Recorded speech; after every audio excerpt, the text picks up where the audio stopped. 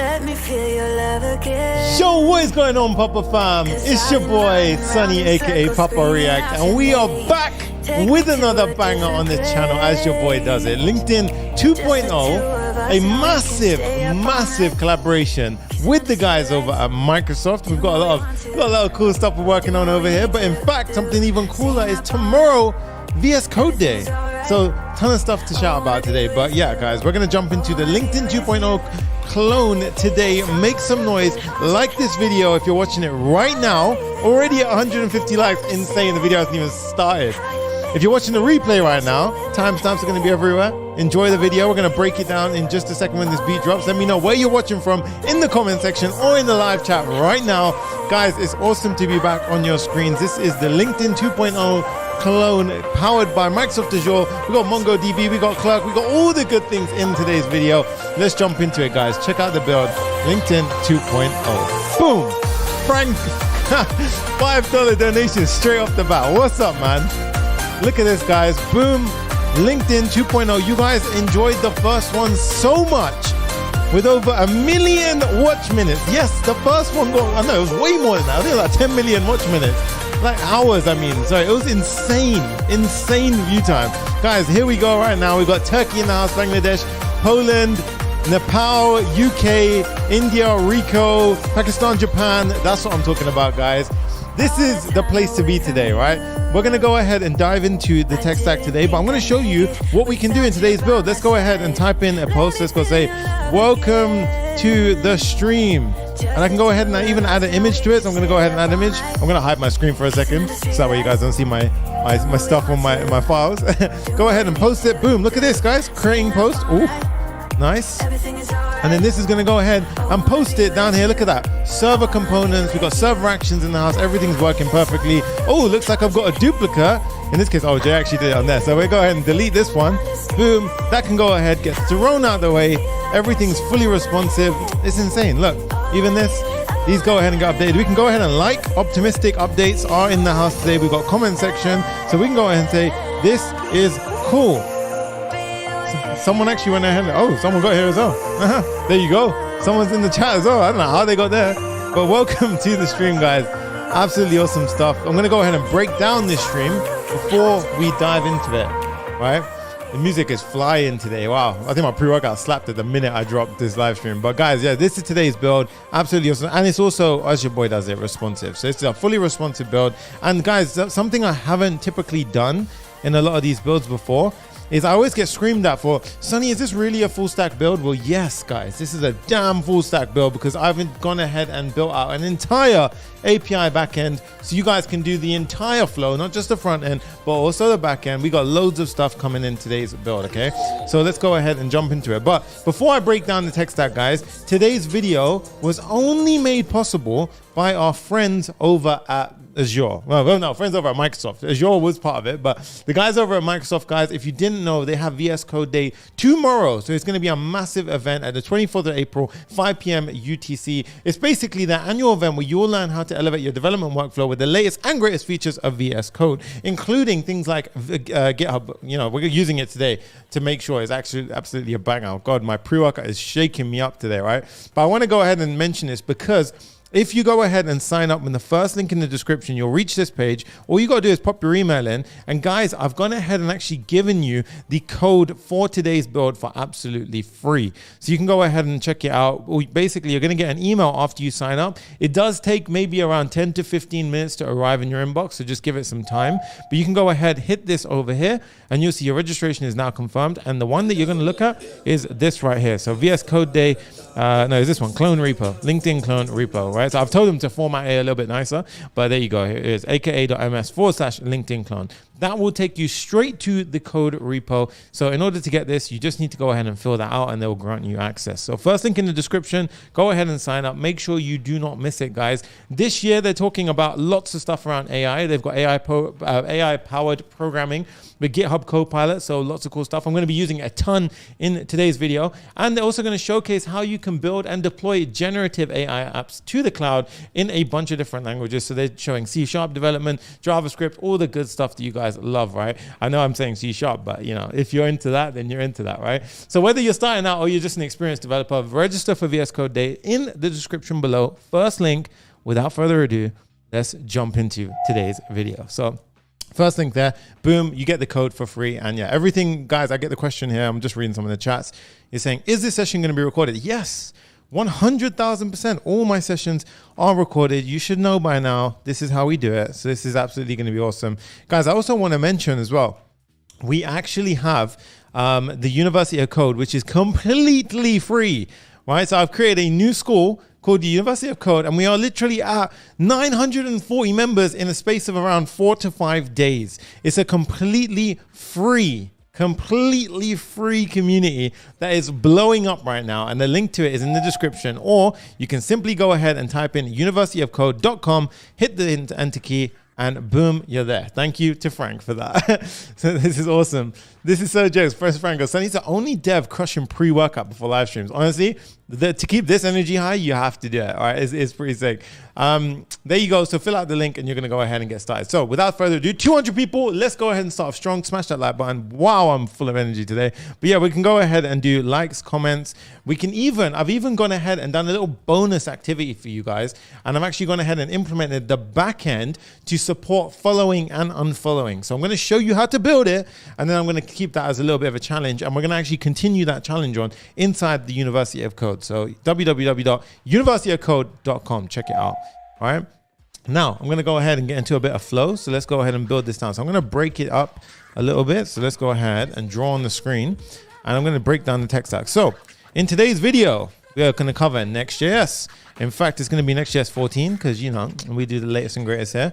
We've got, and also if you haven't mentioned, if you've seen my old video, the LinkedIn clone from previously was actually one of our like sickest, earliest performing videos where I went ahead and built it with, you know, a different tech stack. Today, we've got more of the modern tech going on. We've got server components, client components, server actions, API endpoints, all this good stuff in one build, including authentication providers like Clerk. So banger of a build and tech stack. So this is more of a modern tech stack. We got Bradfield Phillips. I see you guys in chat. This is awesome. Jay, screenshot that. Quantum Verse goes, you have helped me a lot. I've landed my first job because of you. Thank you. I messed up the words there, but yeah, thank you so much, dude. That means everything. All right, so we're covering Next.js 14 today. We're going to be covering GitHub Copilot as well. I'm going to show you how you can use this to not cheat, but to go ahead and absolutely elevate it and go ahead and basically make your learning experience way faster. Now, I do want to mention as well, I'm getting loads of questions about the link. Basically, you can go ahead and access the VS Code Day event by simply scanning the QR code above my head right now. Someone goes, this is recorded, it's not live. Nah, dude, this is all live. There you go. Right, silence the haters. So we got GitHub Copilot today as well. So I'm going to show you how you can go ahead and interact with it. There's honestly so much cool stuff you can do with GitHub Copilot. It's nuts. You also might notice we've got a few new overlays on the screen right now. Pretty sick, eh? So we've got GitHub Copilot we're covering. We're also going to cover Microsoft Azure. In fact, if any of you guys have been wanting to learn about MongoDB, today is your lucky day. We're going to cover this. And as part of MongoDB, we're going to cover Mongoose. So how we can go ahead and structure our data and basically interact with and store data in the database with ease. Guys, we've got 200 people in the house today. Smash that like button and let's see that like counter go flying over 200 straight away. It's going to go popping off today early on. This is crazy. I love and appreciate every single one of you. We have Clerk for authentication. So that's going to be pretty fun. We've got Shadcn, which is obviously means that we're using Tailwind CSS in the house. All right, so Tailwind CSS, Shadcn, lovely library that we love to use over here. And of course, we're going to deploy it to Vercel. Okay, so Vercel, but there's so much more inside this build, right? For example, even like little things like the way that this post feed is being rendered out. So even this entire post feed right here, the way that this thing is being rendered out. Oops, no. Did I lose everything? Okay, I guess we lost it. All right, the way that this entire post feed is being rendered out is we are going to be using something called server components. Okay, so we're using server components. And I'm going to showcase loads of learning points. In fact, I actually got stuck yesterday and I saw one of our guys in the chat, Joseph, he mentioned, can you teach us about how you overcame the area where you got stuck on? So yes, I'm going to show you different lessons that I learned yesterday, and I spent about 5 hours fixing a few bugs. So I'm going to teach you a bunch of do's and don'ts in today's video with server components and why you should use it. It's amazing, but just be careful in the way that you use it, because everything works in local.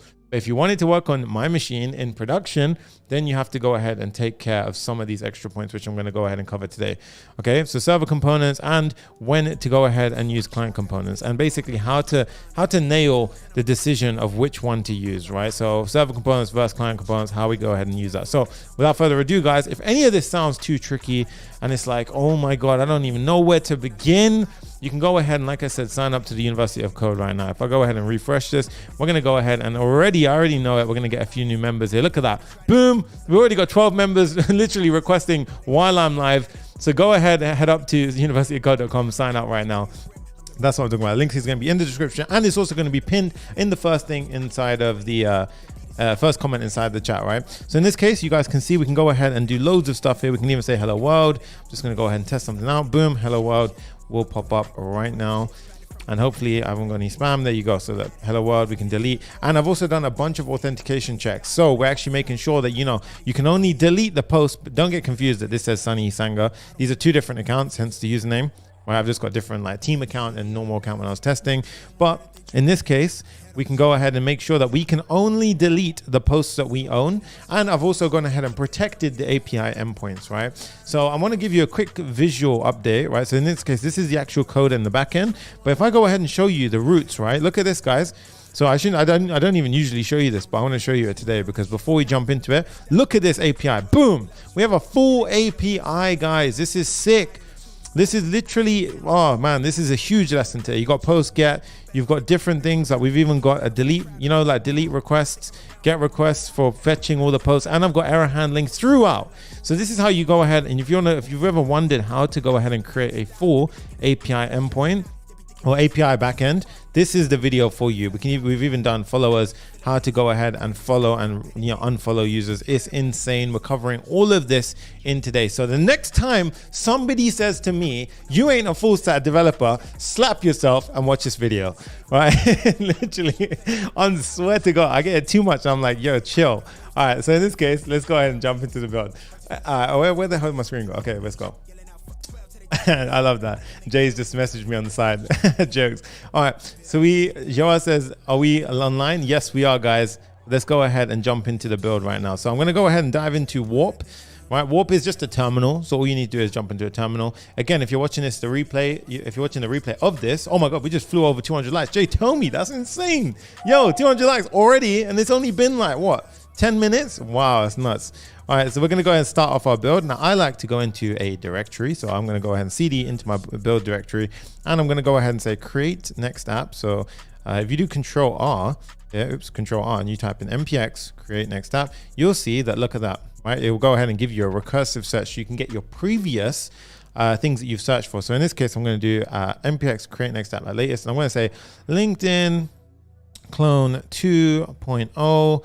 And we're going to say YouTube. Okay, boom. I'm going to hit enter. And this is going to set up our project with a starter template file. So in this case, TypeScript, yes, yes. I'm happy with all of these things.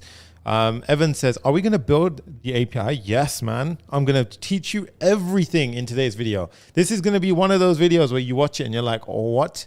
There is so much value. It's unreal. And when I tell you, sometimes it can be deceiving. You might look at an app like this and be like, well, is he really covering that much? But I can tell you right now, there is so much here. Little details, you know, making sure that if you're the author, it pops in here. Making sure that everything interfaces well from the server components to the back end, and making sure that, you know, your client is basically revalidating the cache using something like revalidate path or revalidate cache tag. Sorry. All of that is being taught today. So you're going to learn everything. And of course, once again, while it's loading, fully responsive. So yeah, no half measures here. This is actually a cool little widget. So I wanted to fill up the right bit and I didn't know what to put there, so I just put like an embed. So there you go. Will you go through the deployment? Yes, I will, Jimmy, 100%. Okay, will you help us create a chatting application with WebRTC? I'll add it to the list. I got you. All right, so in this case, we're going to go ahead and CD into our LinkedIn clone. So LinkedIn clone, LinkedIn clone, and I'm going to go into my YouTube one. There we go, and hit code full stop. And this will open up my code editor so I can get started. I can close that back one. And now we're going to go ahead and bring the energy a bit down. Not too much, but yeah, we're going to go ahead and get into our flow state. So before I go ahead and jump in, remember guys, the QR code on the top of the screen will take you to VS Code Day. So at any point, if you go ahead, firstly, you can learn all about this new stuff. But secondly, you can go ahead and actually get access to the entire code base in the email that is sent to you afterwards. Okay, so make sure you go ahead and check that one out. And I want to mention as well that this is happening on the 24th of April at 5 p.m. UTC. Because I know right now I asked where everyone's watching from and we got viewers international. So make sure you go ahead and check it out. Now remember, if anything is tough today, you can also check out papareact.com/course. So yeah, feel free. All the links that you need are in the description. And let's dive into our build. So I'm going to go ahead and actually cut off my localhost because I've got a version running here, which is fine. So I'm going to go ahead and cut my localhost and I'm going to show you how we can go ahead and get started straight from the bat. Right. So in this case, firstly, I'm just going to go ahead and pull up my setup a little bit differently. So I'm going to pop this over there so we can prepare us. Actually, no, I'll keep it on here. All right, so keep that over there. So in this case, let's spin up our app. So Command J, head to output, Command B to hide that side. And I always close this and debug. And then in here, what we're going to do is, I'm just going to make the music a bit more chill. I'm going to say npm run dev. And this will go ahead and spin up our app, right, on localhost 3000. I didn't realize how much that music was hyping things up. Yeah, I know. Honestly, the pre-workout slapped the minute I went live, and that's why I went on a madness. All right, so now we're at localhost 3000. We should see this, right? No worry, we're going to go at a comfortable pace. We have a lot of stuff happening today as well, so I'm going to go at a decent pace. Remember, this is all recorded in the University of Code. We're even going to go over it in the next weekly coaching call. So all this stuff is basically going to be covered over and over again in different areas, okay? And for everyone asking about the Dubai floods, I'm all good. Thank you for asking. All right, so let's go back. Let's pop open our screen, close the welcome screen. And this is what you should get, right? The welcome Next.js template. Now, first thing we're going to do is just go ahead into our main and we're going to delete everything inside of here. Now, page.tsx at the top level represents our index file. So if I go ahead here, I can just simply type in LinkedIn clone, boom. And we can go ahead and close that. Now, as you can see, it's centered by default. Now, I don't really want that. So I'm going to go ahead and remove that. And you should see this. This is where you should be at when you're going ahead and showcasing everything off, right? So if I go ahead and pop this open, you can see here the new Next.js 13 onwards has page routing in your folder structure, okay? So if you have a page.tsx file at the top level, it's going ahead and that's rendering at the / route. Okay, so this is going to be your index route. Dirty Risk Gaming says, is this guy really live? I guess that answers your question, dude. We are live. So in this case, we've got the LinkedIn 2 clone here, right? So let's go ahead and break it down. So if you've seen any of my builds, you'll know that I like to go ahead and, get things drafted out. And we're going to start off by the layout file. Now, the layout file is basically the top level file. And think of it this way, everything in the children is all the pages that are going to get rendered out, right? So, if we're on this page, that's going to go into the children. So the layout file is essentially the top, parent layout for everything. So inside of this body right here, we're going to go ahead and just draft out a couple of things. So we're going to put a toaster marker here. So eventually I'm going to have toaster notifications. To give you a little demo of that, I can go ahead and say, this is a test. And I want you to pay attention to the bottom left. So you see like post created, boom, right? I don't think that actually created it because I think I actually, oh yeah, there we go. That was, I accidentally cut it off before we could even do that because I went on mine. But yeah, you see the little notification that you saw? That's what we would end up seeing. So let's go back. So we're going to have a toaster set up here. We're also going to have a header, which I want to be visible on every single screen. So we're going to go ahead and do that. And then we're going to have a div, or we can call it the main, to be honest. And that's going to have the children inside of it. Okay. And eventually we're also going to surround this with a bit of styling. So I want to have a div around our main set of things. Okay, so this is cool. Sammy goes, hi, I'm a bit curious here, why decision to use MongoDB and why not something like Firestore? It's always good in these kind of tutorials to showcase a bunch of different backends. You shouldn't always just be stuck on one area. You know, if you go into a production environment and you start learning about, for example, MongoDB, you should be able to use that. If you want to learn about Firebase, you should be able to use that. So I try and vary the different bits of tech that we use on this channel. In fact, soon I'll be doing a lot more SQL as well, so things like Superbase and so forth. Okay, so there you go. Okay, let's go. So in this case, for the toaster, we're using we're going to be using Shadcn. Okay, so lots of cool stuff here now. Tell me if you guys like this pace, right? If you do, just simply smash that thumbs up button and drop it in the chat right now. And if you haven't already, like I said, join the University of Code. It's the place to be, guys. It's the place to be. universityofcode.com. And little just link in on the screen right now over here. You can see it over there. Okay, go ahead and join that. All right, so I'm going to put a header here, for example, now, and then this is where the header will go as well. So a little bit of marking out, right, to get things started off. Now, I like to start things off with a bit of a warm-up exercise. So we're going to start off with the header as a sort of beginner exercise to get things rolling. And we're going to, you know, fix a bunch of things while we do it. So first things first, we need to install Shadcn. Shadcn is a component library, right? Except it's not really a component library. Okay, it's a set of reusable components, and basically you're like copy and pasting it into your code when you install it. So if we go to installation, Next.js, now you can see we've already done the first step of setting up our component, our Next.js template. Then next, we're going to go ahead and add Shadcn into our project. So we need to go ahead and do npx Shadcn UI latest init. Okay, so perfect paste, Bradfield. I see you, dude. Thank you so much for letting me know.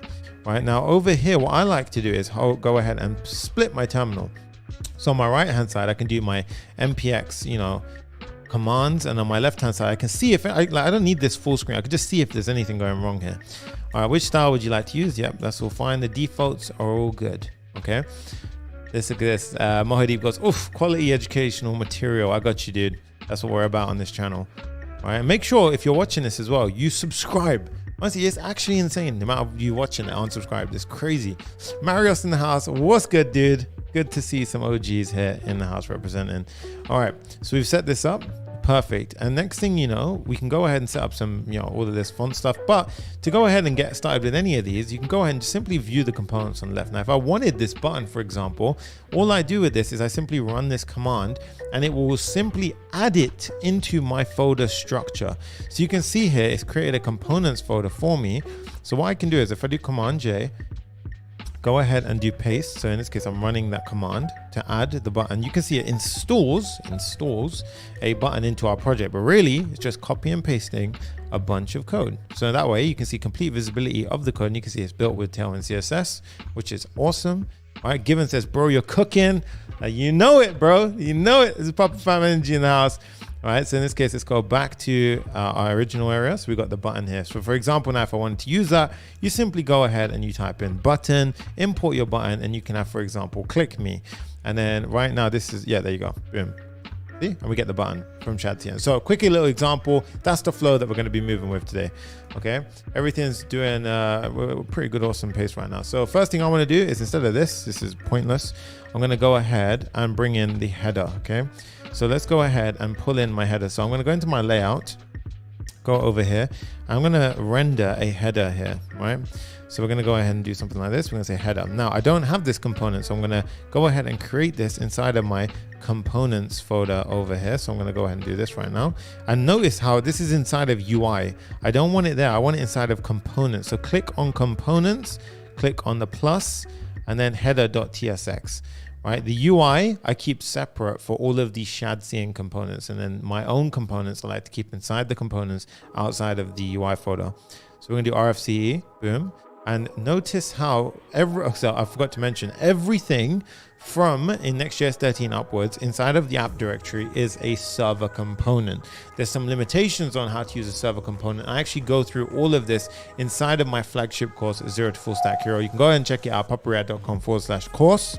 Basically, in short, the way it is in a server component, you do not have access to things like the window, the state. You know, if you wanted to use something like useState or interactive click handlers like onClick, you can't do that. You have to convert a server component to a client component. The rule of thumb to make it super simple for you guys is always try and start off with server components and then transition your sub components down to client components as and when you need to. This allows your server to take off the load for the majority of the components, and then you can go ahead and keep the small things client based, right? So it only renders on the client. Right, we want to keep things on the server as much as possible. All right, command spacebar over here to import headers. Boom, our header singular. All right, let's go ahead and go back over here. And now what we can see is my header is rendered on the screen. Okay, so if I put my header in the layout.tsx file, you can see it's rendered there, and then the page contents is rendered out over here. So that's how it basically works. Okay, Giancarlo goes, this stuff is so cool. So have a look at this new cool UI library, Ace Attorney. Ace Attorney is awesome, dude. I'm actually gonna drop a video on it very shortly, but I love that library as well. It's pretty cool. Okay, guys, almost at 300 likes, absolutely killing it, and we've just started. Let's go ahead and ramp it up. So inside of our header, we're going to go ahead and do a bit of styling. Now, these are called Tailwind utility classes. So if you go to your extensions, a couple of things that I want you to install today, we need this one right here. So GitHub Copilot, I'm not going to restart it now because I've already done it, but we've got GitHub Copilot, we've got MongoDB, we've got Tailwind, and in fact, just to clear things up, Tailwind CSS. But if I type in GitHub again, Copilot, I want you to install two extensions that are very important. The first one is GitHub Copilot itself, right? So GitHub Copilot, absolutely amazing. Code suggestions, it's what you see. You know, whenever I'm typing and it auto populates the contents, that's what was actually happening. It's GitHub Copilot. It is paid, but it's 1 billion% worth it. I tell you right now. Right, and then GitHub Copilot Chat is actually one of my new favorite things that I've been using with Microsoft. So download these two. Trust me, I'm gonna blow your mind today with what they can do. Okay, and it's so good. Like it honestly is like a pair programmer next to me that helps me code in a much better way. Right, so let's go ahead and do this. So in this case, we've got the header over here. So boom, and that Tailwind CSS IntelliSense extension allows me to go ahead and see, I get these little, you know, add-ons and things like that. So our header is going to be a flex. So we're going to go ahead and build out this header right now. So this header over here. So we're going to have the LinkedIn container and a bunch of other things. So we've got an image component.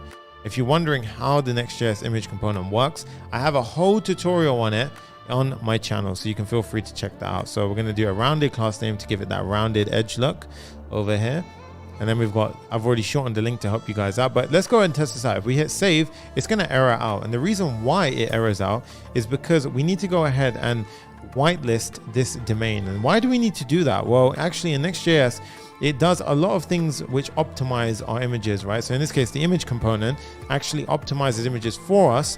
And this is something which, what's it called, allows our website to be way more optimized, right? So it goes ahead and, depending on what screen size you're on, delivers the ultimate, like, optimal sort of size and so forth, right? So let's go ahead and we need to whitelist it. So you want to go into your next config, oops, not that one, next config.mjs over here. And then you want to go ahead and close that. And we're going to simply pop in this. And now you're wondering, where did I get that link? It's actually here, right? So they give you a link, a little helpful link. What I would do is I just simply pop it in. And then you got the remote patterns. Now, we don't really care about path name or port, but what we can do is you can see the host name that we wanted to go ahead and whitelist was this one right here. Now, I actually have got a few others, which we're going to save time and go ahead and whitelist right now as well.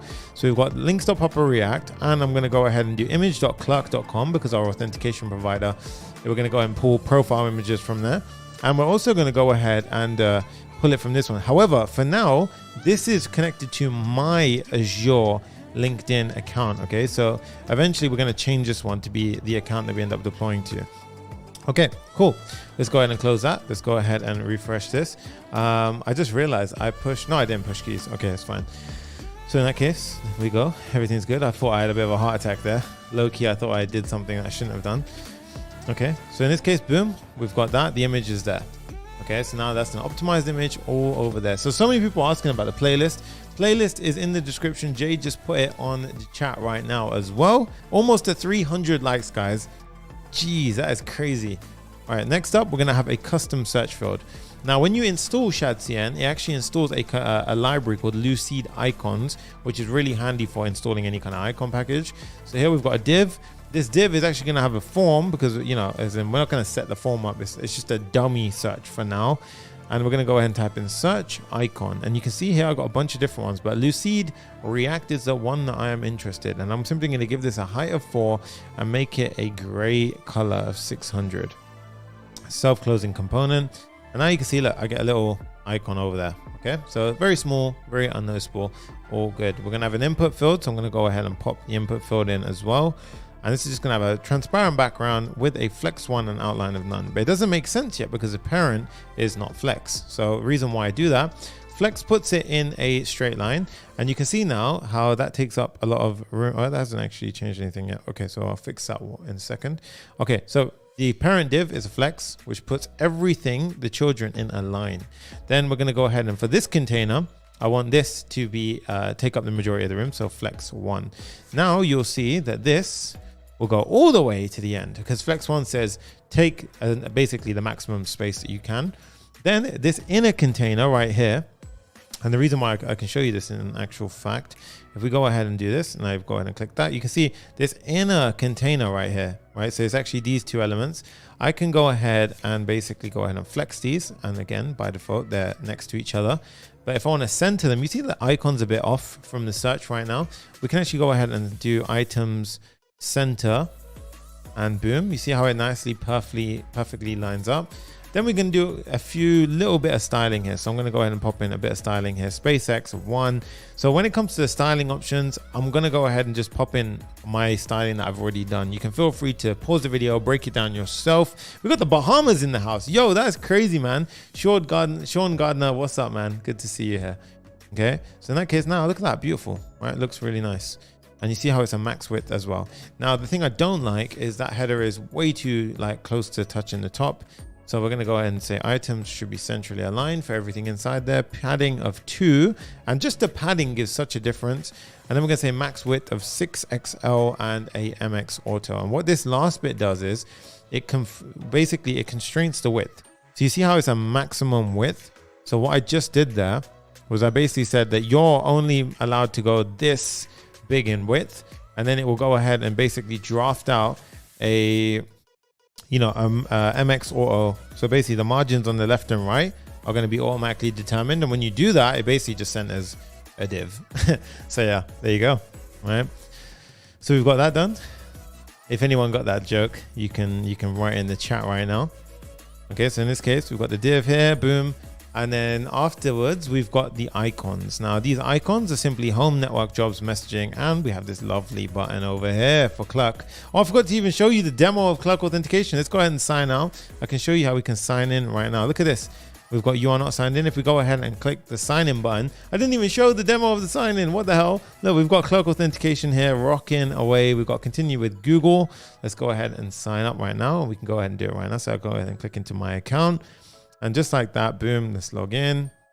Clerk Authentication, my absolute favorite for authentication. It is so good. It's unreal. We've got a comment here. Evan Kamani, yo, that's sick. How are you guys commenting on that? I'm confused. I'm sure this is a private. Oh, this is a flipping live link, isn't it? I gave the production link. Oops. Okay. There we go. But you guys can see that's the live right there. Okay. So in this case, not this one. Let's go back into our build over here. Cool stuff, right, guys? We're literally so close away from absolutely crushing it. Container is enough with Shadcn UI. Oh yeah, you could do that as well. All right, and someone says, why not use Next.js? Because I absolutely love Clerk Authentication. Honestly, they're so good. Okay, so now this one, I'm going to go ahead and speed this one up a little bit, right? So we've got the div here, and inside of here, I've got a bunch of different icons. Now, for each icon, it follows the same format. Okay, I've got a link, which I go ahead and import next link tag from. And right now, they're not going anywhere. They're just going to they have nothing. You can put the home page if you want. And then we've got a class name icon. I'll show you how to create your own custom class name. Here for the home icon, we can go ahead and pop that in. And then I've simply got a height of 5 and like so. Okay, so in this case, look, it doesn't look that great. Okay, so the reason why I've done it like this is because I'm going to show you how we can go ahead and make our own custom styling. And I'm going to show you how, as I do it, you can go ahead and mess around with it yourself. So in this case, users icon as well, and the briefcase icon. So let's go ahead and pop these in.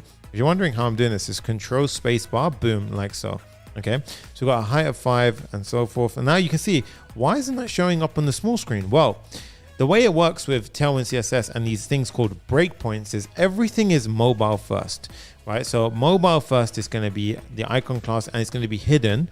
And then when you hit the medium screen, so you see this is basically a media query, which says that when it hits this breakpoint, it will go ahead and apply the following. So it's hidden by default, but when it hits a medium sized screen, then it will show those two icons. Okay, so it's very handy for some other areas where you want to go ahead and show something on a mobile screen, but not on the big screen, or vice versa. Okay, we've got the messages square right there. And then we've got a few extra things for the user button. So I'm just going to put a user button here when we're signed in. And we're going to have a sign in button as well if you're not signed in. Okay, if not signed in. So user button if signed in, and a sign in button if we're not signed in. Okay, now let's go ahead and start this out. So in this case, we've got the icon class name, but I haven't got an icon, doesn't stand for anything. So inside of our we should have a globals. Where is it? Globals.css inside of app. Okay, so inside of here, we can actually go ahead and create a custom one. So we can go ahead and say at layer components, which is perfect.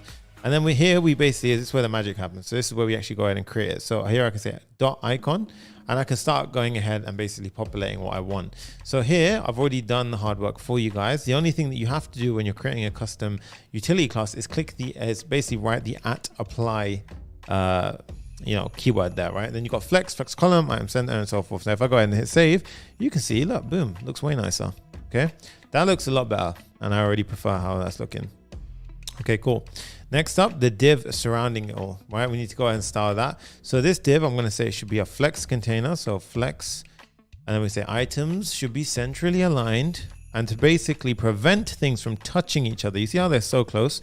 We can say space X of 4, and look at that, boom, way nicer. Okay, and a padding X of 6. So padding on the X-axis. Now, you see how I'm just defining the rules of how it should look, and then it's basically going ahead and figuring out the spacing itself. That is the good size of, that's how you do it, right? If you do not want to go ahead and basically have it in a different way where you basically have a padding of 100 pixels, because it's not going to work. It's not going to be responsive across different screen size, which sucks. It's bad junior principles. You want it to be like a lot more of a better standard of coding, which is basically where you want to use flexbox grid, that kind of approach, right? Don't use pixel perfect things, because it might work on your screen, but it doesn't work for everyone else's screens, right? We've got West London in the house. I see you.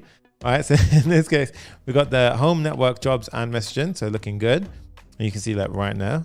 It looks a bit like that. Now, the only one thing I'm missing is the gray. Where the hell did I put gray? Oh yeah, so for the form. No, not for the form. Where the hell is it? Where did I put it? Okay, so I guess I'll put it outside that. Okay. Where the hell did I put it? Yeah, I found it, I think. Okay, anyway. We're gonna go to our header. So let's go to our layout file. And the header over here, I want this to be sticky. So notice how when I scroll down, it sticks to the top of the screen. So very easy to do so. We go to our header class name and we simply type in, firstly, I want a border on the bottom. So boom, there you go, simple as. We say it's sticky. We say it should be attached to the top of the screen. Background should be white. So it's gonna say background should be white. And then we've got a Z of 50. Now Z50 basically means if I scroll down, it's layers, right? So Z50 means it's got the highest precedent basically of the layers, highest priority. So if I had, for example, a Z0, you might see like these cards sliding over the header, which is not what you want, right? You don't want to have that in your production app, and it looks like very bad, right? So you don't want to have that. So that's how you do it. Now, this doesn't give that 3D effect, right? You see how the little background color is different here? So we're going to go ahead and change the body over here as well. Actually, before we do that, I'm actually going to change the div here. So the background, we're going to say BG, and I've just used custom colors here. So since I can't remember what version of Tailwind it was, but you can have something called like custom, values here, because it's a just-in-time compiler with Tailwind. And because of that, we can go ahead and do cool stuff like this, right? So in this case, you can see BG with our own custom color. And then we're going to type in flex 1 width of 4. And you're probably looking at this thinking that did nothing. Right? That's because I haven't set the container of the parent. So flex 1 by itself doesn't do anything unless the parent, so in this case, the body, unless this, so we don't even care about the class name right now. I don't really give a shit about that. Let's go ahead and put this over here. And we're going to say min height of screen. And I'm going to say flex Okay, what am I doing? Flex and flex column. Boom. And just like that now, look at that. It takes up the full width of the space. That's looking way more pro and looks a lot nicer as is. The only thing that's bothering me is, why are my icons styled right? Let me see. My header, let's go ahead and just do a little bit of diving into our styling. I want to get it perfect, looking nice. I think I missed something so small. Globals.css. Oh yeah. Aha, I forgot to show you guys. So typically, the way I've done it in the past is I've just done a custom style, right? But I want to show you, what if you have, you know, elements beneath that class. So I'm going to show you an example of this. So look at my header right here. So I've split the view. I've got my custom component thing up here, and over here we've got icon, right? So what if I want to target like the icon p tag or like the icon SVG, because this is actually renders down to an SVG. Okay, so I can go ahead and do something like this. I can say icon SVG, and that basically means that the SVG inside of it. Okay, and then what I can do is I can say fill it white and stroke, it's basically stroke or gray, right? And remember, don't forget the apply. And just like that, now look at that, it targets the inner components of it. So this is a kind of handy little targeting technique. And for the p tag, same principle. Boom, icon p, text gray 400, text SS, right? Look at that. Yeah, Jay, I heard you. Okay, I think I slipped that one. It was okay. I think it was okay. All right, let's go ahead and I'm going to put Jay's playlist on actually, because right now I'm getting bored of this music. All right, let's carry on. All right, quick little water break as well. Okay, so we've got the header finished for now. Actually, no, I'm going to pause on the header because I want to have this, the user button if signed in and the sign in button if not signed in. Now, Clerk makes this unbelievably easy to go ahead and implement. So what we can do is, oh, Jay, I recognize this song, dude. Nice. All right, so if we go to clerk.com and we got a treat for you guys with this song. I'm telling you. Oh, nice. Look at this. We're going to go ahead and click on sign in. So Clerk is completely free for 10,000 active users. And then it gets to your paid tiers. But for now, it's more than enough. So in this case, why am I not logged into Clerk right now? Okay, so I'm going to log into... Okay, I'm already logged in. What the hell? 1 minute, Clerk. Okay, I guess I logged myself out.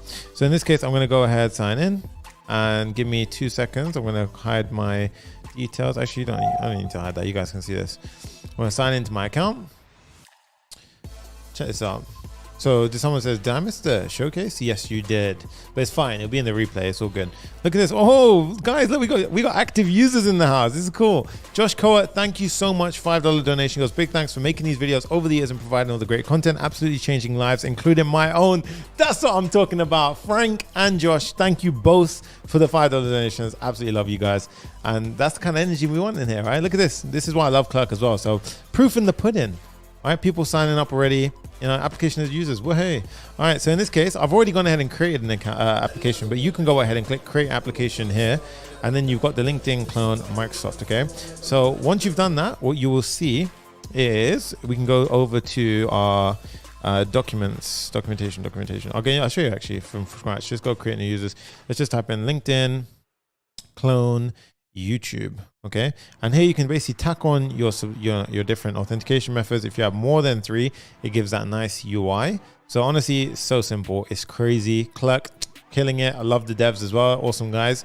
Right, so look at this. Continue with Google. Boom. And now you should get everything set up for you pretty quick, right? So you've got the different templates. So in this case, we're using Next.js. And then we can go ahead and say install Clerk. And guys, boom, Jay, what the hell? We just smashed over 300 likes, dude. Tell me when we're flying with the likes. Crazy. 300 likes in the house. We're going to install Clerk into our package. So in this case, into our code. So over here, Command J, boom, pop that over. And here, you know what I'm going to do? Actually, that's all right. It's fine. Server's there. Don't forget about it. Right, npm install Clerk Next.js, boom. Okay, then over here, actually, you know what? Yeah, I've got, this is annoying me. I'm gonna put that there. Okay, there we go. Nice. All right, so we've installed Clerk into our project. And now we need to go ahead and set the environment variable. So I want you to copy this, and this is going to be our first set of keys inside of our app. Okay, so inside of the GitHub repo that I've pushed, so you remember, you sign up to the Microsoft Reactor event over here, then you go ahead and get this email. The LinkedIn clone repo will be there, and you get the access to this. Inside of there, I've included a environment example file. So you can go ahead and actually just copy the environment example file and basically paste it. Oh, God damn it. Okay, that's fine. Yeah, so in that case, go there. And then basically in your code at the top level with package.json is .env.local. Okay, and then paste. Boom. Julian says, hello, Sonny. What's up, dude? So these are going to be the environment variables that we need inside of our project. Okay, the one that I care about right now is, so I'm going to copy this one and I'm replacing these two values. Now I'm going to hide my screen before I paste that, but I want you to go ahead and paste the values and then close your .env.local file. Okay, Clerk looks clean. It really does. It's so clean. It's unreal, man. I love it. All right, then we need to go ahead and basically add a Clerk provider to our application. Okay, so obviously this belongs at the top level. So layout.tsx for the win. We go ahead and surround our entire app with the Clerk provider. So import it, go to the top, type in Clerk provider, boom. And I'm going to go ahead and cut this out and put it inside of there. So boom. Okay, now what I want you to do there is just sanity check yourself, right? Make sure that it's still loading, make sure that everything's good. We've got Colombia in the house. What's up, man? Good to see you. Right, so if you're at this point, good on you. Make sure you smash that like button. Oh God, the likes are flying today. I swear to God, let's hit 500, 1,000. I'm telling you, we're gonna do it.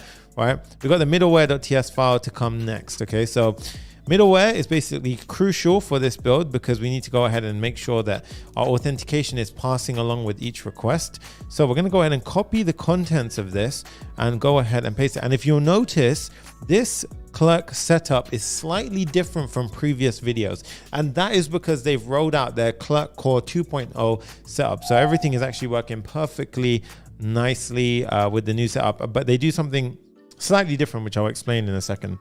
So in Next.js, to add middleware, we simply type in middleware.ts and we paste in the value here. Now, this is the opposite of the way it used to be, in the sense where now everything is public. Okay, so everything in your app is publicly accessible until you protect each root, right? They have some awesome documentation inside of the, the guides over there. But for now, this is enough for what we need to do, right? If you want to go ahead and protect different pages, you can go ahead and check out the documentation, but they're really, really awesome, right? For example, I think it would even show here, if you want to protect like a backend root, all you do now is type in auth protect, boom, it's protected against unauthorized users. So pretty sick. I actually really love how they're using this, and I think it's the way forward in how to do your authentication in the simplest way possible. Okay, so we've got Clerk middleware, we've got this looking pretty nice. Let's go ahead and actually test it now. So they actually provide a bunch of different UI components, which makes life so easy. One of which we're going to use right now inside of our header. So going down to the bottom of the file where we have user button if signed in. Now, typically, you might have to go ahead and write something like if there is a user and have a ternary condition and basically render out components based on all of that. But we can go ahead. How did you get Google Auth on Clerk, Mr. Frank? I'll show you in a sec, Frank. Very simple, actually. I'll quickly show you now before I give the example that I was going to give. If you go over to dashboard.clerk and you go to the top, boom, over here, and you go to your users and authentication, social connections, boom, right there, guys. Google, and you got a bunch of different ones. So that's how you go ahead and just toggle them on. So super easy. Go ahead and figure it out through that link right there. Okay, so in this case, if I want to show the user button only if I'm signed in, I can make use of the signed in component, right? So this is a parent component. So you go ahead and have the closing over here. Oops, no. Okay, sorry, don't do what I just did. Do that instead, boom. And now whatever I put inside of here, firstly, I need to import it from Clerk, right? So in this case, from Clerk Next.js. And now whatever's inside of here will only show if I'm signed in. So we're actually going to click on a user button, okay? Now, I kid you not, this is going to work so much quicker than you think, okay? So that's the first step there. What have I done? Yeah, there you go. What did I do? Oh, come on. Okay, boom, there you go. Happy days, right? So in this case, look, we have no button there because I'm not signed in, but I'm gonna go ahead and explain so easily how we do this now. If we just say signed out, so the opposite, okay? So if we're signed out, then I'm gonna have a button, which we installed earlier from Shadcn, and inside that button, I'm gonna have a sign in button, yeah, with Next.js. Oh, sorry, with Clerk. Okay, so simple as that. Look at that. Now, I want to mention something as well. If I click on the outer rim of this, you see how it does nothing? Because basically, technically, you have to click on the text. Now, if you want all of your buttons to be completely clickable, and you might have run into this, all you need to do on a Shadcn component is type in as child. All right, and now if I click on the corner, look at that, it triggers the authentication request. So I'm gonna go back. Firstly, that should blow your mind. That was so easy to do. But look at this, bro. You're really enjoying this in this project. Super presentation. Thank you so much, Janice. I appreciate you. All right, look at this. And we can also change the variant as well. So we've got a bunch of different variants here. So if we type in variant, this is all again from Shadcn. So you've got secondary, outline, and so forth. You can customize it, theme it, whatever you want to do. In this case, if I do secondary, I prefer the look of that. All right, I think the sign-in looks clean there. Now, check out how easy it is. Boom, I click sign in and authentication is just done. I can click continue with Google, sign into LinkedIn. Look at this, all my Google authentication is just working perfectly well. Click continue. And now when I'm signed in, to prove that I'm signed in, I should see a user button in my header. And wait for it, boom, there it is. Pause my image and look at this. I get all of this UI out of the box. What the hell? It's so sick. Right, I can go ahead and do all of this. I'm not going to click the security tab because it exposes your IP. But in this case, you can see this and you can update your profile picture and everything. And just like that, we have full authentication inside of our app. Absolutely easy, absolutely sick stuff. The header is now done. Okay, so header is done, authentication is done. We can now move into the next area of our app, okay? So check it out. So we're also about to smash 400 likes. So keep destroying that like button. And I'm going to do a quick little water break. And if you haven't already, head over to the universityofcode.com to join. Oh my God, we literally just got like 50 members just signed up. That is insane. Go to universityofcode.com, join our free community. It's popping off right now. So it's literally the place to be. In the last 5 days, we've had about literally 968 people join. Do you know how crazy that is? Like 968 people have joined in that time. Insane. Okay, so header's done. Next step. Let's start building out the... What should I build out? Okay, there's so much to do in this app. All right, so I'm gonna go ahead and just quickly prep myself. All right, so we're gonna go ahead and build out the, I'd say, let's do section by section. So we're gonna have the user information section. So on the left-hand side, this section right here. So a couple of bits and bobs about the user, right? So in this case, we're gonna go ahead and do that inside of page. So over here, we don't want to double up our pages. We're going to have div there because in layout we already have main. So we're gonna have a section. We're gonna have 3 sections. One for the user information. All right, we're gonna have another section. Oops. For the post form. This is going to have the post form and it's also going to have the post feed. Now, if you're wondering what the hell is that, we have the post form here on the top and then we have the post feed, which will get rendered out beneath it. And then after that, we're going to have the widget, which is the right-hand side thing that you see over here. And we're going to be styling all of this with grid, right? So it's not going to be flex, it's going to be a grid. So by default, it's going to be a 1 grid and then we're going to sort of set it up as we need to. So let's go ahead and create a user information component like so. Go ahead and copy this into our components folder, create a new file, boom. Now we're in flow, right? That's it, there you go. And then we have the user information.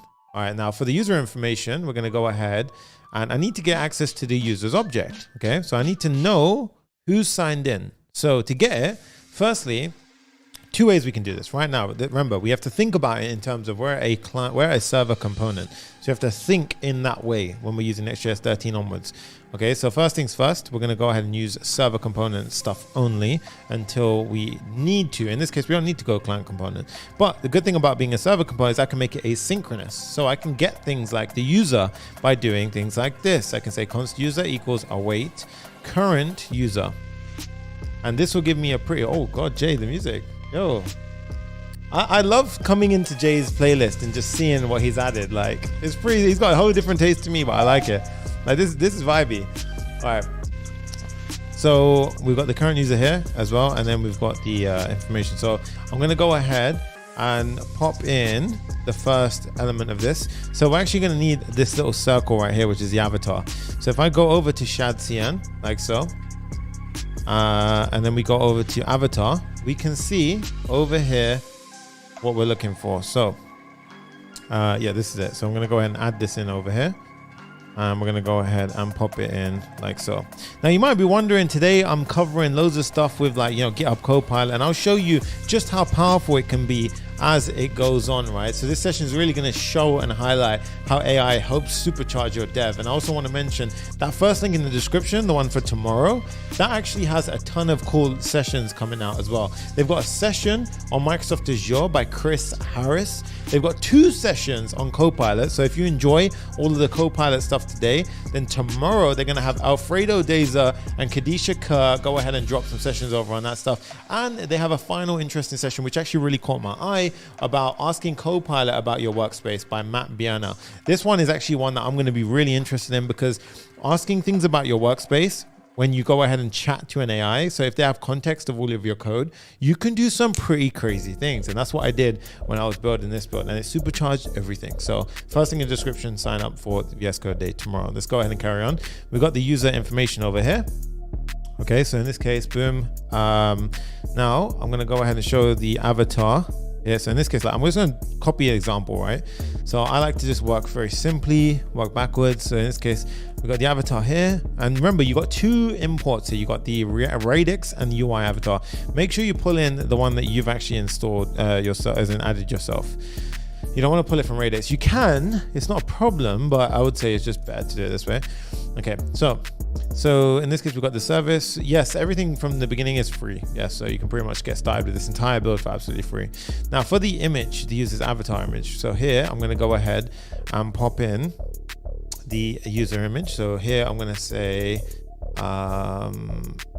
user.image URL. Now you can see if I go ahead and do, oh, that's fine, user.image URL. And then the fallback image here is we're going to go ahead and do, so I've actually got an idea here. If this doesn't exist, then what I'm going to do is I'm going to put the GitHub Shadcn little image. Okay, so we're going to do this, boom. So this basically gives a little Shadcn image. If you haven't got an image, I'll give that little Shadcn one. It's like a little GitHub logo. You can feel free to check it out. I'll show you right now. Is that guy, right? It's kind of easy, it works. Out of the box, I think they white label that one as well. So whitelist it. So in this case, we're going to do, we need the first name and last name of the user as well. So we can say user dot first name and user dot last name.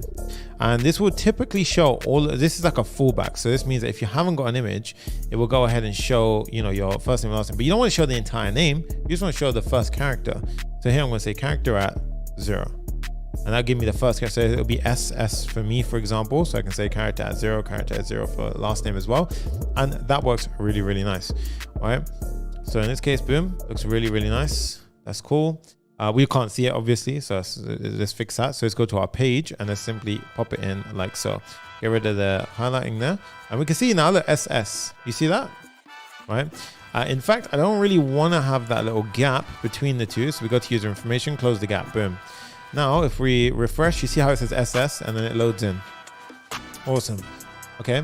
Now this is what I like about the avatar image and avatar fallback, right? So if it does not have the image, to be honest, then this will never actually reach it, because if this isn't there, then it won't show it. So it's all good. But in fact, I did want to do a little bit of a difference here. So with the avatar image, I actually want to check the user's ID, because the reason being is if you're not logged in, I don't want it to kind of glitch out and then sort of have nothing to show here. I'm going to do a ternary operator, which says if the user's ID is present, and this is optional chain to protect it.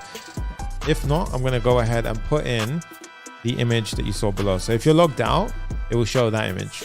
Okay. So if we were to go ahead and log out, it would show that little funky image I just showed you.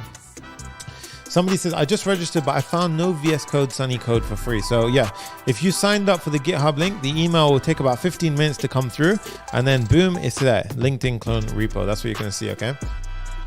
Okay. Oh, music's sick, man. All right, so after this, we got the avatar down here.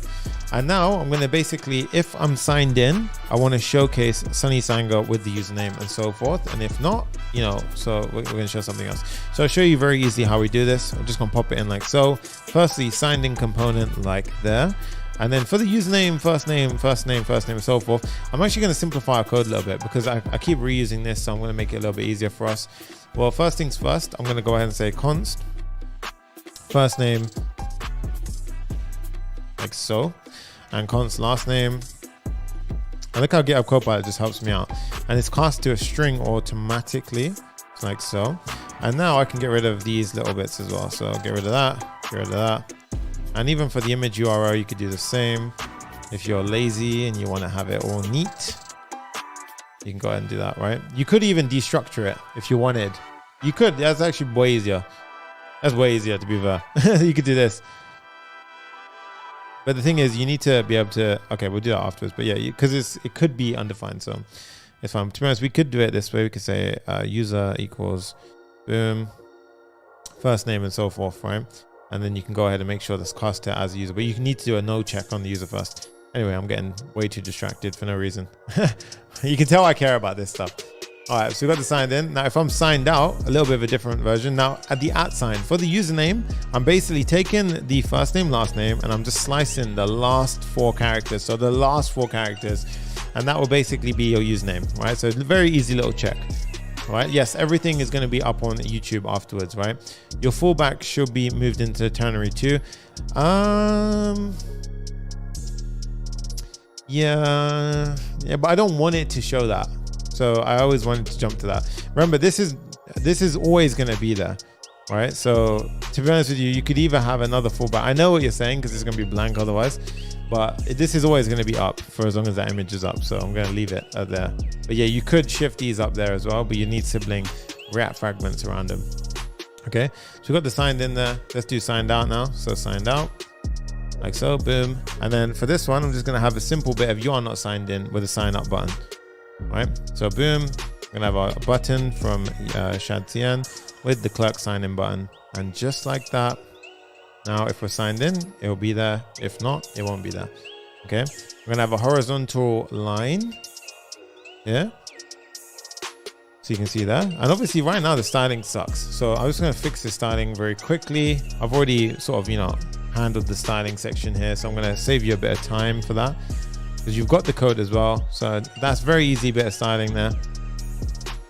It just goes in, does flex column, justify center. That's why everything is now center. Background white, margin right of 6, and a rounded left large. To be honest, this we don't really need. Oh no, to be honest, I want to keep that actually because once we have the gaps between them all, I mean, we could do a gap as well. Okay, you could use margin right of 6 or you could use grid gap. It's fine. It's up to you. All right. Now, after that, smash that like button, guys. We're almost at 400 likes.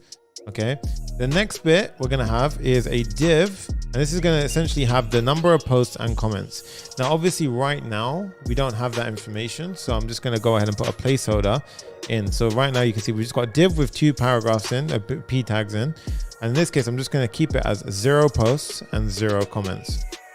Okay, so very simple right now, but eventually these will be populated with the values from the data that gets loaded in. So in this case, post 5, comment 6, and so forth. Okay, so let's go ahead and hit save. So really, really nice. Now that's the user information done for now. Okay, so that's fine for now. Next up, we have the post form. Okay, so the post form, and what I'm going to do is just to prepare ourselves so that way it doesn't look too crazy. I'm going to say that there should be 8 columns. Okay, there should be 8 columns. And the margin top should be 5, and on a small screen the padding on the x-axis should be 5 in this case. Now I'm going to go ahead and just close my rocket. I've already got this, quit rocket. There you go. That's what that little pop-up thing was. And for this one, the section, we're going to say this should be on the medium screen and above, column span 2. I always want it to take up 2, so you see like so. But on a small screen, it doesn't make sense to have this, so I'm actually hiding it in the smaller screens. So I'm going to hide it, and then the medium screen, I'm going to inline it. So you see that? It only appears on a bigger screen, right? There you go. Now for the next section, I'm going to say that this should be a column span full. So it should be using up the full width that it can. I'm going to say column span on a mobile device, sorry. So it should be using up the full column section. On a medium screen, it should be using up 6. Now this should add up to you know, 8. So in this case, column span 2, column span 6, right? But then on a extra large screen, so that's already like, if you're on a medium screen, it can only handle these 2. Otherwise it will drop onto the next line. But on a large screen, we'll say column span 4, right? Because on the large screen, I'll have a widget, which is column span 2. So that way it adds up to 6. And on an extra large screen, I want the middle to have a max width of extra large, center it, and I'm gonna say the width should be 4. Okay, so we can't obviously see that right now, but if I was to add in something, for example, a div here with a background, so let's just say BG red 500, like so. To be honest, this one comments if I say hello. Yeah, so you see that? That's essentially what we just styled. Okay, so that's where the post form will go. And on the final section, we're going to say should be hidden, else it's going to be inlined on the extra large screen, justify its center, and column span should be 2. Now what I've done there is basically set up the grid layout for this, right? So all of this right here, so you see this exact layout, that's what we just went ahead and established. So you see on the extra large screen, the final one pops in, and each time it needs to add up to whatever your parent grid columns is. So grid columns 8. So on medium screens, 2 plus 6 is 8. So we've got our perfect layout. And on an extra large screen, we've got, this will stay at a 2. So it'll be 2 plus 4 plus 4, plus 2, sorry, which adds up to 8. And then that way you always got perfect columns. Now you know, right? So works really nice. And now we can start building it out. So the first thing that I want to do is actually build out the post form. So that way we can interact with our database and do that kind of stuff. So post form. Now I also want to show you, I'm going to do a little quick pause and I want to show you something that I haven't done before. So inside of our models, so for example, this is the final production code that I'm showing you. But look at this, guys. So typically when we're designing our database, we've got like, you know, a schema, but I've actually defined schema methods for each thing. So we can actually interface with our posts. So you could do like post.like post, post.remove, post.comment on post, and so forth. And this makes our code so clean because in our different functions, for example, in a delete, right? Look at this. We can just say post.remove post. So I'm building the backend so clean that it's going to have that element of like sort of set up to it. It's going to be Unreal, right? I promise you, stick around. It gets so much better. We're just getting warmed up with these early components, right? So first things first, post form. Let's go ahead and do this. Boom. And we're going to go ahead and do a component over here. So postform.tsx, like so, RFCE, like that. Boom. And I'm going to go ahead and say post form is here. Yo, I'm gonna start adding Jay. We need to make this playlist part of the main one. I think Jay's got better taste in music than me, you know. So for the post form, we need interactive elements. We need to be able to type in and a bunch of other things, right? So you can do it 2 ways here. To be honest, you don't have to, but because we're gonna have, you know, a file picker and a few other things, you could keep. To be honest with you, you could keep the whole thing as a server component. But I want to clear it and interact with it afterwards. So that's why I'm going to keep it relatively simple and make this a client component by putting the directive use client at the top of the file. Okay. So while that's done, 25 members until, what was that? Until, yo, we're 25 members away from 1,000. No, yo, I think we're going to hit 1,000 in the stream. Look at this. Oh my God. Come on, guys. Join the universityofcode.com, universityofcode.com. Link is in the description. Let's hit 1,000 members while I'm live today. That'll be insane. Holy damn. Yo, that's crazy. Jay, I know. I know. All right, so let's get post form. All right, let's go ahead and do this. So I'm going to start styling this one out. So this one is going to have a div here. So boom, boom. Where is it? Here. This one is going to have a div surrounding it, and then it's going to have a form, and the form is going to encapsulate the image and a few other things. Okay. So in this case, boom, form, and we're gonna have a server action here as well. Okay, so inside of this, we're gonna design a few things. We're gonna design our own custom input section here with the add image down there. So you're gonna have to bear with me on this one. So div, again, all the code is in the. If you sign up to the Microsoft event, you'll get an email over there. You'll get the GitHub clone repo over here. Okay, so that's how you go ahead and get the code in case it gets a little bit, you know, tricky. as to what's going on today. All right, so we've got the div here. Then I'm going to have the avatar. Now, avatar follows the same pattern as before. Again, you could actually probably put this into another component to make your life a bit easier instead of copying and pasting it like I'm doing right now. Yeah, but as in I'm trying to keep them a bit minimal right now. So, but there you go. All right. Now, because we are using a client component, I can use React hooks. So to get the user's information, now what I'm going to do is I'm going to break apart the user from the use user hook. So anytime you see use user, use state, we're talking about hooks, right? And if you're talking about hooks, you have to be in a client component. Okay, it's a rule of thumb. Now here, we're going to pull apart the user. Oh my God, we got a nice £5 donation. Thank you, Davy's account. What's the standard for React components? Const verse function. Const verse function? There's no standard, to be honest. You can use whatever you want. Honestly, it's just the same way of writing this. It's a different way of writing the same thing. Preference. Honestly, I'm just using RFCE, and by default, it puts function there. But I have done the opposite of just writing arrow functions as well. But I'll just go this route. It's easier. Async function, easy to read. There you go. All right. So we got this, and we can also we've got is loaded and is signed up. Right, is signed in as well. We don't really care about that right now. We care about the user. So here I've got the user image URL, first name, last name. Cool. Now let's start rendering it on the screen so I can actually see some stuff going on. Let's pop it in like so. All right, everyone, smash the like button for Jay's music choices. Like, sick. I'm impressed. I'm actually impressed. His music choices are so good. All right, look at that. So that's what we actually just did, the avatar. Drop a comment right now if you prefer my music or Jay's, because I'm telling you right now, it's actually I'm proud. All right, in this case we got the avatar here, and let's go ahead and put it. So we got the image here as well. Awesome stream, thank you so much, Davey. All right, we got the text here, so there you go. And then this is gonna have a placeholder. I'm just gonna go ahead and pop in a bit of styling here as well. Now the styling, you can go ahead and check out afterwards. I still need to put the rest of the styling in for the div surrounding this. So I'm going to go ahead and pop the styling in right now. So let's go ahead and say class name, boom, flex items. There you go. Let's start writing a post. And all I did there was I rounded the corners out, gave it a bit of padding and a border. Right, and look at that, boom. Outline none to stop that little annoying thing. Jay's is 6, head bob and says, yeah, Jay's is mad. Okay, Jay's he's actually overtook me on the music side. All right, then next up, we're gonna have an image selector. So this one we say image file, but to basically restrict them so that you can only accept images, and this actually comes up in your file picker.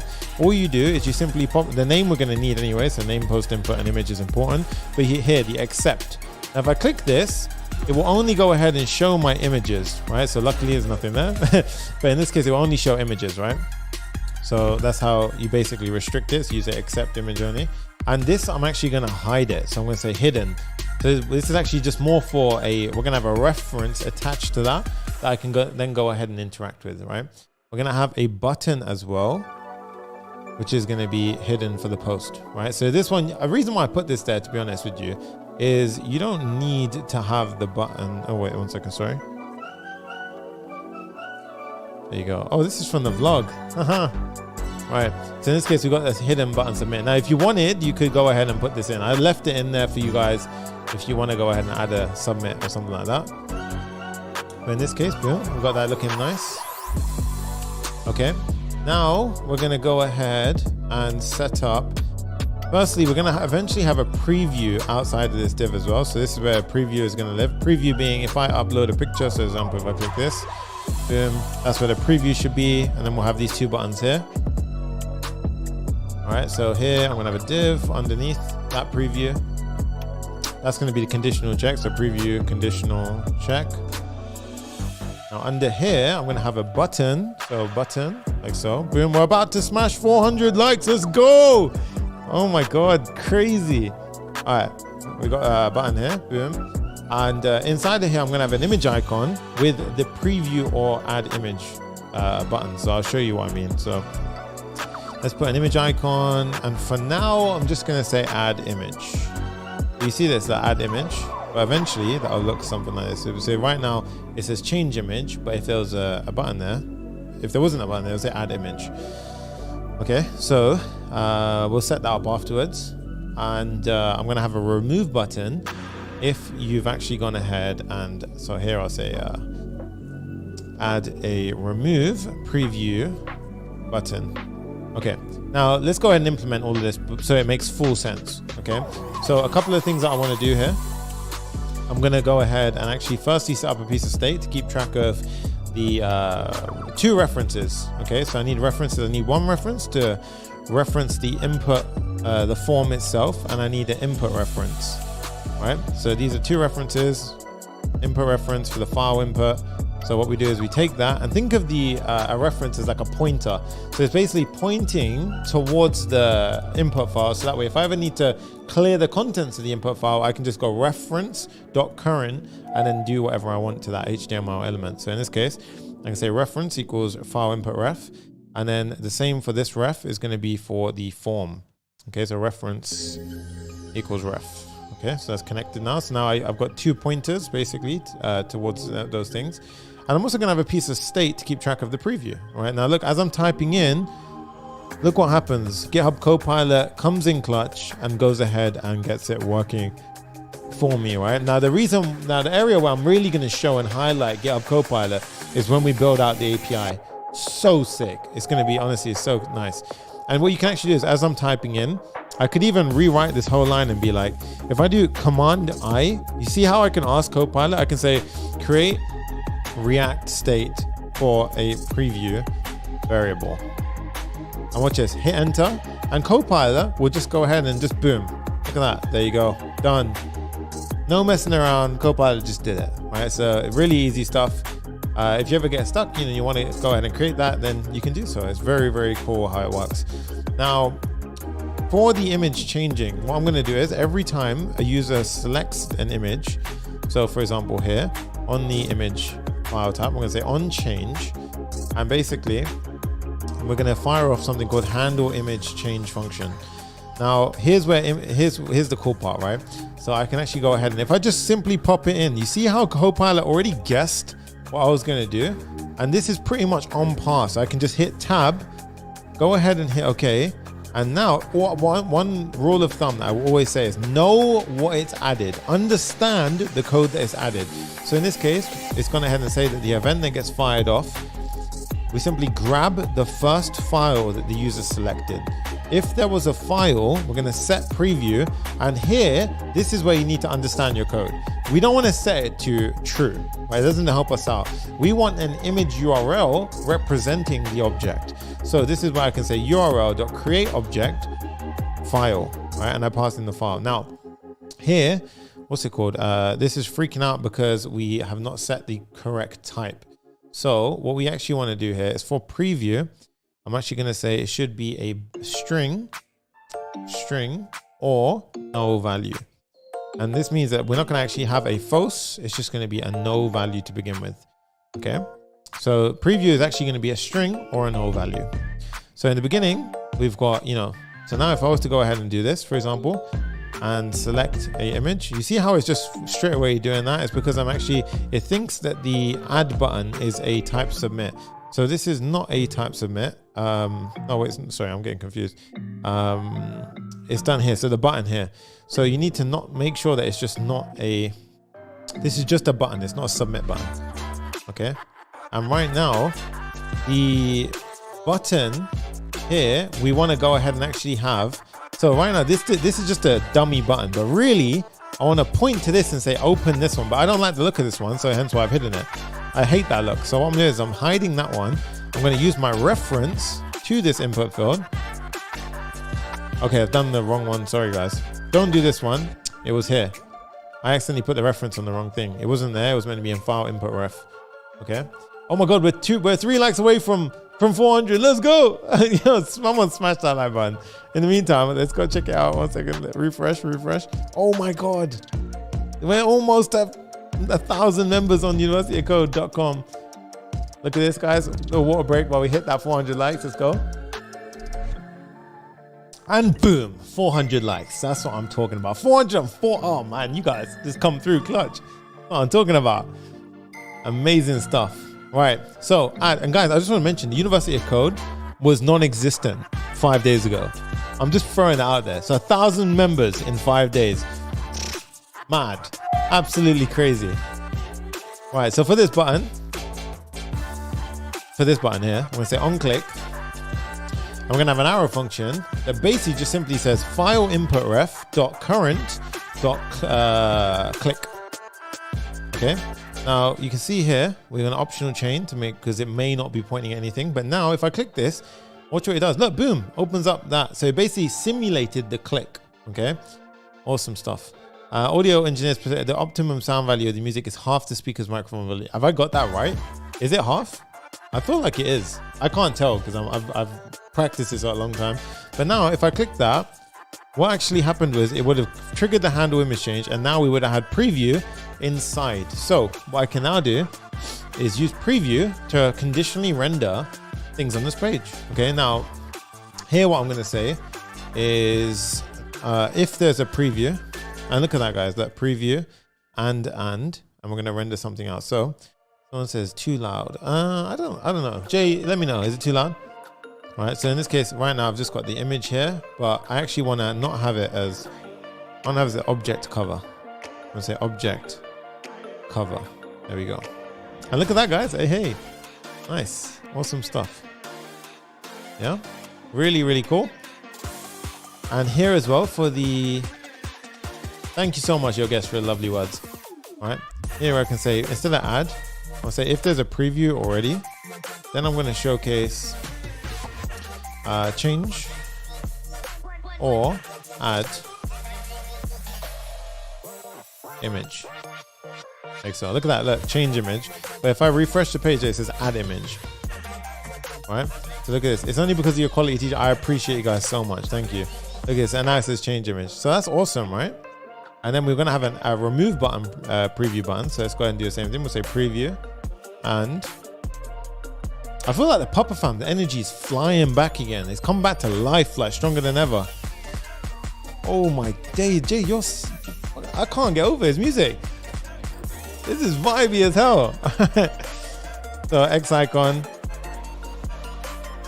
And then here I'm going to have a remove image button. Yeah, I'm going to just keep it. This won't bother me. There you go, remove image. All right. Now the variant for that one, I'm going to have an outline variant. So like so. And then this div, we can go and say, I'm going to justify at the end. So we'll say flex, justify end, margin top of 2, like so. And what we can do is I can just go ahead and say space x of 2. So that's how it spaces them out a bit. And look at that, really nice. Yeah. So everything's quite nice there. In fact, the remove image, yes, should be there. That's nice. Okay, I like that. And if we click on remove image, I want to have this right now that submitted. So again, yeah, you have to be careful here because you always have to define if the button's a submit or not. So it thinks that was a submit. So you have to say that's a normal button. And on click, all we're going to simply do is set we're going to inline arrow. We'll say set preview to be no. Like so, boom. And now if we do it, you can see if I click this, I click remove image, boom. See that? That's what we want. Okay. Now let's go ahead and fix this typing issue. Okay, so we've got there's a bunch of stuff happening here. We're gonna have a horizontal row underneath all of this, by the way. So boom, like so. Oh great, that's gonna look quite nice in the production build. Yeah, so you see that little gray line? There you go, boom. Okay, now heading back over to the div. Here we're gonna have a margin bottom of 2 afterwards. For the form itself, I'm going to give it a bit of padding. Right now it's way too close to everything else. So here we're going to say class name, padding of 3. So like that, look at that, it looks nice. You could even give it a bit of padding on the small screen. Do you see that, how it's touching the side? I mean, to be honest, I like that though. I quite like that. It's kind of like that's quite cool. Yeah, I like that. Keep it as that. All right, so start writing the post. So what I'm going to do now is handle the post action. So what we're going to do here, guys, is we're going to introduce server actions. So this is a Next.js 14, it was when it became stable, but it came out in experimental in Next.js 13. But basically with actions, you can either put the action directly in here, so use server initiatives, all that stuff, but I'll show you another way. So we're gonna actually do a inline and say form data and do an inline argument, okay? Now here, the reason why I do this is because I want to have something like toast notifications ping off. So I'm going to handle the form submission with a server action. And then I'm also going to have a toast notification. Okay. Toast notification based on the promise above. So this is the two things that I'm going to do. Okay. Now what we're going to have here is a function called handle post action, and it's going to take the form data. Okay, and now let's go ahead and create a helper function. So that's not actually the server action. It's going to be a helper function, which we call before we call the other one. So we'll say const handle post action. It's going to be an asynchronous. This is all correct. And look at that. So asynchronous like so.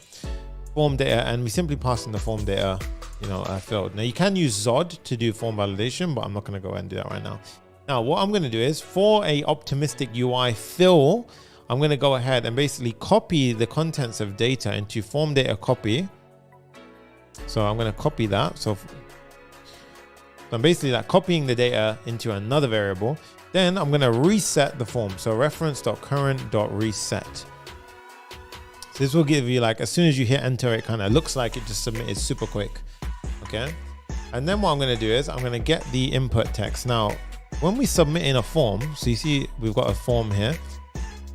The name files is how we access the different elements of the form. So for example, the image I can access by accessing the image. The text in the form I can access by using post input. So here what I can do is I can say const text equals form data copy dot get post input as a string. Okay, so you have to cast it as well. And then I can say if there is no text, okay, so if there is no text, and what I can do is I can actually trim it as well. So you see here, trim. So this will stop even the, what's it called? This will even stop if the user put a space bar, for example, in. Then what I'm going to do here is I'm going to throw an error. So I'm going to say throw new error, post input is required.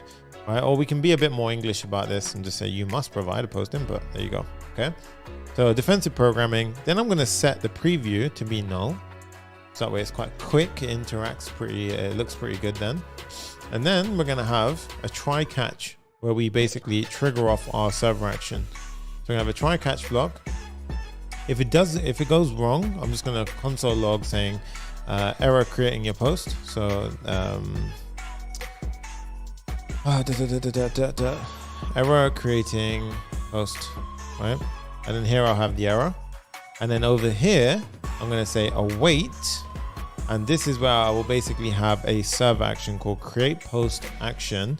I'm going to pass in form data copy, right? So I'm going to teach you now about how to create a server action inside of Next.js. And the server actions are really powerful, cool, honestly, cool things. And it keeps your component flow to be, it keeps them as server components. Okay, you guys are absolutely crazy on the retention front today. Absolutely amazing. We're about to hit 500 likes, so keep on smashing that like button if you're new to the stream. Okay, so let's go ahead and create our first action of the day. So at the top level, create a folder called actions. And then what I want you to do is go ahead and create a new file called create post action.ts.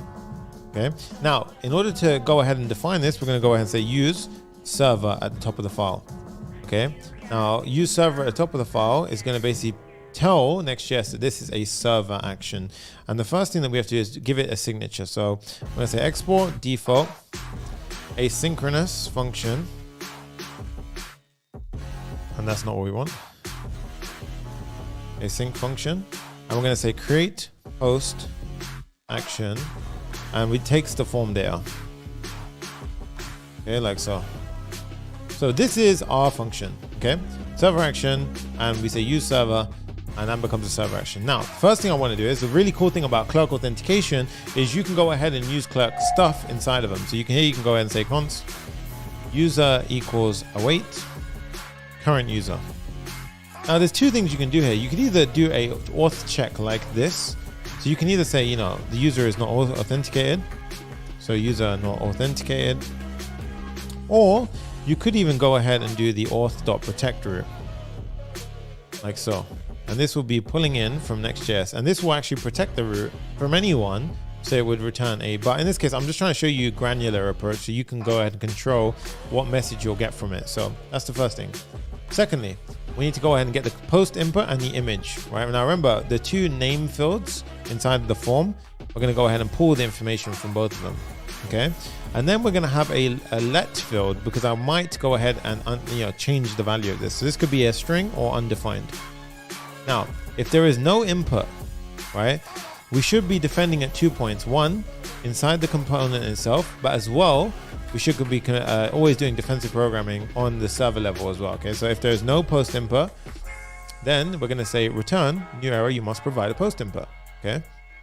And let's change it so we know post input is required. And you can write server error or whatever you want this, so that way it doesn't mess around. Who's playing with me on the emojis? All right, and next up we have the user themselves that we're going to go ahead and post. So at this point, this is where we actually go ahead and do a couple of things. So here we would go ahead and do something like we would define the user. We're then going to go ahead and upload the image if there is one. And then we're going to go ahead and basically create the post in the database.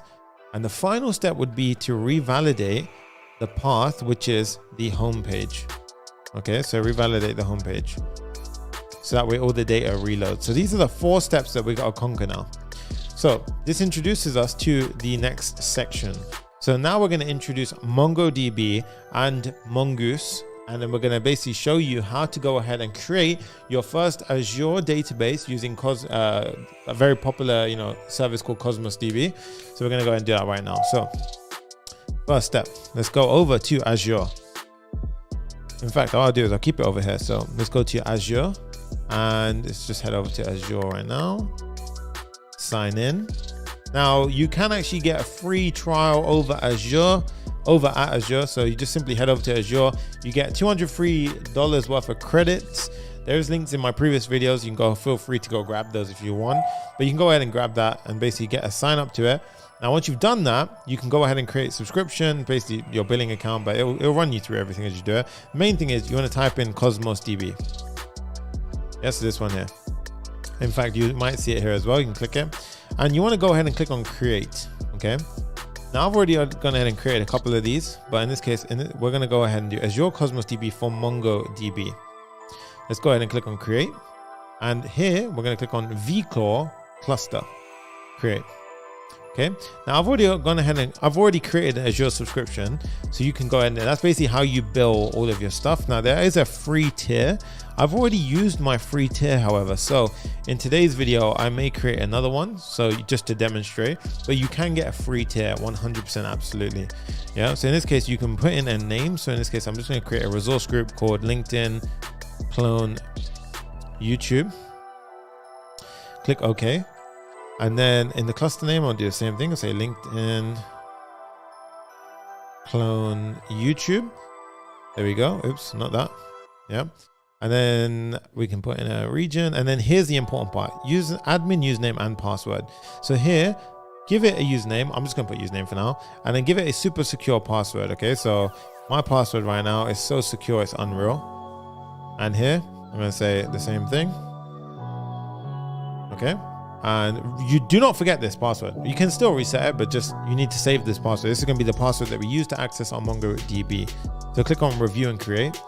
And then what you should get, right now, I got this error last time to be honest, but this is fine. Basically, create that step. You'll go through it and it will go ahead and create the following for you. So you'll go to it'll create one of these.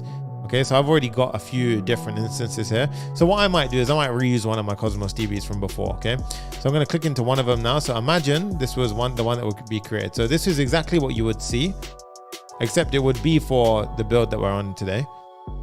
And then I want you to go into the connection strings.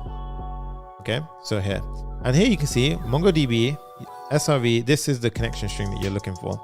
Okay, so what I want you to do now is go over to your file explorer, and we're going to go ahead and create a new file, a folder called MongoDB. Inside of here, we're going to do db.ts file. Okay, now what I want you to do is create a connection string based on that. So what we're going to do is we're going to say const connection string, equals, and we're going to paste in that value.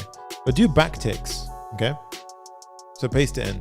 And notice how it would include the name of your you can make the whole thing a variable if you want, but mainly the username and password is the important parts here. Okay, so we're actually going to go ahead and replace the username and password with the following. So you see this username and this password. We're going to replace it with MongoDB username and MongoDB password. The username and password we're going to define inside of our environment variable. So over inside of our environment variable here, I'm not going to show you the screen. You thought I was going to slip. But what I'm going to do here is I'm just going to go ahead and hide my Clerk secret key so you can't see it. How do I do that again? I always forget. It's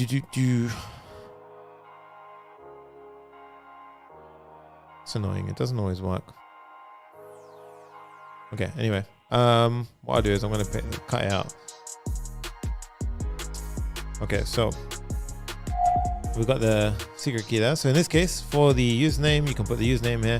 And then whatever your example password is, you can put it in there and then put your secret key back. So add your username and password and then close this, save it and close it, okay?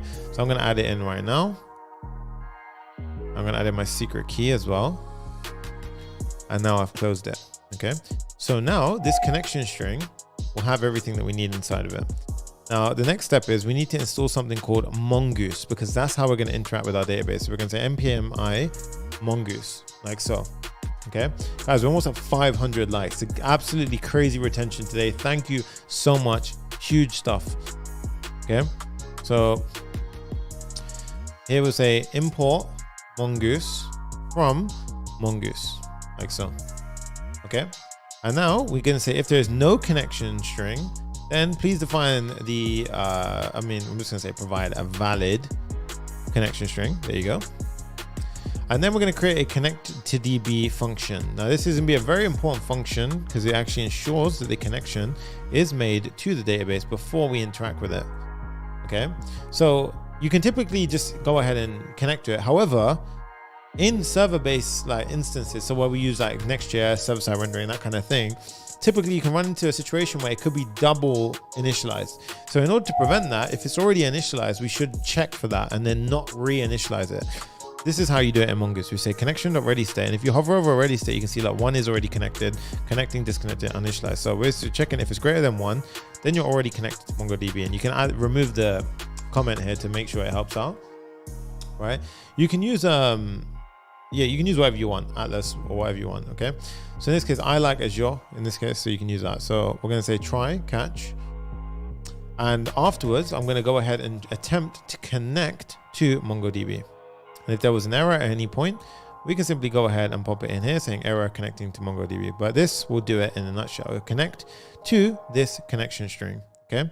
Now, what I wanna do is for this connection string, what I would recommend you do as well is just to prove that it all works, download an extension called MongoDB.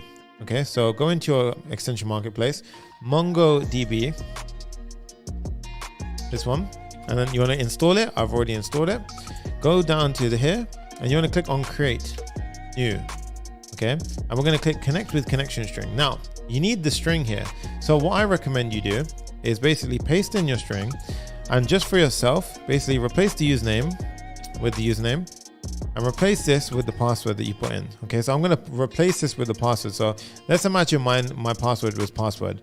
I would copy this and then move on to the next step. So I'm going to change my password and copy it into my clipboard.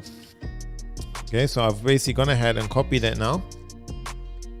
So I've copied it into my clipboard.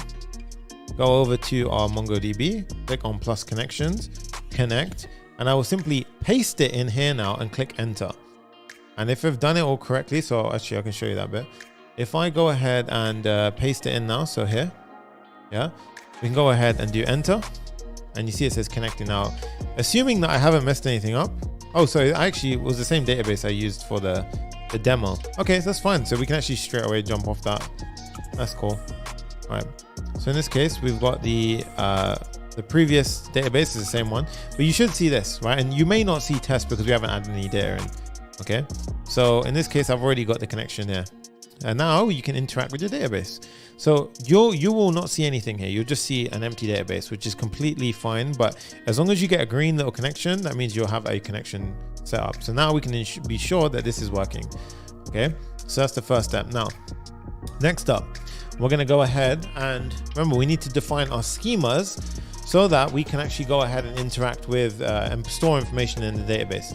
Now, you can go ahead and have like, image schemas, that kind of thing, but I'm going to go ahead and make it a bit more simple today by using a post schema. So we're going to do a couple of steps right now. Inside of MongoDB, we're going to create models. Okay, so we're going to have a couple of models here. So we're going to have a folder inside MongoDB called models. And here we're going to go ahead and say post.ts. Okay, now inside of this is where you can really use GitHub Copilot to kind of do some craziness as well. But what we're going to do is firstly, we're going to import a bunch of things from Mongoose. And what we're going to do is we're going to define what a post base looks like, right? So what I'm going to say here is we've got an interface called, and this is just I for interface, a post base. And the reason why I've done a post base is because this is the minimum like set of details that we need to provide to create a post. So that includes a user, a text string, maybe an image URL, hence the optional. Yeah, the comments and likes. And this we'll go ahead and create afterwards as well. Now, first up, we've got the user. Now for the user, because it's not going to be an actual database entry, what I'm going to do is I'm going to go to my package JSON at this level, create a new file folder called types. And here I'm going to go ahead and say, create a new type called user.ts. So user.ts. And here I'm going to have a interface called iUser. Now a user will consist of a user ID, username, first name, and maybe a last name. Not everyone has a last name in Gmail. Okay. So in this case, we got this, and I'm going to import it in like so. So we got the user down. And next up is the comments. So comments we'll do afterwards because we haven't got a comment model yet. So that's completely fine. We can go ahead and connect that one afterwards. In fact, we can go ahead and do it simultaneously. Let's do comment.ts. So I'm going to define what a comment would look like. So in this one, we're going to go ahead and do similar. We're going to import our user interface and the Mongoose stuff that we need. And then I'm going to have a interface for what a comment relies on. So we need to pass it a user and text to create a comment. Okay. This is all basically defining how we're going to store data into our database. Okay. The next one is we basically are going to say, what other fields does it got that I don't really need to, I don't provide, but it has them. Right, so like that way I can access them if needed. Well, what we do is we say the interface for an entire comment extends a Mongoose document and it extends these. And it also has created that and updated that, right? So that's basically saying that, and the reason why I've separated the two is because in the client, all we would need is these two, right? But I can't provide it with like all of these things in the client because we don't have them. Right? In the client, we can only pass in the user and the text, submit it, and then the backend will basically create all this. And when we fetch it, we can use this information. So that's why I've split them up into two. Now we need to define a comment schema. Okay, so comment schema. Okay, is it really live, Vahid? Yes, I am live. So here we say new schema and I comment. You see how it's already getting it auto completing for me. And what we can do here is we can go ahead and we can go ahead and pop in. So the first couple of things. So I actually need a user. And it needs to follow the same shape as this user. So if we look into this, this is essentially what we're passing in. So I'm going to have a user object, and inside it's going to have a user ID, and that's required. It's a type of string. And notice how the string is capital because it's we're using Mongoose types here. So in this case, look at this. We've got the string. In fact, I think you could just use no, yeah, it has to be a capital. So in this case, we've got the type string, and it's required. So the user ID is required, the user image is required, and the first name is required, as well as the last name, but the last name is not required because some people in Gmail do not have a last name, okay? And then the next thing is we need the text. Now the text is just going to be a string, which is absolutely required. Now, this is important because this is a blueprint and you need to pass in all of the required fields to successfully add it to the database, right? And what's really cool about Mongoose schemas is there's a second argument, you can simply pass timestamps true to automatically add in timestamps. And that's where they created that and updated that come from automatically, right? Once we've done that, we can now go ahead and say export const comment equals, and here is the important part. So typically in documentation, they will show you something like this.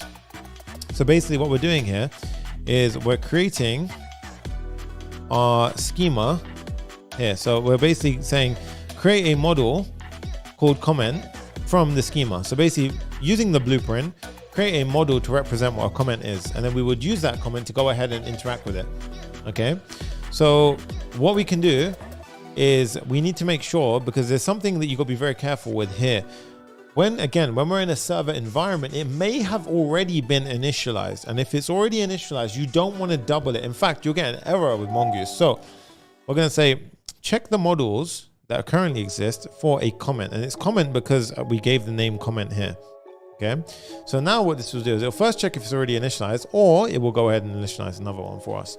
So this is the comments perfectly set. This is everything we need to perfectly put in comments into our database. Now, heading back over to post. Now we can import what a comment is. So a post base will consist of a user, text, and 3 optionals. We may have likes, we may have comments, we may have image URL, okay? So the next thing is we need to say, okay, what else is included in a post that comes from Mongoose? Again, create that and update that, simple as, okay? Now, this is where it gets really, really cool. So I haven't done this before in a build, right? But I haven't done this in any of the previous builds. But what we're going to do is we're going to have interface, we're going to have methods and static methods on our post object. So a little bit of object-oriented programming. We're mixing it up a little bit, right? But it's actually really clean because the way we interact with the API is going to be so neat that it's going to be really, really worth it, right? So in this case, we're going to go ahead and define some methods. Now, what is the difference between a method and a static? Well, a method is basically for each instance of a post. So if I'm on a post, then I'm going to go ahead and define what an interface post method, let's call it that, nicer. Right, so if I've basically grabbed a post, I should be able to invoke any of these functions on that post, right? So I've got a couple here, which I'm going to show you. Now here it is. So we're going to have we need to import that as well. We're going to have like post, unlike post, comment on post, when it takes a comment, get all the comments for a post, and remove the post. So you see how these functions, once we create them, will perfectly be able to go ahead and actually, what's it called? It will perfectly be able to go ahead and interact with it as we need to. So we're going to define this, and then it will save us a lot of headache afterwards. The second bit, we're going to say interface, iPost statics. Now for the static function, we're going to go ahead and say get all posts. Now this one is static because it does not belong. This one does not exist yet as well. iPost document, I'll create that after. But this one does not belong to an instance because this is for getting all of the posts. So here we would just say post.get all posts, and it will basically return all of the posts. Whereas if it's a singular post, like an instance, then we can have this invoke off of the individual post object. Okay. Again, all of this kind of stuff I cover inside of Zero to Full Stack Hero, papareact.com/course. Go ahead, check it out if you want the full package. If you want to join our community, nevertheless, for absolutely free, head over to universitycode.com. I'm going to go ahead and refresh, guys. Oh my God, we're about to hit 1,000 members. What the hell? It's crazy. Head over to universitycode.com to go ahead and sign up, right?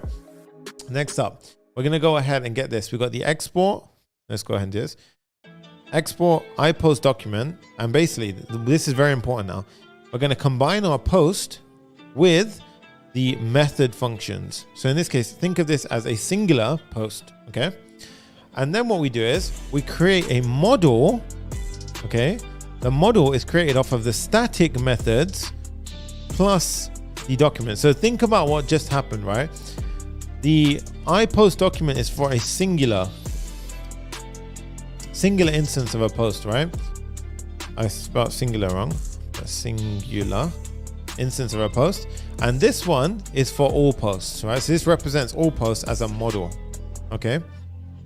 So this way it's a lot more sort of cleaner. So now what we do is we create the schema. So we can say const post schema equals like so. One second. There you go, right? And this is going to be from each of the basically we're saying what, like, define the schema for an individual post. Okay. Now, again, we have the users, and again, everything but the last name is required. And then we have, if I go ahead and do Control Spacebar, you can see that some of the things such as text, and that you see text is going to be required. And then we've got like the image URL, the comments, and the likes. Now I'll show you something. So if we go ahead and pop this in. Back to abstraction and object-oriented programming. Sunny is cooking for real. You know it, boy. That's it, Giancarlo. I see you, dude. We cover everything out here, right? We've got the image URL. Again, not required.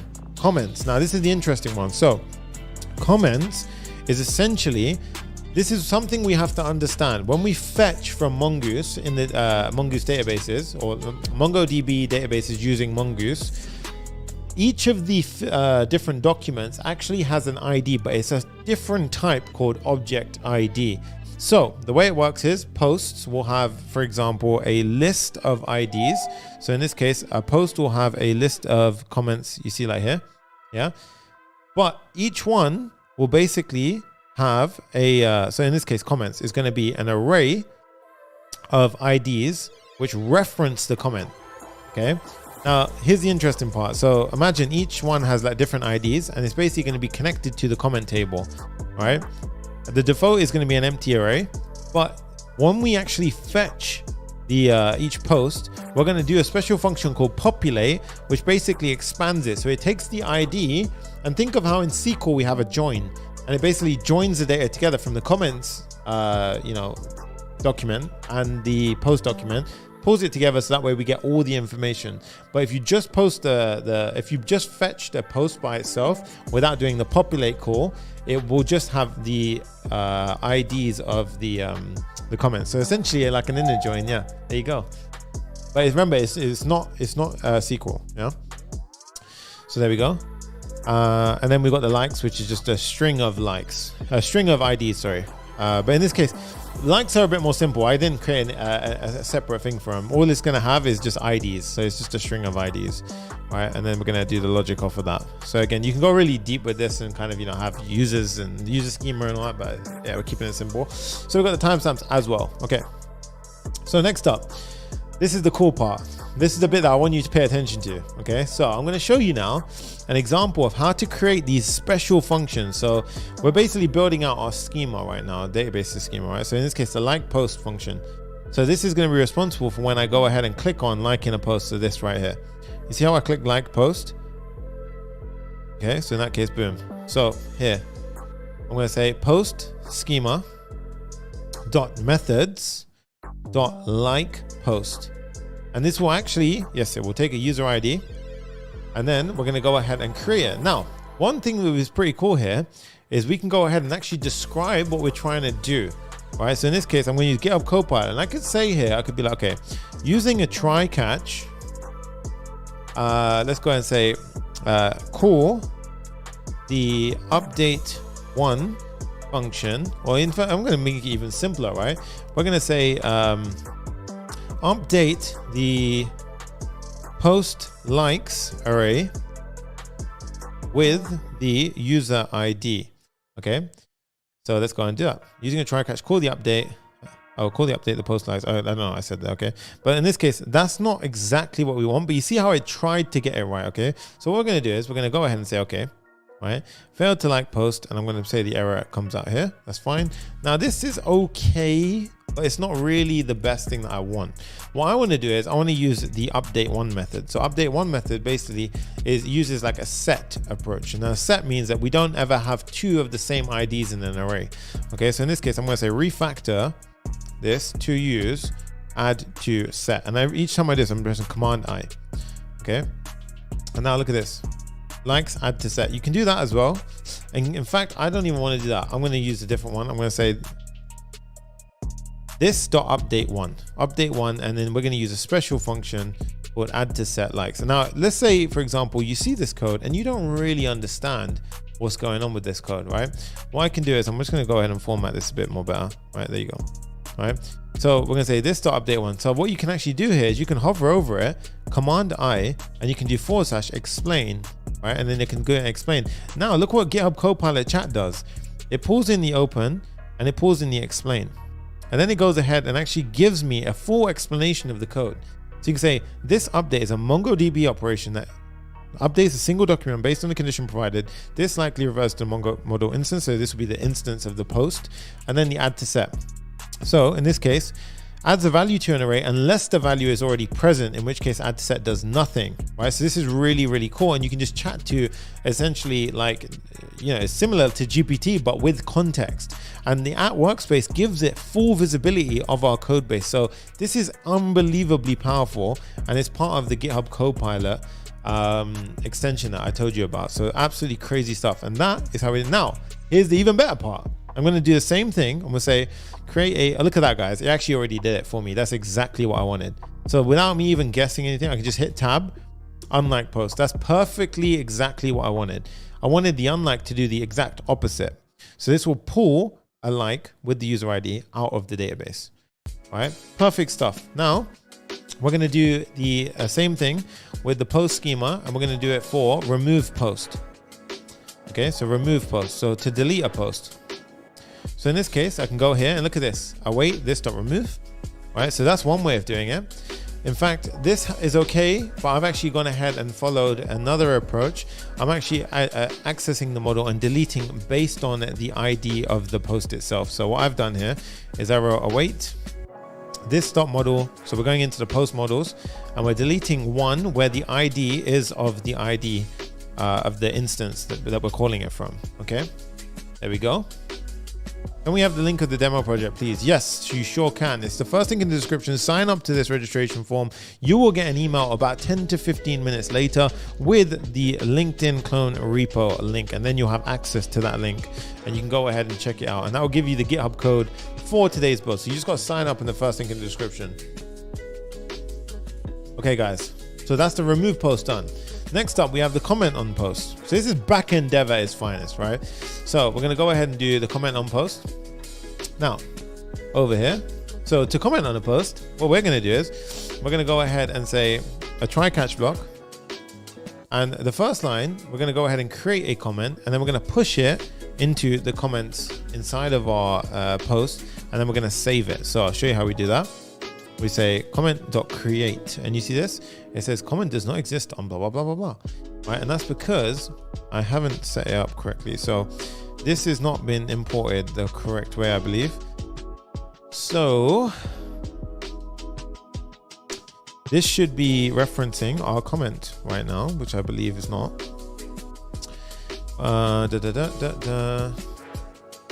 This is not the one I'm looking for. I just want to check something. Okay, so await comment.create. So comment.create. So this right now needs to pull from comment, which is not. So you see here, we need to actually reference our comment here. So this one here. So we need to actually pull it in like so. Don't get that one mixed up, otherwise it will think you're in the wrong. Now we're pulling the correct one. Comment.create, comment to add. So you basically pass in the comment to add, which takes the base, remember, the user and the text. And then that's TypeScripting is going to really make sure that we don't mess up with this code. Guillaume, what's up, man? I think you're in Dubai as well. You're trying to send me a tweet me or message me, and we'll do a podcast. This comments on push, so this will go ahead and push it inside. And then if there's an error, we can just say error when commenting on the post.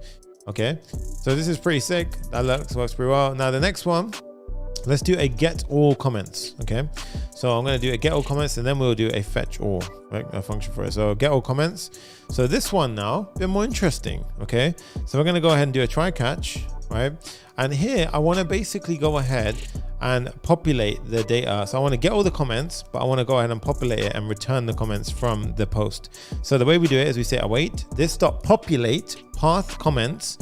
And then what I can do is I can pass in an options field to basically sort it by, in this case, I think I always forget, but I sort comments by newest first. There you go. So you see how GitHub Copilot even helps me figure that one out. So whenever I'm stuck on a bit of line, I'm like, is that descending or ascending? I can just do a dash, and then it'll go ahead and explain it for me. So GitHub Copilot, so good, it's sick. Right? Honestly, I really love it. It's really such a nice Copilot. It literally is a Copilot when I'm coding. It's like as if I'm sitting there with someone next to me who never gets tired. Right, so in this case I'm returning the comments, and if there is an error here, boom, error when getting all the comments. Nice. So just like that, we can get all the comments. Again, populate is a very important function. It essentially goes ahead, takes the ID from the comments, so it basically take an ID and it will populate it into a full comment, which basically gives us back all the user text, the created that, updated that, and so forth. So all this information, it'll go ahead and populate it. Okay. And the final most important one, and this is probably the most important for many reasons, because you might just think, okay, the last one is probably the easiest. No, just get all the posts. Well, no, because when you actually get your data, that, like I said before, the object ID that is given to every single type, this doesn't play well with server components because it's not a simple data type. It's not a primitive data type, right? We need to be strings only when we're doing this kind of thing. Yo, Code with Geeks, that's what I'm talking about. He goes, today I'm a consultant running 2 jobs as a software developer, mobile based. Thanks for your job. Yo, Jay, screenshot that. That's what I'm talking about. Absolutely sick stuff. This is going to be a big build today, I'm telling you. I can already feel it. It's going to be a big one. Quick little, water break. But guys, while we're having a little water break, I suggest you do too and have a little, smash the like button. But I want to mention as well, tomorrow, if you haven't already, sign up for VS Code Day. First link in the description. They've got 3 sick sessions. My one that I'm most interested in is asking Copilot about your workspace by Matt Biana. This one is really cool. Again, you just simply need to sign up with the first link in the description. It's dropping on VS Code Day tomorrow, 5 p.m. UTC, 24th of April, 2024. And I say that because in case you're watching a replay, you get a bit confused with what's going on. There you go, right? But we've got some other cool sessions by Alfredo Deza, Kadisha Kerr. There's sessions on Copilot. And if you want Azure covered, Chris Harris has got a session running tomorrow as well. So check them all out. Link is in the description, first one down below, okay? So in that case, we got that. So let's go ahead and carry on. We've got the get all posts. So over here, I'm going to do const posts. So pay attention. We're going to say const post equals await. And now this is where it gets interesting. We say this dot find. This will go ahead and get all of the posts if we don't pass anything inside, okay? So that's the first step. Then we do dot created at sort, as in sort, dot created at, okay? So this one will go ahead and basically go ahead and sort by the newest first. And then I need to expand it, okay? So I need to go ahead and expand the comments, remember? So similar to what we did before. So what we're gonna do is we're gonna say populate the paths, okay? So there you go, that's how we do that. And then we have likes. So in this case, the likes don't really matter, but like if you did have a schema, for example, for likes, you can just chain it on like so. Okay, so you could do that, but we don't have it. But in the code, I actually wrote it. So I'm just wondering why did I write it? In this case, it doesn't matter. I don't know. I didn't create another schema for likes. No, we didn't. Yeah, okay, it's all good. So in this case, there you go. But the final icing on the cake is we need to go ahead and return a plain JavaScript object instead of a Mongoose object. So what we do is we call something called lean. Okay. Now lean converts the Mongoose object. So converts Mongoose object to a plain JavaScript object. Okay. So that's the interesting part. And then what we need to do is the IDs are still going to be that different type, which is the object ID, which gives the server components a flipping headache. Trust me, it just messes things up. It gets very annoying. And you get this maximum call stack error if you don't do this. Okay, so what I'm going to do then is I'm going to basically map through all the posts. I'm going to convert each of the IDs that are found in the post and the comments to string, and I'll show you how we do it. And I feel if you get confused at this, again, we cover all of this inside a Zero to Full Stack Hero, right? So papareact.com/course, weekly coaching calls where I dive into this on a deep level. But what we're going to do is we're going to return a map. Okay, so I'm going to say posts.map. And for every single post, I'm going to implicitly return an object that looks something like this. So we're going to return the post itself, but I'm going to change the ID of the post. So it's actually _ID. And I'm going to say post ID to string. Okay, so that's the first thing. Now I'm going to cast this post to a iPost document. So that way we know what we're looking at. Okay. And next up, I'm going to go into the comments. So I'm going to say comments, comments like so. And here you're going to map through every single comment and implicitly return another object. So there you go. And each comment is going to have the original comment as well as the ID is going to be cast to a string. Now here we have to go ahead and say that optional chain the comments because the comments may not exist.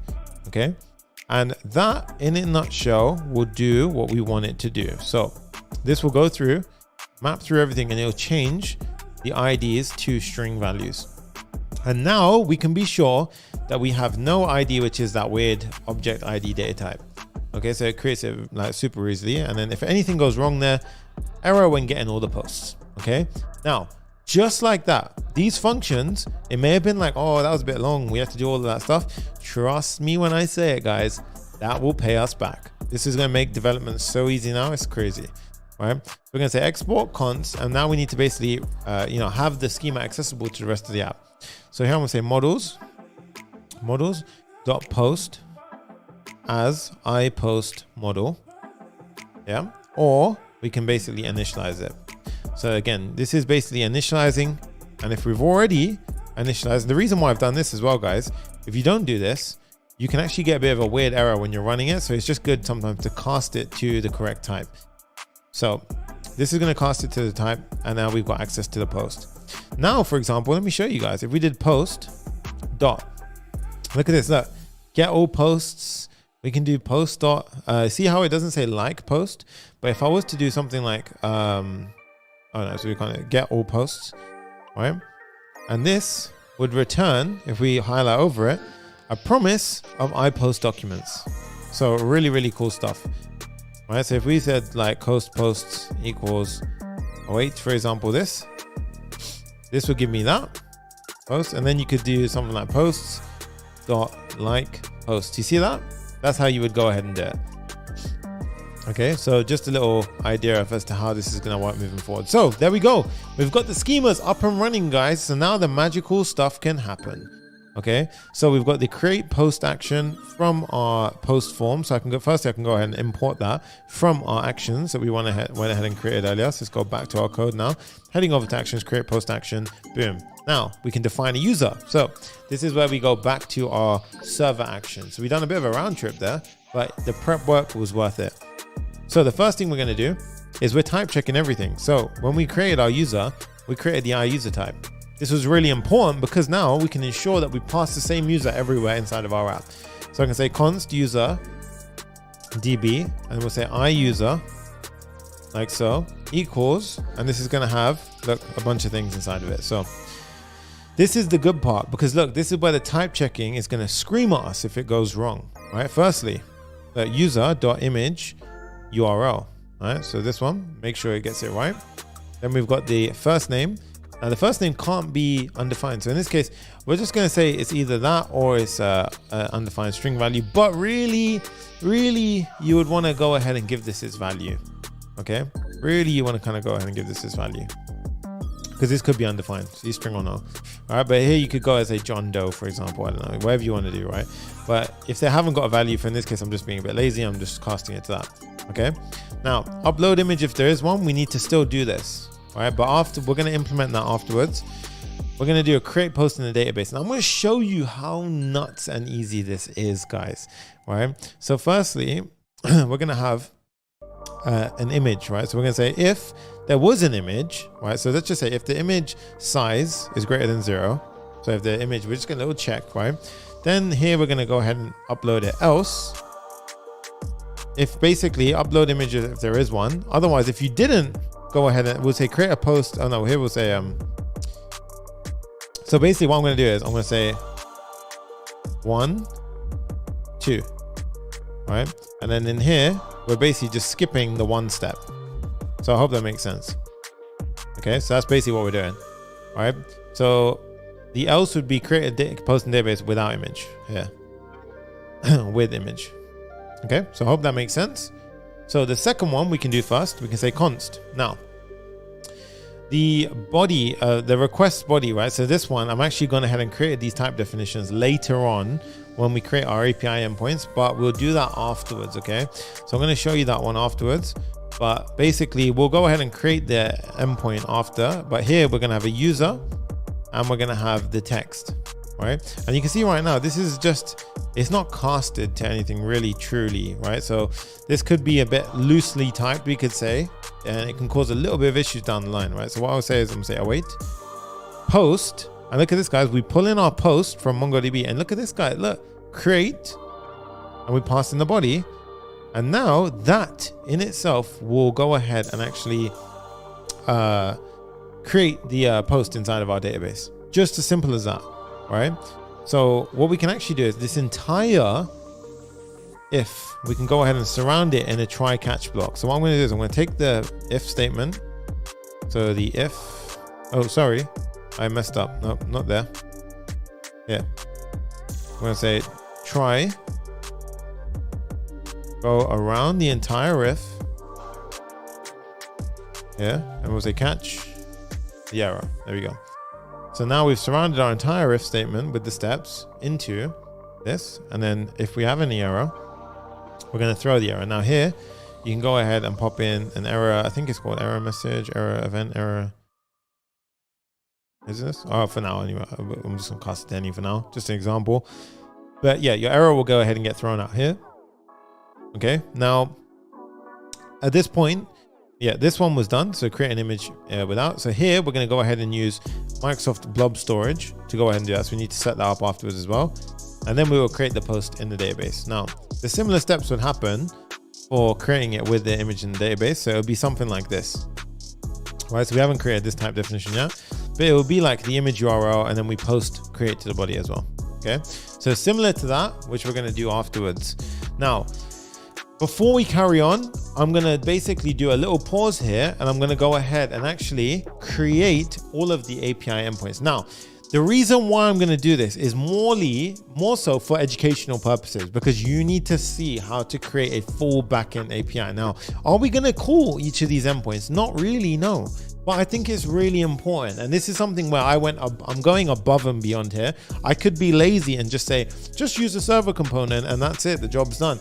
But in real production development and real production environments, you build API interfaces so that, you know, whether it's an external service or whether it's your own developers or whether it's another team inside the same company, you know, contacting the database through that API interface, I want to show you how to go ahead and create it. So I've gone ahead and done all of this extra work, which isn't even necessary for this build, to go ahead and help you guys get more value. So I hope that really does help you guys out. And we're going to go ahead and create a full API backend right now.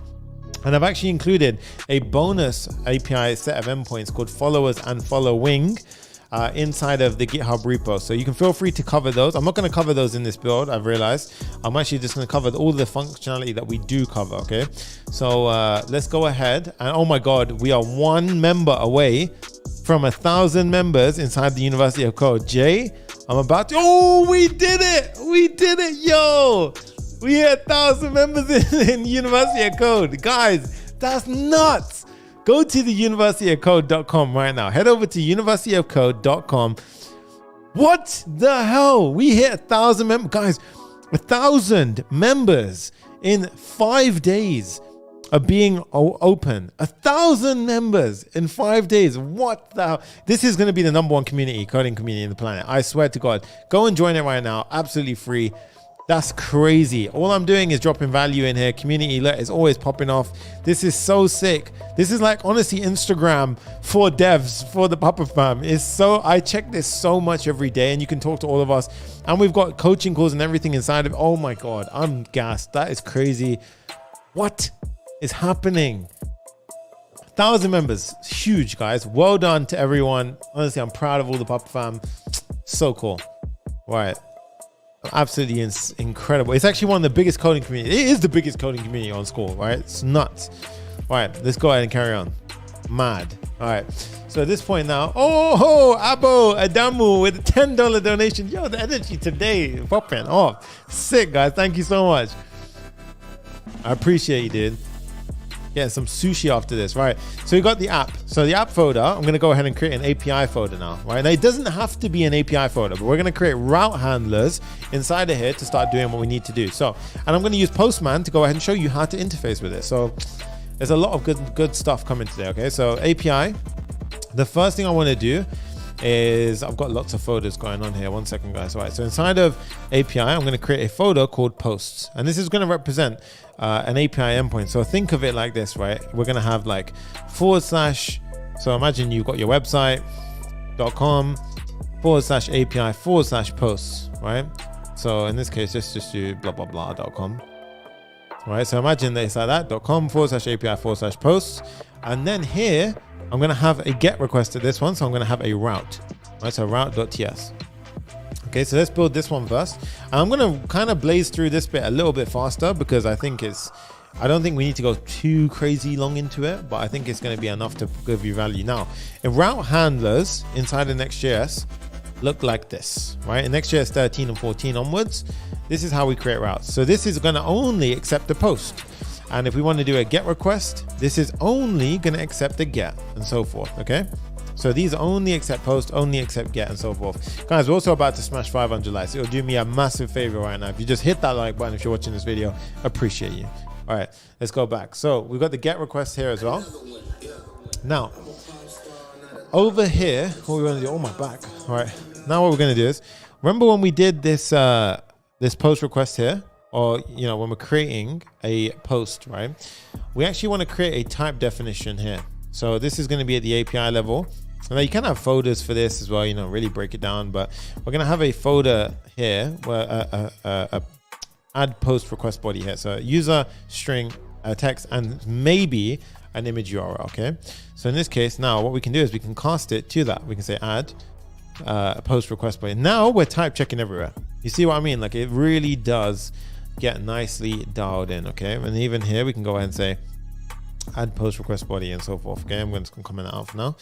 There we go. And now on the back end, we've got this. So we're going to build out firstly the get request. So a simple little error handling technique. Have a try catch block, right? Very simple, very easy. If anything goes wrong at any point, I'm simply going to go ahead and return a next response. We're going to pull that in and we're going to say an error occurred while fetching the post. So a bit of error handling here. Now, whenever we interact with a Mongoose database, we firstly have to make sure that we're connected to the database. So we're going to say await connect DB, right? Connect DB like so. Why is this not DB? Are we exporting this? No, we're not exporting this. I forgot to do that. So one thing you need to do is export this like so. Await, export, connect DB. Nice, right? Now here, connect DB like that, right? Guys, I'm still a bit shocked, you know, like that is nuts.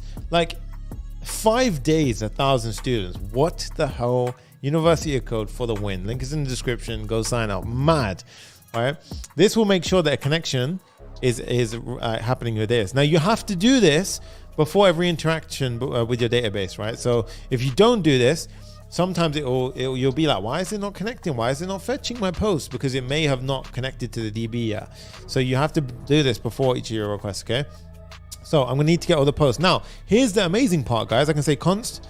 So const posts equals post dot get all posts. So firstly, let's just go ahead and pull it in from Mongo. There we go. Await post dot get all. Look at this, guys. Boom.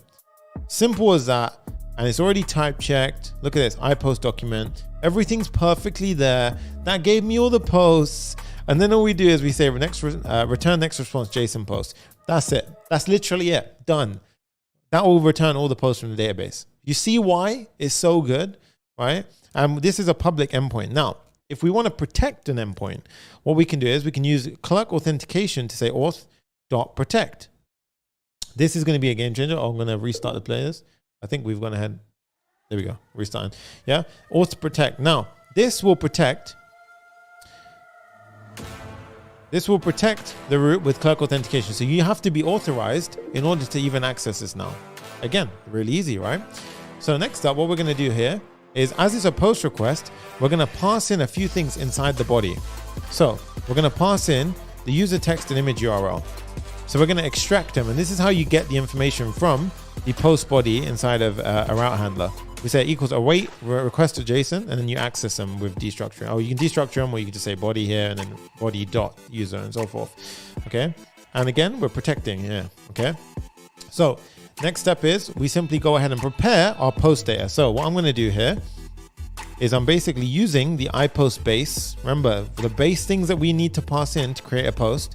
And here I'm saying if the image URL is present, then include it as an item. So we're using a special spread trick here to go ahead and do that, right?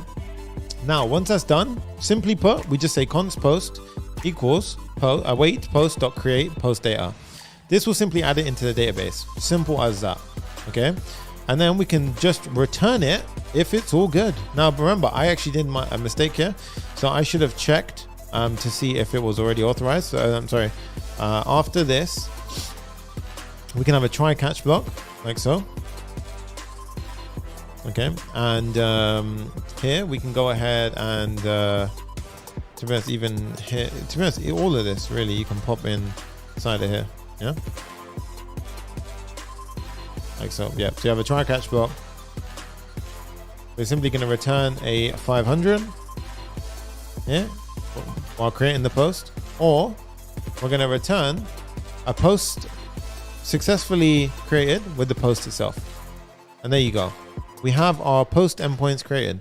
So now, guys, if this is correctly set up, if I pass this information to the endpoint, we should be able to post. So what I'm going to do is I'm going to test this using our database right now. So I've already added a bunch of these in from before, and even the get request should just work. So in this case, if we go to localhost / API, look at this, / API / posts. Look at this. We should get a bunch of posts if we've done it correctly.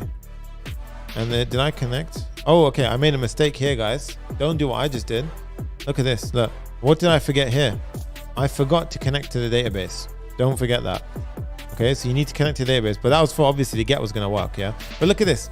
This was already added from previously. Okay, so this is added from previously. We've got somebody. Aman Janwani. I see you guys. Evan Kamani. Yo, what's up, guys? Cool stuff. Deepak. Nice. Yeah. This is cool. I can see you guys. Look, yo. So your posts are coming through here. So now we've got an API interface. And if I was to try and go to, if I tried to make a post request to this, I can also post to it. So there we go. We've got our first set of API endpoints ready. Now I'm going to do the same thing for each individual post. Okay. So if I want to access, for example, API /post. So in this case, /post / like, let's say the ID was 1234, and I do a get request on this. This should get me a get request for the individual post. And if I make a post request to that, it should be able to, I don't know if we're going to create it that way, but yeah, I'll show you right now. So if we go to, we're going to make a get and a delete at that route. Okay. And again, this is all for educational purposes, right? So in this case, we're going to do a post ID. So this is called a wildcard. And basically a dynamic value. So this supports a dynamic value. And then inside of here, we're going to say route.ts. So this is now how we created the syntax for that route. Okay, so let's go ahead and do that. Yes, I'm going to be bringing some fire with React Native, 100% sure, dude. Okay, so let's do the get request first. So I'm going to pop this in. So whenever you have a wildcard like this, to get the value of it, it comes in something called params, okay?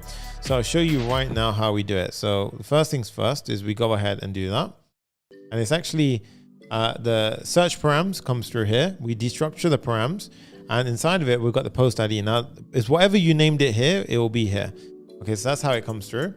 And then I'm simply going to do await connect DB, easy as, import that, a try catch block, and then a couple of things. Now I'm going to basically go ahead and do the following. So I'm going to say, firstly, let's get the post model. So we're going to say, and let's import next response. So firstly, we try and get the post, but we find by ID, which is a built-in Mongoose function. We pass the post ID. If it found the post, it carries on. If it did not find the post, it would do a 404 not found. Otherwise, it would simply return the post. So that's how you do a get in this instance, right? Then we can return a JSON, which is going to say 500 if an error occurred while fetching a post. And that's it. You've done your get request. Simple as that. The same thing, we're going to do it for delete. Now for a delete, we do a similar concept. Now here for a delete, you may not want everyone to have access to this. Okay. So again, you can do an authorized statement here. So you can pull that in from Clerk. And now this is going to be protected against if you're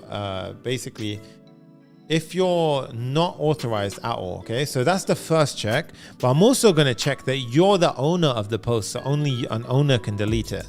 Okay, so next step, we're going to go ahead and connect to the database, but now I'm actually going to create a delete post request body, and this is going to be for when we interface with it with a client. Even when we do our server action stuff, we're going to make sure that this stays consistent.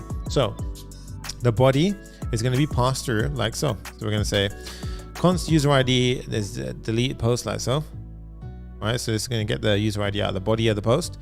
And then we're going to have a try catch block. Okay, so we're going to have a try catch block. Okay, now firstly, if it does fail at any point, we're going to fail it out. Otherwise, we're just going to do the same thing, right? We're going to try and find the post. Boom. Okay, so this will try and find the post. If it is not found, it'll say a 404. And then we're going to go ahead and check to see if the post does not belong to the user ID who's trying to delete it. So the person trying to make the request, if their not the owner of this post, then we can go ahead and delete it accordingly. To be honest with you, you can even do this a safer way. Right now, if this delete, someone just passed in the user ID of the body, that could be a problem. So you could even go ahead and get the user like so. You could even go ahead and get the user ID equals await current user. You could even do this. And this, instead of that, would actually be, I guess, a valid approach, because you could even say something like, so say we did this and we say user dot ID. And the reason being is because now you would have to be authenticated as that user. You can't just pass it in the body of the request. So I would personally go with this route. But the reason why I'm not today, because I just don't, the demo gods are against me, honestly, lately. So I'm going to go this route. But just so you're aware, that is probably the safer way to do it, because then it's not the post body that determines who, if you're authorized or not. It's your actual authorized cookies and headers. Okay. So post does not belong to user. And if it's all good, then we just simply call await post.remove post. Boom. Like so. And you see, now that we put that extra bit of, work into actually doing this, it makes the whole thing easier, right? So now we've got the endpoint for getting it and deleting it. Now we're going to do the same thing for liking and unliking posts. Okay. Now what I'm going to do here is I'm simply going to go inside of my post ID and I'm going to pop in a like folder and the same for an unlike folder. So these are going to be two different endpoints, right? So inside the post ID, I'm going to pop in. So I've got a like folder and an unlike. I'm going to show you these and break them down for you very simply, right? So here's the like folder. Same thing. Params to get the post ID comes through. We make a connection. We do post.find by ID. If there's no post, post not found, and we simply return the likes. Okay. And then there's an error of 500. Otherwise, if we go into, and then again, when we try and like, so when we do a post request to this endpoint, we're going to protect ourselves by having some type checking. I really do believe we should be using the await current user. So I probably will refactor this. If this was a production app, I would be using await current user. So that way you don't even need to pass in the user ID inside. Otherwise, someone could technically pretend to be you and like all the posts. So I would probably do await current user with Clerk Authentication to get this perfectly working. So yeah, just so you're aware, but because we're calling it from a server action, sometimes we already have the safety of that. So it's fine. But yeah, if you really wanted, you can also auth protect this. So we can say auth.protect. So now this is going to be protected. So you have to be authorized to get here. And then we're going to go ahead and access it safely. We're going to do a try catch. If something went wrong, we're going to throw the error while you're liking the post. Try and find it. If the post ain't found, post not found. Otherwise, we just do await post.like post with the user ID. Done. See how easy that is? And then just returns post like successfully.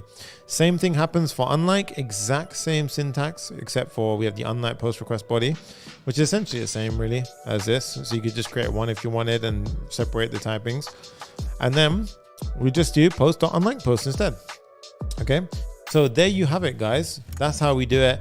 In fact, I've even created a bonus one for followers and for, so I've even created followers and following inside of the GitHub repo. So I've actually created one. And again, even the follower schema is inside of the repo. You can go ahead and check it out if you want to see how to do. That's a bonus exercise. We can actually do this inside of a coaching call inside of University of Code. So we're actually going to cover that maybe next week inside the coaching call. Hey, we got new members coming in. This is what I want. This is amazing. All right.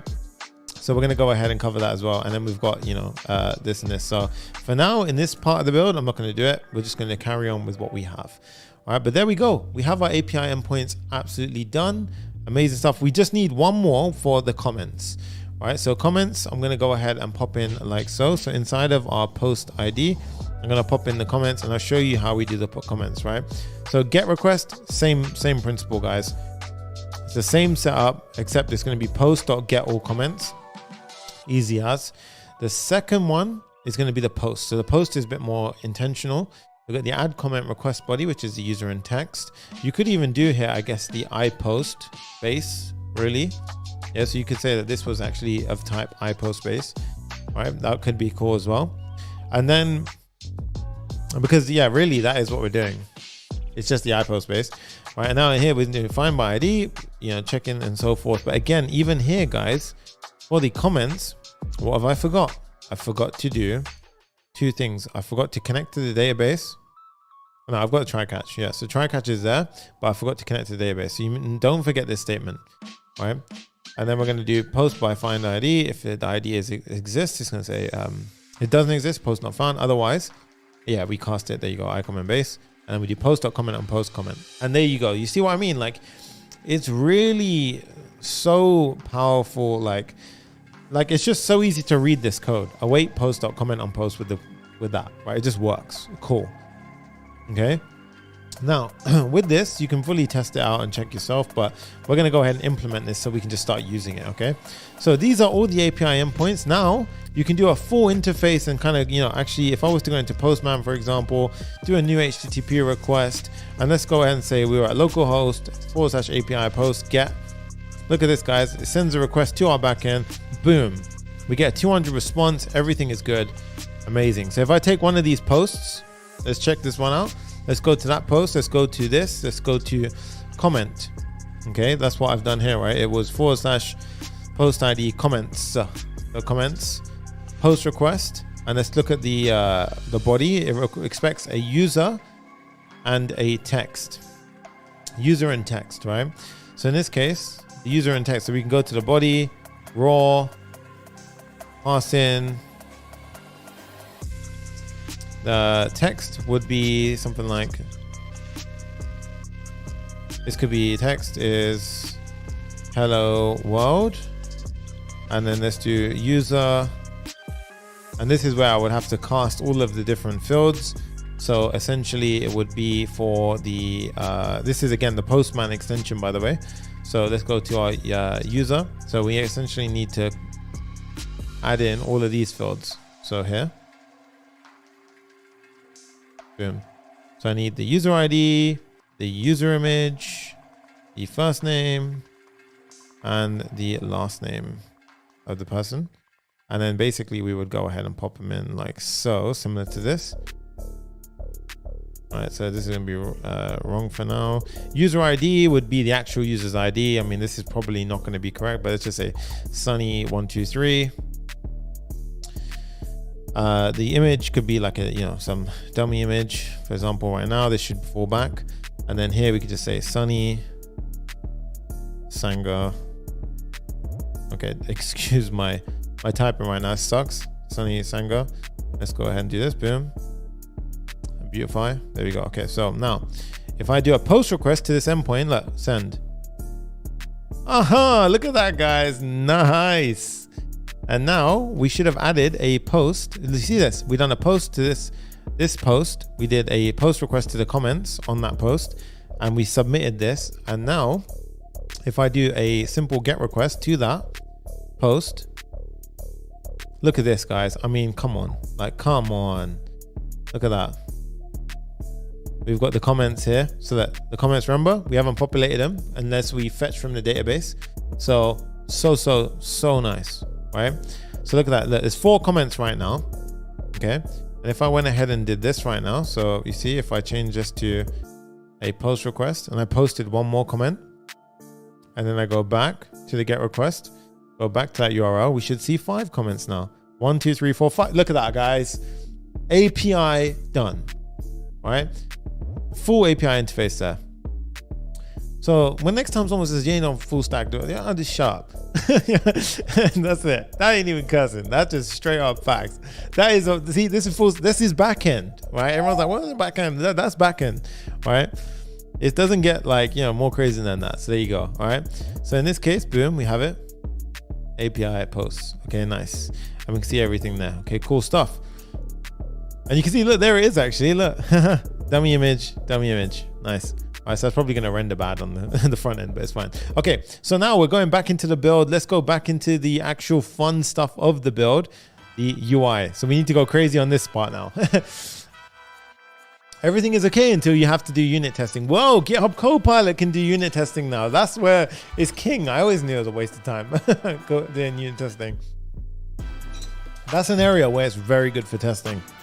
Okay, So the API is done, and we are 5 likes away from 500. So someone do me a favor and just slap that like button like 3 times. All right, so there you go. Go do it right now. All right. Now we're gonna jump into the next section. So heading back over to layout, boom. We've got the header. No, let's go to our page. Page here. All right. So we've got the post form. All right, let's do the post form. Create post action. Okay, we are here now. Yep. So create post in the database. Let's just test this out now. So firstly, if we don't pass in an image, we should be able to see a successful post being handled.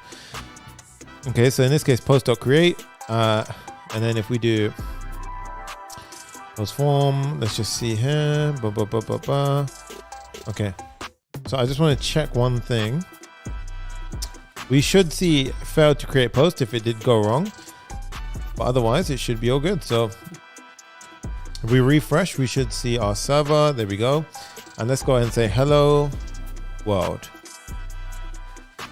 Enter, and you can see post 200. So it was successful. Okay, we did not get an error. It's all good. If I type in this is a test Papa Fam, enter, and then we check the API endpoint. So let's go ahead and do localhost /API/posts. We should see this is a test Papa Fam. You see that, guys? Boom, it's adding. Nice. This is sick. This is cool. All right. Oh, my picture's there as well. Who's that guy? All right, let's go back. Now, so it works with that. The next step we're going to do is upload image with Microsoft Blob storage. Okay, so I told you so much stuff happening. That's crazy. So we're going to go ahead, create a storage account. So this is called Blob storage. We're going to create a storage account. I've got a ton here. You can go ahead and create your own. So let's go ahead and click create. Super easy to do so. Head over to Azure. You simply create a resource group. So in this case, I've already created one. You can go ahead and create your own. Say if I create this one, let's do storage account names to say LinkedIn, clone YouTube, region's fine. And then you've got premium and so forth. Let's just do LinkedIn clone YT. Okay. Premium's fine. Okay, it's all good. Next, review and create. And then we wait for it to validate. And then we click on create. Okay. And this will go ahead and create us a storage instance. So a storage account. Once we've done this, we need to go ahead and set it up accordingly. Now, this is actually a lot simpler than you think, right? So I'm going to go ahead and let this do its thing. And then let's plan it out. Okay. So right now we've got everything set up the way we need it to. So the form here for the image has the, when we go ahead and select the file, we have it here. So on change kicks off. So we set the preview, but really, to be honest, all we care about is that the form has the name image. So that way it gets submitted with the form data. That's all we care about. So when we do the create post action, it submits with the form data. Inside of here, we've got the image over here. Boom. Okay. Now image URL, we will handle afterwards. But for now, we are going to, I don't think we need to define the user yet, actually. So let's do create post action. This is the user's image URL, yeah. So, and then down here we have the actual, okay. So now we need to basically go ahead and create a connection to our storage bucket and then be able to handle it also. We'll handle that in a second. Yeah, so here you go. Your deployment is, click on, go to resource. And now I need you to go to containers. Down here, containers. I want you to click on plus container. I'm simply going to call it posts. Click create. And we're going to create a storage container called posts. This is where all the posts are going to live. Next up, we're going to click on access keys. And then you've got keys here. Now, I want you to go ahead and show your key and copy it. Okay, now it's obviously not the whole key, so it's fine. And then you've got this storage account name here. Okay, so these two are the important ones. Let's head back over to our code. And I'm simply going to open up my environment file, make sure nothing secret is here right now. Okay, so I'm going to go ahead and hide that and hide that. Now, what I want you to do is the first things first is copy the storage account name here. So account name here, and then the key. So I want you to copy your key and I want you to paste it here. Okay. So Azure storage account key, paste it there. So I'm going to do that, and I'm going to put the Clerk secret key and password back as well. Okay, so I'm pasting it. I am now putting back the Clerk secret key. I'm now putting back the password, and then I am closing my environment file. So now I have all my keys in the right place. Cool. Nice. Okay, so that's it. So now we've got the keys that we needed. The next step is we have to create a token. Now this is called a SAS token. The token is required for us to go ahead and push. Also guys, 500 likes. Absolutely sick stuff. Jay got shout me out, man, when I see that. All right, but absolutely crazy stuff. 500 likes, let's carry on strong.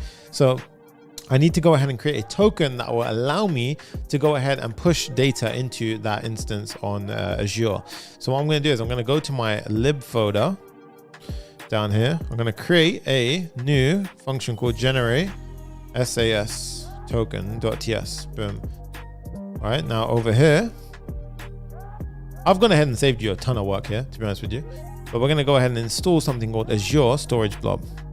Okay, so go to your npm i Azure Storage Blob. Now we're going to go ahead and get the import done. Container name is going to be the name of your container. You can store that in an environment variable if you'd like. Okay. So there we go. And then we need the account name and the account key, which as we just set a second ago are inside of our, there. And then I'm going to go ahead and do two checks. First one, if any of these aren't present, I'm going to throw an error saying the Azure storage name and key are required. Then we're going to create a key credential from storage blob. So one of the modules we pull in, we pass in the account name and account key. That'll give us a key. Okay. After that, we basically go ahead and create a service client, which is the following with our account name at the start of it. Shared key credential. This will be also what we end up whitelisting inside of next image component. Okay. And then we need to create a function. So this is going to be called generate SAS token, like so. And inside of here, what we do is we simply get a container client, which will allow us to basically create the permissions that we need. Now, first up, we need to define what permissions do we actually need. So we do permissions equals new blob SAS permissions. You set what permissions you're asking for, and then you can set an expiration date. So in this case, you can set 30 minutes, so forth. Now, in this instance, what I've done probably incorrectly is I should probably have two SAS tokens, one for writing, which can be for 30 minutes, right? And the reading one should be a little bit longer because obviously if you're reading from the database, unless we make the posts themselves, actually, so you can do two things. You can actually make the post, this access level, anonymous access is disabled on the storage account. Okay, so we need to change that actually to be allowing, or there is a way to do that. There's a nicer way to do that actually. Anyway. Okay, yeah, anyway, we go into that afterwards. But yeah, basically you want to change that actually to anonymous, so people can view that. It's okay for now though. Yeah. So right now we're just setting it for 30 minutes. You can read and write with that token, but you can see where that could cause issues later, but it's fine for now. All right. So in this case, I'm going to create a SAS token. So you just pass in the following, push it to a string, and then we're going to return the token. Okay. So this is how we generate a token to go ahead and interact with Microsoft Azure Storage. So we got the token now. Go back over to our create post action, and we can start doing what we need to do. So what I like to do is basically firstly log it out. So like so, uploading image to Azure Blob storage, like so. And then we're going to get the account name and SAS token. We can use that, pull in our helper function. So now we've got the account name, we've got the SAS token to go ahead and push data to it. We need to get the Blob service client. So we need to get basically a client that where we can go ahead and pull from. The container name is going to be, pull it in from the SAS token. Make sure that's consistent as well, yeah? So you've got the Blob service client, container client. So these two are required to basically interact with Azure. And then what I'm going to do is I'm going to get a file name and a current timestamp. So I'm going to use random UID from crypto. So we don't really care about the UID. It's going to be the UID followed by underscore timestamp with a PNG. And then I'm basically going to get something called blob client. Okay, I know it sounds a bit silly, but basically just think of it this way. We're going to use this to push the data to our bucket, not bucket, container. Okay, so the image that we actually passed in, we can't just throw that up. We have to do something called, we have to convert it to something called an image array buffer. Sorry, an array buffer. And that gives us of type array buffer. Okay, think of it, it's just like a long string of characters which represent the image. And then we just upload that. So we say contres equals a blob upload data. And if you highlight over this, you'll see blob, array buffer, buffer, and a bunch of others. So that's how we upload it. And that will return the URL of the image. And then what we can do is we can store this URL inside of something. Okay, now this image URL right now over here is going to be, right now we don't really care about the type, but realistically what type does it come back as? It was a string. Yeah, so in this case we could just say string. Yep. And then here, why is that freaking out? Did you mean image URL? Did not find image URL. Oh yeah, so here firstly I want to say here file uploaded successfully. And I forgot to do something. Yeah, the image URL equals undefined to begin with. Okay, and now we basically, if it has a value, we attach it here. You need to assign a data type. Yeah, I know. It's all right. It's fine for now. Yeah, if we do this, it's gonna be a bit weird. So we do undefined.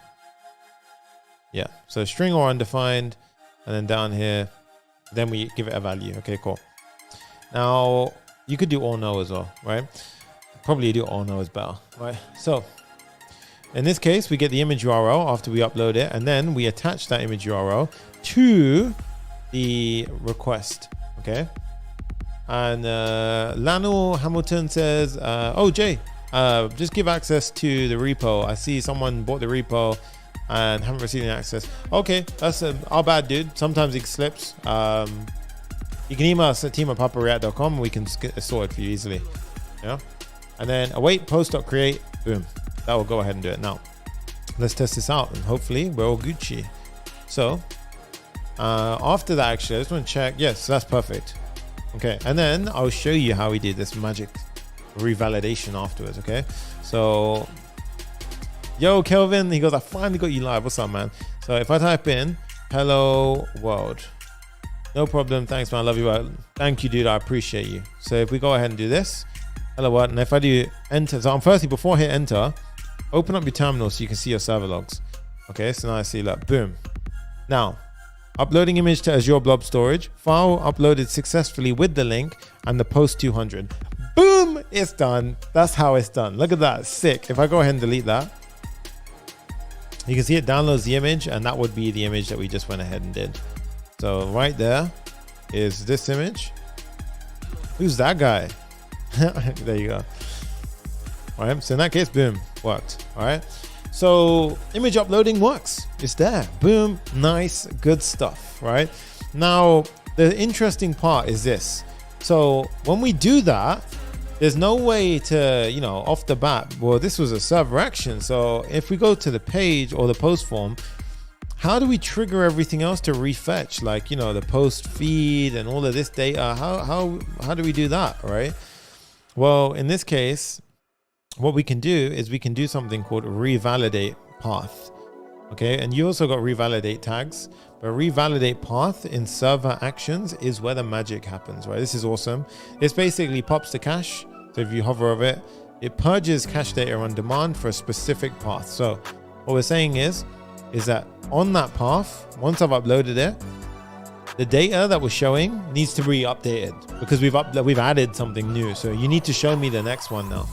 All right, so revalidate. So whatever you did on this page, and right now we're not fetching, but we will be fetching. Okay, so in this case now, the post form is complete. So what I need to do on the home page is I'm going to server render. So I actually want this page to be server-side rendered. So every time, so we put a revalidate 0 to make sure it's server-side rendered. And then I'm going to connect to the DB. So remember, this is actually a server component. So we can do await, connect DB. Right, so I'm going to make sure that I've got a connection to the database. Then I'm going to get all my posts. Now you can see if I do await post or get all posts and this. And now if I console log the post, guys, check this out. Look, I should see if I refresh my page. Look at that, guys. I got all the posts coming through. So these are all the posts on the server-side render. Boom, amazing. Okay, so we got all the posts coming through. That's great. That's exactly what I wanted. And now we can handle the post feed, right? So firstly, post form. I only want to show post form if you're signed in, because I don't want, you know, a not signed in user to be able to do this. So easily enough, I could just wrap it inside of the Clerk components. Again, reason why I love Clerk, right? So if we're signed in, it will show the post form. But otherwise, the next up, we've got the post feed. So let's create a post feed. So heading over to components, post feed.tsx. RFCE, boom, we have our post feed. Now, this post feed is going to take in the following. So it's going to take in posts, and here we're going to have posts, and this is not going to be this, it's going to be iPost document. There you go. And now we've got type definitions, check in, everything working well. If we pop this over to the right hand side and I go over to my page, we can see if I was to pop in my post feed like so, and I pass in the posts, you can see like everything is not complaining. So it will server-side render the post, pass it into post feeds, and then render out all of the posts on the page. So we should be able to see at that point all of these posts on the page, which is awesome. Now, when we submit anything with post form, because it revalidates, remember post form does a create post action when we submit the form, then it revalidates the path. So it revalidates this path, which means it revalidates this fetch statement. So it basically goes ahead and gets all the posts again, which means it will pass new posts into post feed. So that's why you see the updated data, even though it's a server component. So that's how the streaming is happening in that way. Obviously you can have loading states as well. Very simple to do. All right, so post feed is up next. So for post feed, we're now going to go ahead and map through. So I'm going to make this a bit easier to see. So we're building out this section now, the post feed. So all of the stuff that you see here. Okay, so here, what we're now going to do is we're going to say for each of the posts, and you know, you can use GitHub Copilot here as well. So let's see what it says. So it mapped through everything and it mapped out a div. Now this is great. This is actually a very good start. So remember, you want to give it a key is perfect. In this case, our map in the post schema actually ensures that this is safe to use. But I want to do a level up from here. I don't want any of this stuff. I want this to be a self-closed post, right? It's going to have a key, and then we're going to pass in each of the posts functions. So post equals post. And the type of this would be a ID post document. So we need to create this function. We're going to map through everything and show it. And we're going to add a little bit of styling where there's a space between each of the posts of 2 with a padding on the bottom of 20. So it's not touching the bottom. So let's go ahead and add a post.tsx RFCE. And now here, what we can do is we can go ahead and say that this will accept a post, which is safely to assume of type iPost document, which is interface of post document, singular. And now you can see if I import this from, and you got to be careful here, don't import it from that. We actually need the component. Okay, so sometimes you can mix up your setups, right? And there you go. So you saw there, GitHub Copilot kicked in, right? So if you have missed already, or you want to know more about how you can really optimize this, including little prompts like this, Command I to go ahead and do some cool things. Tomorrow they have a really, really awesome set of demonstrations and sessions. So first link in the description, I've shown it previously before, but I'm going to mention it again because this is a ton of value for you guys. First link in the description will take you here. Simply go ahead, drop your email in there. you'll get an email with not only an invite to the VS Code event. I recommend everyone goes and checks this out. You're going to get the code repo as well. So inside that email, 10 to 15 minute delay it sometimes takes for it to arrive, but you'll get the repo over here, right? And you can even go ahead and scan the QR code on the screen right now above my head, and that will take you to the sign up link. But there's 3 cool sessions. There's a session on Microsoft Azure by Chris Harris, 2 sessions on Copilot. So some of the tricks and tips that I was showing you earlier by Alfredo Deza and Kadisha Kerr. They're going to be killing it on the stage with those 2 sessions. And we have a 3rd session on asking Copilot about your workspace. So you saw me earlier do an example where I asked it to explain a bit of code using the workspace logic. So you can go ahead and check that one out as well. That one looks really cool by Matt Biana. All right. So don't forget to miss that one. Don't forget to set your reminders for that. It's 24th of April, 5 p.m. UTC. So register now, first thing in the description, get the free source code, and let's carry on with the build. Let's jump into it. Okay, so let's go back. Quick little, wow, that was a mouthful. Okay, let's go. So the likes are flying today. Honestly, this video is gonna hit 1,000 likes easily. All right, let's get to 600. If you're watching and you're enjoying the content, smash that like button. Let's keep going, guys. So we've got the post right here. Let's start this one out. So the post. All right, so this has got quite a lot of stuff going on. So firstly, this one is going to be a client component because each post is going to be highly interactive. If you think about it, each one I'm going to have like, you know, the ability to like, click, so state management here. Evan Kamani, what's up? I see you. So lots of stuff happening here, including this right here, you know, like clicking and the little logos. Yeah, everything's basically, it's pretty cool. All right. So next up, we're going to have the user. Let's get the user equals use user from Clerk. There we go.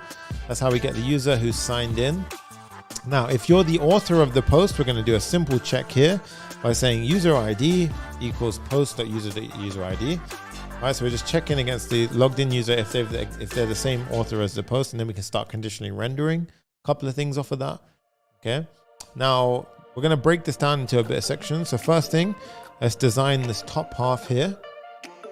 Okay, so the top half over here, let's go ahead and do that first. So I'm going to have a div.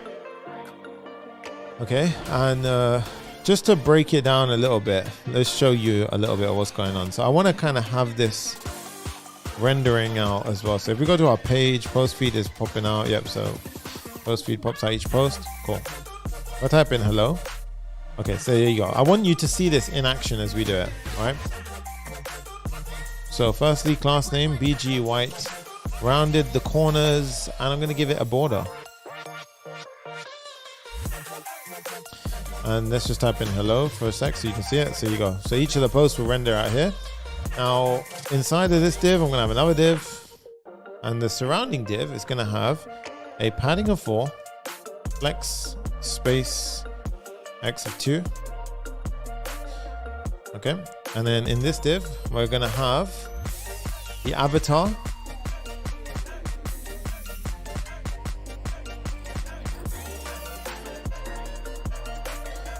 All right, so we're going to have the avatar here. Boom. All right. We're going to have this there. If you guys know I'm laughing, that's funny. All right, so we're going to have the avatar there. So you go, boom, look at that. Everyone's images coming in. Music's vibey. All right, that's so funny. Okay. All right, let's jump back in. So we got the div here. Okay, so we got the flex here. Are you Papa Fan? Yeah, that's it. I see you. I love the Papa Fan banner. It's so good. All right, justify between flex 1. Okay, so this middle gap will be taking up the majority of the room. That's this one here. For example, like we're building this block. Yeah.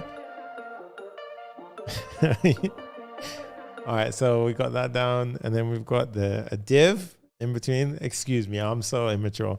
All right, we got the div there, and now for this one, I'm gonna save us a little bit of time. I'm gonna pop in 3 p tags, okay, and I'm gonna populate them accordingly. So the 3 p tags are here, and I'm gonna install the dependencies as needed. So first bit, badge. I need a badge, right? Now the badge we can get from Shadcn. So heading over to Shadcn, here, badge, npx Shadcn use latest badge. So this one, it's cool for like the author bit.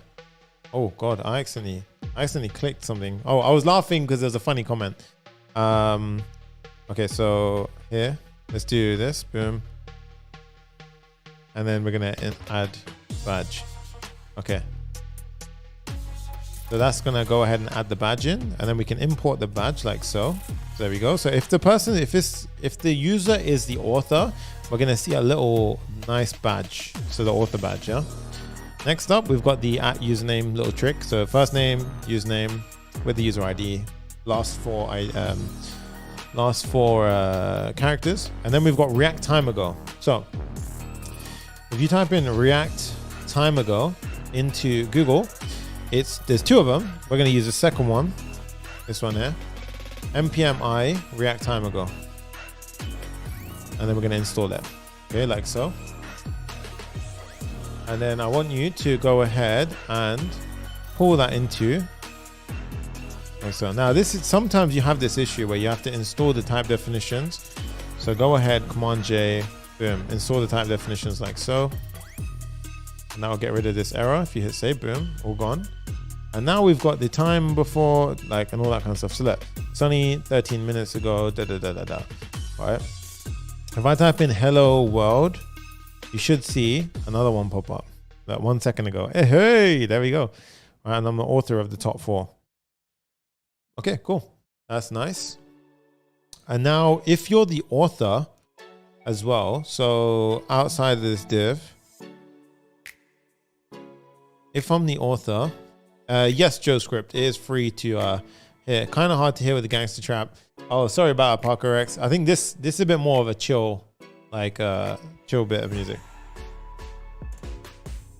All right, so I dropped it down a little bit for you guys. All right, so we've got the button here. So we're gonna have a button, and basically what I'm doing here is I'm adding in a delete button. Okay. Thank you for making coding interesting, watching all the way from Nigeria. Yo, absolutely welcome, dude. I appreciate you. All right, we've got trash icon, trash 2. Yeah, so this one. All right, so this one, basically I'm going to say if you're the author, you see we pop in this one, the trash icon. Now, what I want to do is I need to create an action here. So for this button, I'm going to firstly have a variant, which is the outline. So I'm going to have the outline, a little bit more neutral tone. You can even have destructive. Destructive is a bit, in my opinion, that's a bit aggressive. It kind of just looks crazy. So I don't want that. So outline is good. And then we're going to have, oh, my neck is cracking. All right, got this. And then we're going to have an on click, which is why we needed to make it a client component. And then here I'm going to have the following. So I'm going to have the delete post function. So I'm going to have a toast notification afterwards to remind me at the end, guys. If I forget to put the toast notifications in, I will not forget. Right. So it's a const promise equals, and then here we're going to have a delete post action, which takes the post ID. Okay. Now delete post action is something I need to create. Right. So in this case, only the author can trigger that function, but we're going to go ahead and create that right now. So, oh God, what did I do? No, don't do that. Oh, yeah, there you go. So we're going to go ahead and say create, delete post action.ts. All right. So first things first, we're going to go ahead and create the signature of that function. Yeah. Delete post action takes a post ID. Right. So notice how not every server action has to be fired off from a form. So a lot of, the tutorials right nowadays are showing people that server actions are only available from forms. It's not the case. You can literally call it with just an argument and do the same thing. So they're just as powerful like that. So I want to make that super clear for you guys to understand. So we'll say const user equals await. And the thing I love about Clerk is, guys, like, you can just use these hooks, not hooks, but these functions like auth or current user, and it just works so well. Like I really love it because you can fully check and say, like, if the user is not authenticated, you can do that, or you can just put in an auth protect block, that kind of stuff as well. And it just works super, super clean. Okay, so next up, we're going to go ahead and get the post ID. So here, Now, I had a question. So earlier on, I think it was Joseph said, asked me yesterday, I got super stuck, right? So for a long time. And the reason why I got stuck, and I want to teach this lesson for a split second before I carry on, is because when you're doing a server action, okay, when you're triggering a server action, let's say I trigger my server action. I'm now, because I'm already on the server component, or maybe on a client component triggering a server action, but you already hopped from the, let's say the client to the server action, and now you're on the server doing something. So because you've done that, you don't then need to basically go from the server to your API request. Otherwise, what you're doing is you're doing like an unnecessary double hop. So you're going from your server to your server again. And then what happens is you lose some of the useful headers. It can mess up your data types and your objects that you pass along, all that kind of stuff. So when you do a server action, you're already on the server. This is why I'm not making, for example, a post fetch or, whatever, this is why I'm not making a post request right now or a delete request right now. Instead, I'm just doing the direct manipulation of on the server. So the reason why we wrote the API is for two reasons. One, to showcase to you guys how to create a whole API interface, because yes, you might have another app or another team that's going to interface with it through that. Really important. And two, because it's just very good to show you that. But yeah, it cleared up a big thing for me, because what I was doing is at this point I was doing a fetch to the database, and because of that double hop, it can cause so many issues, and it won't happen in development. I'm telling you, I've done it. It's spent about 5 hours. The issues won't be present in development. It's when you push to deployment that you're going to start seeing issues with a double hop. Right, when you're on server and then you try and make a API request to your own server from a server action, it causes a lot of issues. Don't make the same mistake I made. Once you're on the server, just do that manipulation directly. Okay. So in this case, you see now we're on the server with a server action. And again, I messed up here because this should be a use server. You have to explicitly tell it that it's a server action. Now we're on the server. So I don't need to do a post request and so forth. So that's actually really, really cool. Yeah, so another example by Giancarlo, he goes, now the web app is done with Next.js and another team is doing the native app and they need the APIs. Dude, incredible example. Yes, 100%. Let's say I build the web app and then now a team makes an iOS and Android app. They need the native APIs, the delete request, the post request, the get request, all of that stuff to go ahead and simply build out the app on the iPhone. So thank you so much, Giancarlo. This is why the community is so sick. This is all it is inside of University of Code. Over and over and over again, this kind of vibe. universityofcode.com. I will shout this from the rooftops until you guys keep on joining in. Make sure you check it out. We've already got 1,000. I can't believe that. It's crazy, right? And again, it all started in Zero to Full Stack Hero. This is where we honestly absolutely game changer in the weekly coaching calls. papareact.com/course. Go check it out, all right? Let's go and jump back into it. Yes, look at our build again. So here we are. So I've got the post, and then what I'm going to do is I'm going to do two checks. I'm going to check to see if the user who's trying to delete it. So in this case, this will actually make sure that only the authenticated user is trying to delete it. And also if it doesn't exist, right? So two checks to make sure that, someone else can't delete your post. Now we're going to have a try catch. Papa is my what's it say? Papa is my dialect means father. Thank you so much, dude. All right, so we can say await post dot remove post, and you see how that into the methods that we created earlier. So this is a method because it's on an instance of a post which we fetched, right? So we got remove post, and then I'm going to revalidate path. So this is how, so not revalidate path. So we remove the post and then we say, okay, purge the old cache because we've changed things. Okay. Now, if it doesn't go well, we can say an error occurred while deleting the post. Done. Okay. Now, just like that, guys, heading back over to delete post action, we can pull in our server action. And now if I go ahead and give it a try, boom, I hit delete and let's see if it worked. Okay. It deleted. Look at that. So it will, let's go ahead and show the cases. Invalid hooks can only be called. Okay, so that was probably somewhere else. Let's go ahead and do this now. So delete. Let's see. Look at that. Deleted. Look, post 200. Yeah. So it done it. Delete. Done. Haha. Nice. And that post represents our server action. Amazing stuff, guys. So just like that, look at that, works absolutely flawlessly. Okay, so delete works, hi there, and then we can delete it. Nice, cool. And eventually we're gonna add toast notifications as well. No more confusing where to start anymore. Yes, that feature, that's it. Okay, let's carry on. Now we've got that down. The delete is done. We need to show the rest of this part's kind of easy now because we've kind of done the hard stuff already. So outside the final div, we're going to have post options, which are going to be like all the like, comments, all that kind of stuff. Above that, we're going to have a div which represents the post text. So this will be the post.text. So now you can see let hello world, blah, blah, blah, blah, blah. This is awesome. Yeah. And then we're going to have, if there's an image uploaded, we're going to show it there as well. Okay. So I'm going to go ahead and pop this in. And now we get a error because I have not pulled in next image. Refresh.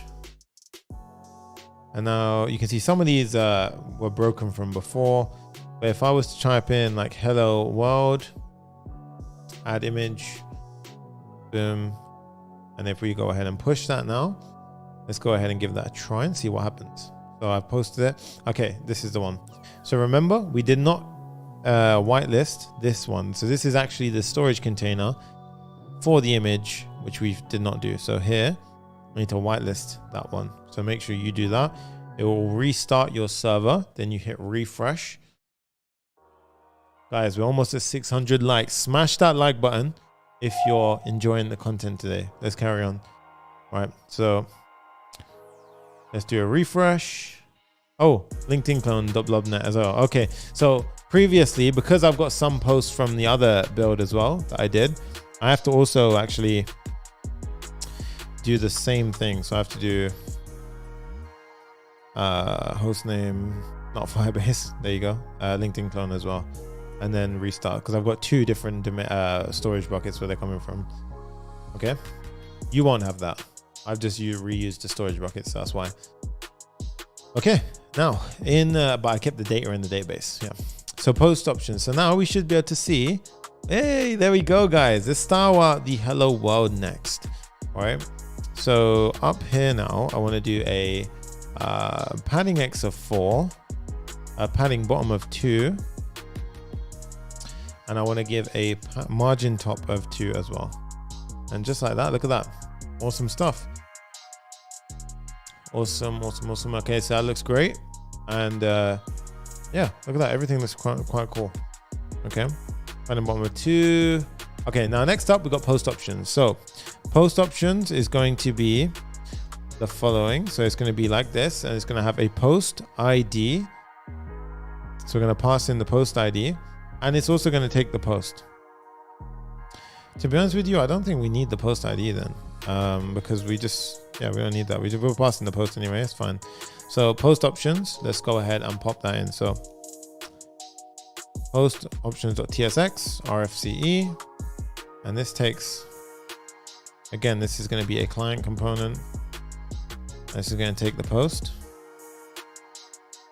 which is, again, GitHub Copilot clutch, boom, save, there you go. Okay, now heading back over to our code, let's import it like so, and now you can see post options. Okay, so Jay, can you handle? Okay, so at this point now we have the post options. We got the post options. It didn't last long. So yeah, so I actually did the post ID in a different one. That's fine. We didn't need it. All right, so we're gonna need a couple of bits of state to get ourselves prepared, right? So I'm gonna go ahead and prepare us at the top.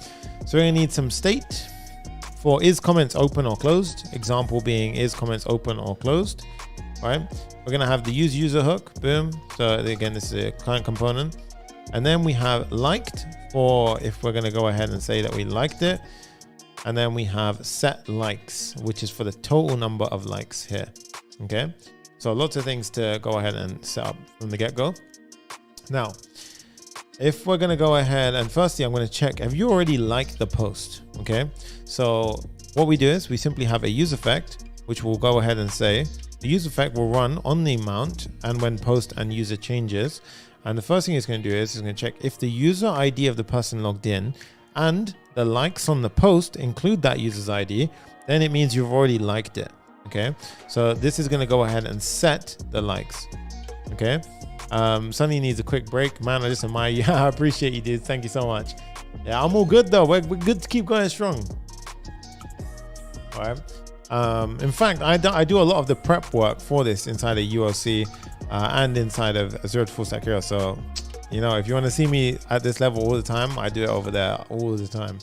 Okay. So let's go ahead and start out the post option. So we're building this UI right here. Okay. So this div is we're going to go ahead and have a div. So I'm going to have a div underneath this as well. And then I've got the following. So first I'm going to show the number of likes here. So, you know, if it has likes, so in this case, some of these have likes. So if there are likes and the likes length is greater than 0, then we go ahead and show the following. I'm also going to do the same for comments, right? So I'm going to say if there's comments here. So if the post has comments and the comments length is greater than 0, then we're going to go ahead and show it. Now, if I click this, it sets the comments open to the reverse. So it will open and close it. Okay. Yo, Jay, screenshot that. Akari Mizo, that's awesome. He goes, Sunny, one of your tutorials helped me graduate last year. That's what I'm talking about, dude. Save that, screenshot it. Amazing stuff. There you go. So next up, we have on top of the likes. I'm going to style this out a little bit. So this should be a flex justify between to push them apart and then padding of 4. Okay. So in this, look at that, guys. So that's looking already clean. Yeah, ignore this one here. Jay, on the production build, if you have access to it, just remove these posts. They're like a bit annoying. Yeah, not all of them, just the ones without the images. It does show on the production build, so it's a bit weird though. So maybe it's my local dev, but anyway, it's fine. Okay. So here, what I'm going to do is actually don't touch them. It's fine. Okay. So sorry, guys. I just get carried away sometimes. All right, so we've got the p tag 1, 2, and then out here I've got the div. Now here is where I'm going to have the buttons. So these buttons, 4 buttons. So the first button is a like, right? Now this first button here, let's go ahead and chuck it in. This is going to be from, I need to create this function like or unlike post. We're going to import Lucid React, and then CN actually comes in with the package already by itself. Yeah, and all this does is this comes in when you install Shadcn, right?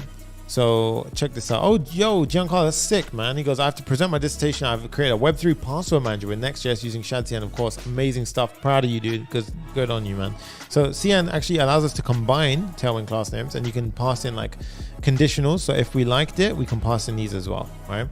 And that means that if you've liked, it will come up as blue and so forth, all right? And then on click here and so forth. I'm going to add that as well. So that's fine for now.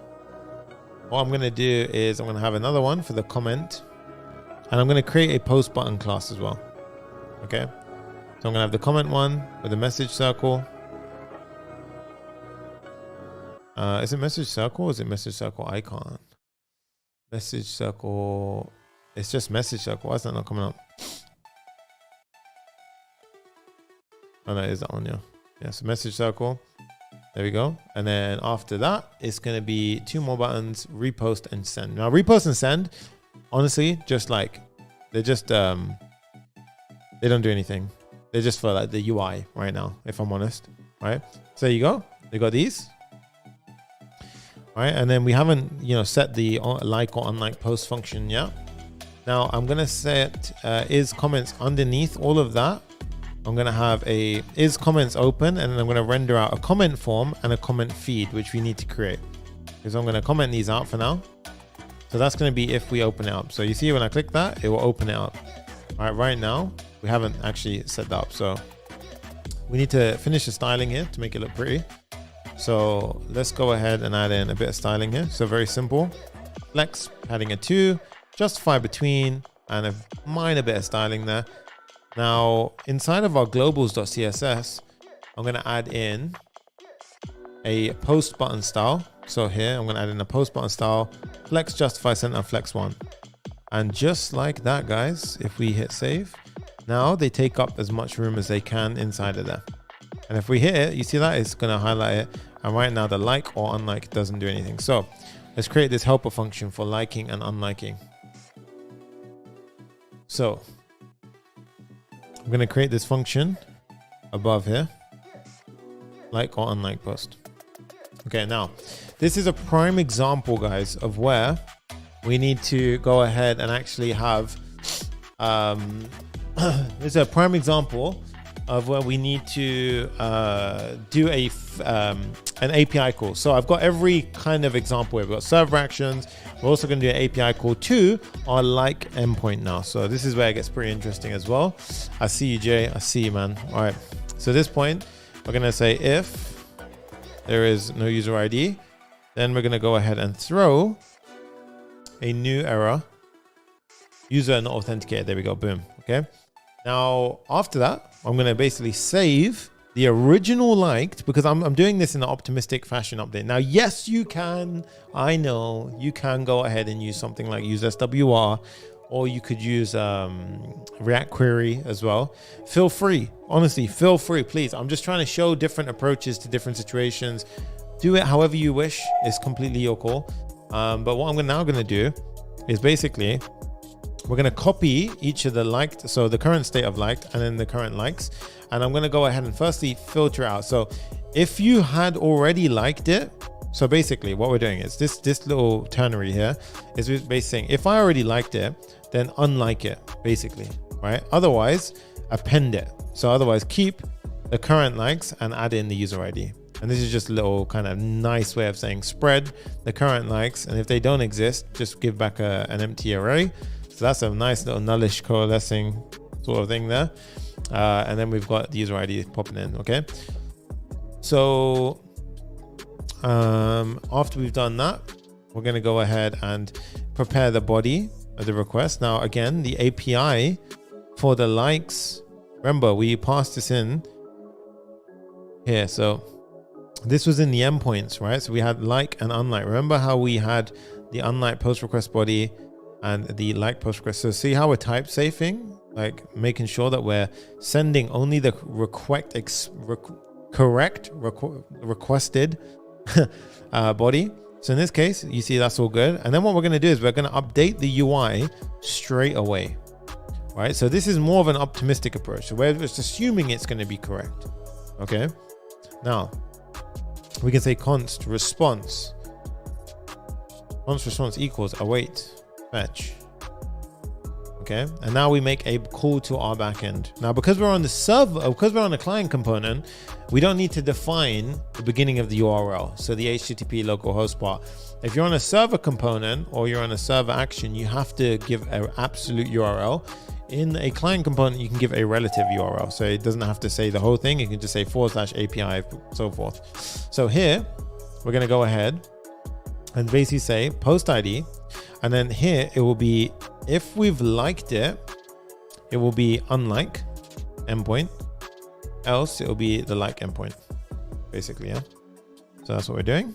And then inside here, we're going to say, well, in the actual, that's a good point actually here.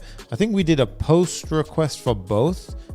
So here was a post request for both. Yeah, we could do a delete, to be honest with you. You can have a delete if you did it that way. But in this case, yeah, so you can see you could do it that way. So GitHub Copilot, again, really good for just like, you know, improving knowledge as well. All right, so here, we're going to spread the body like so. To be honest, you could just pass the body in like so. It's even easier.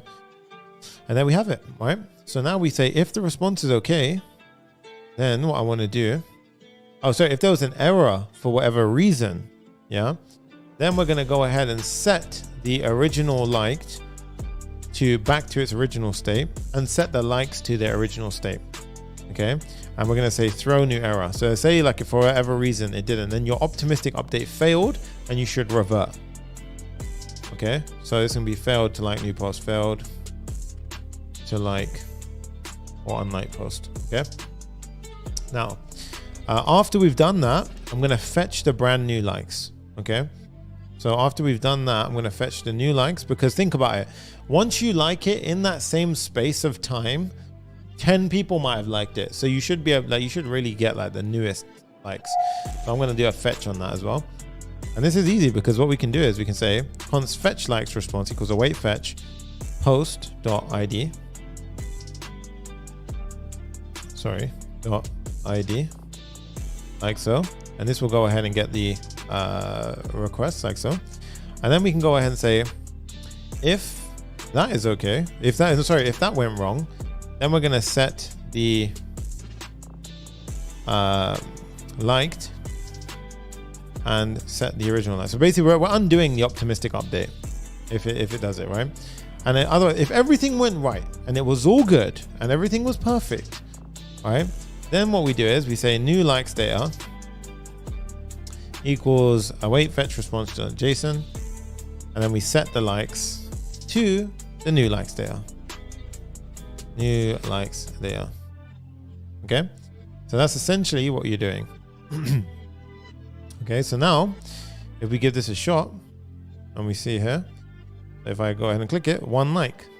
Okay, and you can see here that if we look in the this is like where the full stack element comes in. I'm going to close that one and I'm going to hide this, and let's go ahead and do a like. Okay, you see it? A post request to the 200 was here. So this is where we liked, and then it fetched the new likes, and then both were 200. So it was great. If I unlike, can you see how it done a unlike correctly, and then it fetched the likes again? So if I do that again, look at that. And if I do it quickly, you see how, I mean, okay, I've kind of fudged it up there, but there you go. So when I refresh it, there you go. Nice. This is from old builds, don't worry about that. All right, so here we've got 4 likes. If I click increment, optimistically liked, and then it set it to the new likes as well. If I unlike, boom, there you go. Yeah, amazing stuff. Look at that. Awesome. Okay, and for whatever reason, if it failed, it would just undo the like. So that way you get the immediate response on the UI, but it goes ahead and does it like so. Okay, now next step is the comments, right? So likes are down, perfect. And even if we click that, you see how I've set it up both ways. So next up, we have the comments. So let's do that. So we have the comment form and the comment. So comment form is this, and then the comment feed. Okay, so comment form, we need to create comment form.tsx rfce, like so, boom. We're doing very well for timing, by the way, guys, right? Comment form, you guys have been awesome. The retention is absolutely fantastic. This is going to be a use client. Okay. Oh, that music always freaks me out. I thought it cut off. All right, we got there you go. Congratulations, guys. We completed 1K members in the university code. Yes, we did. Absolutely incredible stuff. Okay, let's keep going. So we got the user, and then I'm going to check again if you're the author. And now the post. Okay, so we do to accept the post here, and this post is going to be the I post document. I know we've almost got 600 likes. Incredible. This is insane. It actually is insane. All right, now for the div, I'm going to map through all of the different things. So I'm going to map through all the post comments. So post.comments dot map. For every single comment, I want to implicitly return, so parentheses out of the brackets. We're going to render out the, oh wow, look at that. Wow. Okay, GitHub Copilot, chill. It's going mad. Actually, that's pretty good actually, the indicator they gave me. So I'm gonna firstly simplify it so you understand what's happening. We'll do a div, then we'll do the key, and then the key is simply the comment._id, right? That's cool. class name is going to be flex space x1. Cool. And now here, I'm going to have the avatar like so, boom. And then the avatar, again, what I would recommend is you probably refactor that avatar. So it just takes the like a user object and then it gives you back the perfect image every time. That would be the nice way of doing that. If I go into post options now, I can say if the user is logged in. And again, what I could do here is two things, right? So right now, I've simply commented them both out. Comment feed, we can leave. But here, I can go ahead and say signed in. And I can, rather than doing this check, and you can just protect like so, passed in the post. Here, we're just gonna pass the post itself, boom. And there you go, post.comments, awesome. Oh my goodness. I've been doing the wrong bloody thing. I've been doing the comment feed. So comment form is different. Okay, never mind. Let's rename this. So this is going to be comment feed. Yes, this is comment feed. And then this is comment feed. And then let's go back to our post options. Let's go down. This is actually not done yet. So comment feed.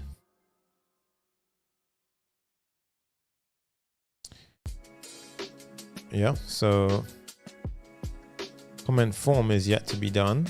A comment feed. Yeah. Okay.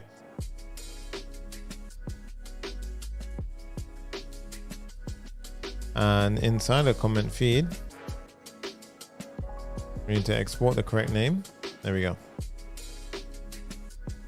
So now if I look at one of my dummy ones where we've done a comment here, for example, there you go. So you see some of the comments from our members, awesome stuff. And then inside of that, what we can do now, let's do the feed first then. Okay, I guess we've done that. We've done it the other way around, that's fine. So underneath the avatar, we're gonna have a div. And this is going to represent all of the different messages alongside what they're saying. Okay. So inside of this div, we're going to have another div. And next to that div, we're going to have a p tag with the comment text. This is where the user's information is going to be.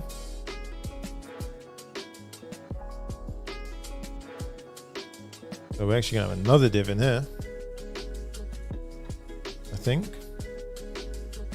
So we have the p tag with the user, the div, and then we start having the, okay, so yeah, inside of here, we're gonna have the timer go. And then in here, we're gonna have a div for the user's name.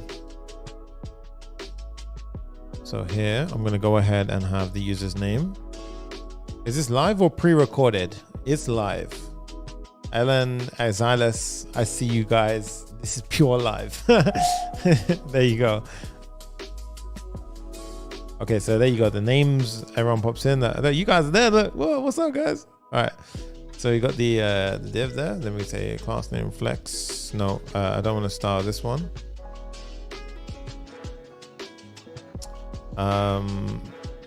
Flex justify between is what I wanted. Yep. And then the actual container itself, I'm going to give it a bit of styling. So, like so, boom. There we go. Cool.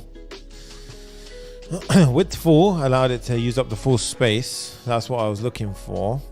The font semi-bold, that's okay. And then for the text here, we'll say margin top of 3.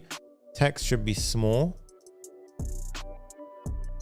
Like so. Nice. There you go, all the comments. And then obviously where we render these out, I want to space them. So right now there's no spacing between them all. We've just got the individual things. I need to space them here in this one. So it's gonna be space Y of 2 with a margin top of 3. Boom. And now look at that, guys. Absolutely gorgeous. On a big screen, I want it to look more like speech bubbly. Whereas on the smaller screen, I want it to use up full width. That's how we did it. And now if I try, okay, so we need to make the comment form, but this is working. It's rendering out the thing. So we didn't actually use isAuthor in the end. I mean, you could, if you want to put a badge next to the user's name, you could definitely do that. You could say a badge. You could put a badge like so. isAuthor. You could, no. What the hell? I don't want that badge. I want the UI badge. There we go. Look at that. So you can have the, oh, badge is not defined.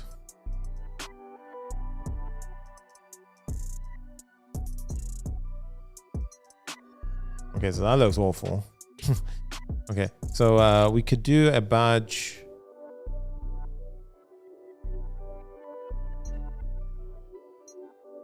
Let me just see.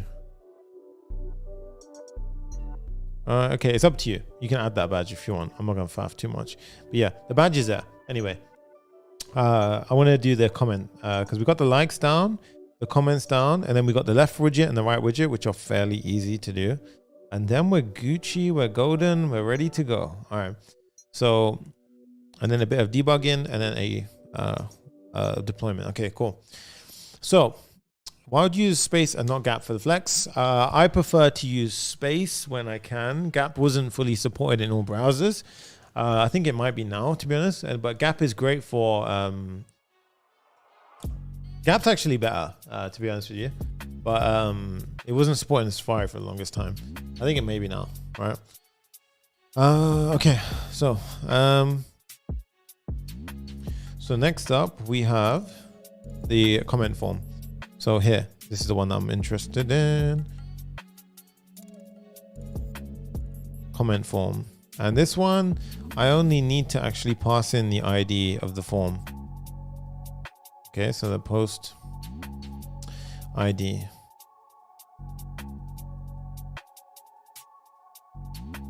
So let's go ahead and create this. I'm gonna turn the music up. I get the energy a bit back. Okay, so boom.tsx RFCE. There we go. Right now, 3.5 hours of streaming. Y'all better sign up for the University and Code Smash Live. Yes, Giancarlo, I appreciate it. You heard the man. Go sign up to the universityofcode.com. That's it. www.universityofcode.com. Man, look at, like, yo, 1,000 members, man. Like, what? Nuts. Insane. All right. Destroy that like button and make sure you're subscribed if you're watching this right now. Right? Let's keep going. All right. So, okay. So the comment form is going to be a form. It's going to be gotta be one of the fastest growing schools. 100%, Jamie. 100%. I proudly will say that we did that. That was sick. That's gonna be the form. I'm just trying to think here. Do I really need to? I mean, I do. Yeah, I replaced the. Okay, that's fine. All right. Anyway, so what we're gonna do now is I'm gonna show you a pretty cool little trick as well in this one. So we're gonna go ahead and get the user. And let me know, by the way, who watches the build from start to finish, like as I'm live, because I feel like Jamie's been here for a minute, so that's pretty cool. Yeah. All right, we got the comment form. I'm gonna pop the comment form in like so we can start to see it, and then here you go. So I would always have it like this, guys. You know, as you're coding, like make sure you see it. Giancarlo goes me. Oh, yo, that's so cool, man. Always watching. You guys are so sick. I swear, it gets me so like. Empath Picha. I've been in and out throughout. Yo, that is so cool. Like, thank you so much for sticking around. Like, it means so much. You have no idea. Like, Deva goes me. That's what I'm talking about, guys. Yeah, Bradfield Phillips. Yes, I've seen you since the beginning, dude. Absolutely mad. All right, so we got the comment form. I'm going to attach a reference to this form. That's the reference. Oh, reference there. We're also going to have an action, but right now it doesn't do anything. So this will take form data and it will do something with it. Okay. the class name for this. Let's style it out a little bit before we carry on. Moses goes, I did as well. Yo, I appreciate you guys. Space x1. Boom. Okay. And then I need the avatar. So let's pop in. Yeah, definitely refactor this if you're rebuilding this. The avatar bit. I should have not been lazy and done that. But there you go. Okay. So we go, there's the user icon. And then the next one I want is the input for the comment itself. So this one, I'm just going to pop the div in right straight. So that's all it is input with the name, comment input. That's the main part. Okay. You've got this. And then you got the type submit button, which is hidden for now, right?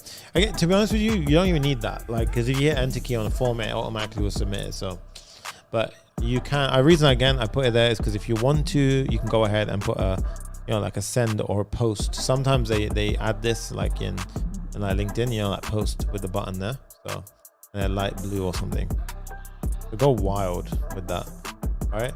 So next up, we're gonna have a create comment action. So I'm gonna have a handle comment action fire off when my action fires off here. So handle comment action, form data, and this is gonna be a const promise. And the reason why I'm doing all this is because eventually we're gonna have a toast notification. Okay.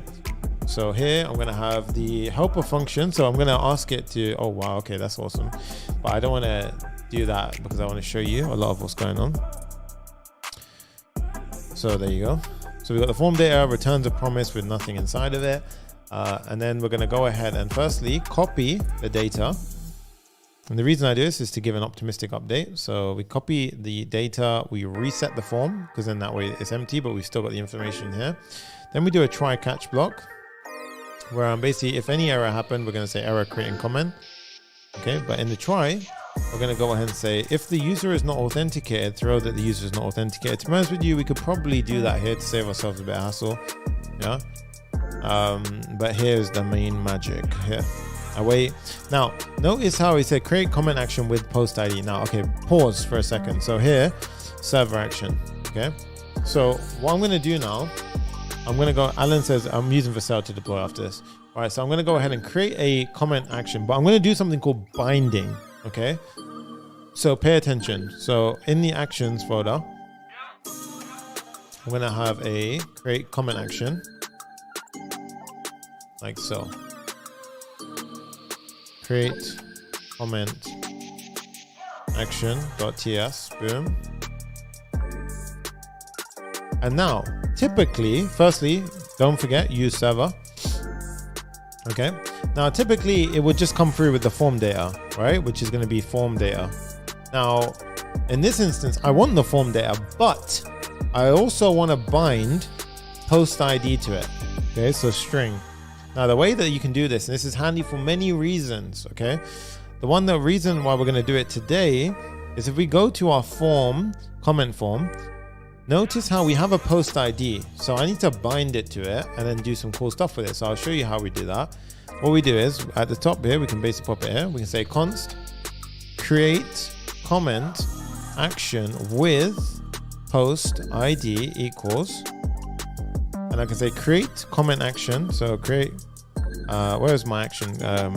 Create comment action. Yeah. So firstly, okay, so it's there. Create comment action. And then what I do is I simply say dot bind. Okay, so what we're doing is we're binding. Now the first argument is the this object, right? So the specific instance, which we don't really care about. So we're not going to say that. And we just do post ID. And then you can basically tag on as many arguments as you want. Okay, so in this case, this changes the signature of create comment action now. So the first argument would be post ID. Then you get the form ID along with it. So that is in the documentation as well. You can feel free to check it out.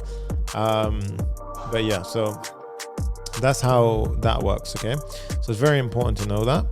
And then here we're going to go ahead and say await create comment action with post ID, boom, like so. All right, and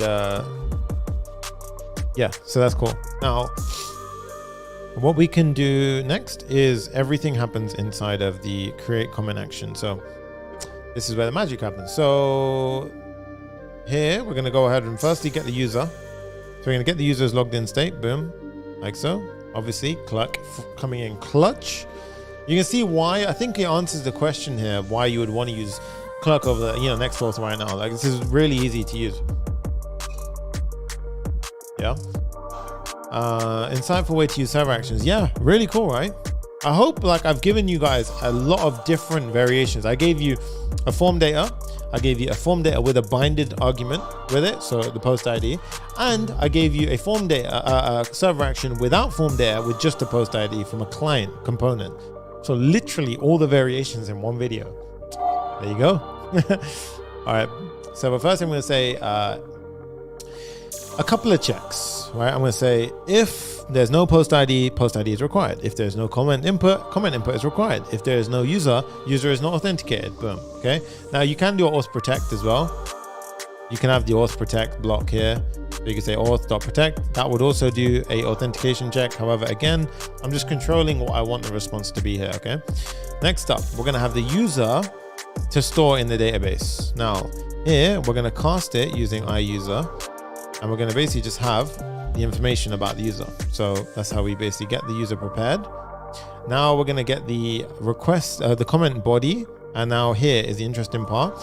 Add comment request body. So remember, even though we're not calling the post statement, I'm still ensuring that I'm using the same similar body to interact with it. And this makes it consistent. So imagine when we're building out the API, there's no confusion. If they change this part and something else changes drastically, my server action will break, which will indicate to me that needs to change. Something needs to change. So you want to make sure you're type checking. I always get, now, honestly, I used to not like TypeScript, but the more and more I code, I'm like coding in just JavaScript. It's like Wild West. you're like shooting in the air and just hoping that something works. I mean, to a degree, but TypeScript really does help you out with bugs, right? Smash the like button if you agree with me, right? So in this case, we're gonna say const post equals await post dot. So I need to get the models from post, find by ID, and give it the post ID. So that way we find the ID. Now, next up, we say if the post was not found, then you could probably just check above here, to be honest, before you start preparing your data. It would be a minimal kind of optimization. You can use any database you want really here, right? And then we're going to prepare the comment. So comment is an I comment base. Remember, we're using the base because we're only saying what is the minimal amount that we need. Okay, so there you go. We got the base. And then we have our try catch. Okay, so the try catch block, if an error occurs, we're going to say throw the error. And because we're handling everything with promises, you see, it's really going to be nice the way we handle this stuff. So we say post dot, and this is an instance of a post. So we have the methods that we can attach to. So comment on post, and we pass in the comment. And then, guys, the best part, we revalidate the path. And there you go, revalidating path. So now that whole flow should be enough to give us just what we need. So if I was to type in hello Papa Fam, enter, let's see, did it work? Oh, okay. Oh yeah, there it did. I was ready to debug. I was fully ready to debug. 1, 2, 3, boom. And there you go. Absolutely awesome. We can we can comment. And the best part is if I refresh, watch this, it closes up. We go ahead and we see that and pop it down. It's still there. Amazing stuff. There you go, guys. All right, so we've got the no live debugging there. Yeah, there you go, guys. Absolutely amazing stuff. We got that down. I think what's next now is, let's go ahead and say hello. I just want to check something. And you should see here as well. Look at that one comment. Aha, nice. Yeah, I want to go ahead and fix a couple of things. So firstly, ugly. This whole thing not looking good, right? Firstly, add image is wrong in there. I need little fixes. I need the left widget to highlight with these two. I need the right widget, right? We still got a bit to go. I got this, right? So first fix, let's go and do some hot fixes there. So let's go to our form, post form. Why have I forget about that? Add image. This one, I forgot it was here, variant, outline. Let's go ahead and do save. There you go. Let's just add an image to check something. Okay, so change image. I actually want to do form. I'm just doing a minor check here. 1 second. Oh yeah, there you go. So here I want to do preview secondary outline. There you go. I wanted it to look like that. Yeah, so that's better. Remove image. Okay, cool. All right. Okay, so this is down. Let's do the left sidebar. So it was the user information. So if we go to our layout now, you can see inside of our, in page, user information, this part here. So user information right now, we have 0 posts and 0 comments. Guys, you're not gonna believe how easy it is. In the beginning, you probably wondered like, this is gonna be a lot harder than I thought, no? Like to figure this one out, but I'm gonna show you just how easy it is when we get the posts being passed through it. So I'm gonna do user information posts. Should be coming through here. Posts are gonna be an I post document, sorry. Array, there you go. And I need to go ahead and pass the posts in here.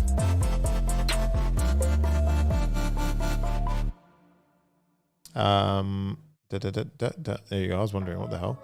Okay. Now, in the meantime, okay, we got this looking good. So I'm gonna have a quick little water break. Now, just reminder. Firstly, absolutely crazy retention right now. Almost at 600 likes. I want to shout out one more time, guys. Just keep, don't forget. First link in the description. I know I've gone over this stuff so crazy much, but like, it can get quite tricky in today's build, so I want you to get the code. So head over to the first link in the description, sign up, drop your email in. About 10 to 15 minutes later, you'll get this little link, right? And it'll give you the prerequisites for the event, including the repo for the build that I did today, right? And then there are, don't forget as well that I'd really recommend tomorrow, 5 p.m. UTC, big sessions are happening. The one that I'm the most looking forward to is the session about asking Copilot on your workspace, because I really want to see how far you can push it. Matt Bierner is doing that one, so make sure you check it out. All right, so again, go check out all of the above, right? Just literally sign up here, completely free. Don't miss it out. There you go. Right, make sure you go ahead and check it out. Let's go back into the build. QR code on the top of me right now to go ahead and get that link. All you gotta do is pull your phone out, scan it, boom, there you go. All right, so we've got the user information in. Now I've got the user here. Okay, so now what we're gonna do is I'm gonna firstly get all of the users' posts. Okay, so in this case, this will only get the post from the user. So I'm filtering out all of the different user posts. We're just checking if the users are, if the IDs match, and that'll give you our post. And then what I'm gonna do is I'm going to do something called a flat map. Now, this is basically going to go ahead and render through all the comments. Okay, I would really recommend, if you do this in production, I would say do this on the database as opposed to the client side. But for this demonstration, it's fine. We're doing it on the server component technically, but still I would probably say you should modify this slightly so you're doing the fetch on the client side. But we're going to do something called a flat map, which essentially flattens the array, so you've got a one-dimensional array. I have included a description in the what's it called, in the source code. But if you were to, for example, get confused about what this did, again, you highlight over it, Command I, and you simply type in explain, right? And now, well, look what happens. GitHub Copilot pops in, uses the app workspace to help you out, and it will go ahead and give you a full breakdown as to what is going on. So it'll say the flat map is a method that first maps each element using a mapping function, and then it flattens each thing into a new array. So you can really see like how good it is at what it does, right? So I'm going to turn the Pop Fan playlist back on as well now. I think we're ready for the original playlist, right? So in this case, look at that. You can see it goes ahead and explains it all out. So really awesome stuff. And you can fully chat to it. Look, what was the purpose of using the flat map method in JavaScript? You can click it. GitHub Copilot is going to help you out. Honestly, it's been my favorite companion lately when I'm working. Like, this thing really does ease off the pressure of when you're when you're doing what you're doing, right? Like, it really does. It gives you examples of code. Like, look at that. Awesome. So for example, if you've got arrays, like, 2D arrays, so in this case, one array with several arrays inside and you flat map it, it will flatten everything. So there you go. It gives you a perfect example of understanding the difference and so forth. Who remembers the pub fam anthem? Hell yeah. Depends which one you're talking about. If you're a real OG, you know the old school one. That's crazy. So now we've got the user posts and user comments. So what I can do, guys, is I can simply go ahead and go all the way down. I will play it in just a second, dude. So here we can say user posts dot length. And then now I can see the user's posts. And if I go down here and I do user comments dot length, and now we should be able to see that post 2. And if I go ahead and type in a new post, watch this. It should say a new post. So a new post. Look at that. Hey, new post. And then look at this test comment. And we should see that turn to a 4. And I didn't refresh. Amazing. Awesome stuff. Yeah, where should I get the entire code? If you go ahead and hit the first link in the description, you can go ahead and check it out, right? You sign up to the Microsoft event, it will come to you in the email. I've said it a few times. We see, Alan, personally, I'm very afraid to use Copilot, feeling that it will degenerate me in writing the code. Don't worry about it. Honestly, it's completely like, just don't know what you're writing from GitHub Copilot and use it as a Copilot. Do not use it as a replacement. You know, make sure you're using it the way that it's intended to be used. Don't just trust the code it gives you. It can also do wrong code as well. But use it as like a, if you need something explained or something, it's perfect to go ahead and help you out with that. Guys, we're almost at 600 likes. This is looking amazing so far. I need to fix the max width constraint. So let's go ahead and do that right now. So I'm going to quickly try and find where I put that again. I'm going to do my page. Let's firstly check here. So we have our max width constraint over here. That's great. The user information is great. And I think in the layout, I believe I messed up. Yeah, there was layout. Okay. So inside of the children here, we want to go ahead and do max width 6XL and MX water center.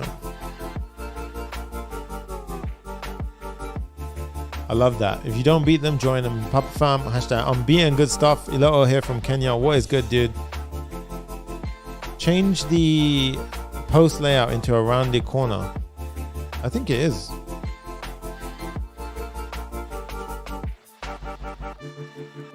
Yeah, it is rounded corner. Yeah. So in this case, look at that. Now we've narrowed it in. That's good. Next up, we have. Yeah, you want to use the AI tools to assist you, exactly. So now look at this, like, look at that. It's just looking so good, man. All right. Oh, you mean change it from rounded corner? Oh, I mean, on a mobile device, you could flatten it, I guess, so you don't get the rounded corners here. But like, or you can add padding if you really wanted. Well, I kind of like it. Change the post-it state. I don't know what you're talking about. All right. So in this case, we've got the final bit, which is the right. Right, so we've got this working. Oh, look at that, Armin Giovanni. Yo, dude, how are you getting that? I'm confused. How have you got my credentials? Did I leak it somewhere? Let me know. Don't write it to Jay, and then Jay will message me. Don't write it in the chat, because otherwise everyone will do it. I'm confused. Did I leak a credential? I don't know. Yeah, weird. That's weird. All right, we got toaster notifications and the right widget to do. Let's go, guys. All right. We got the widget.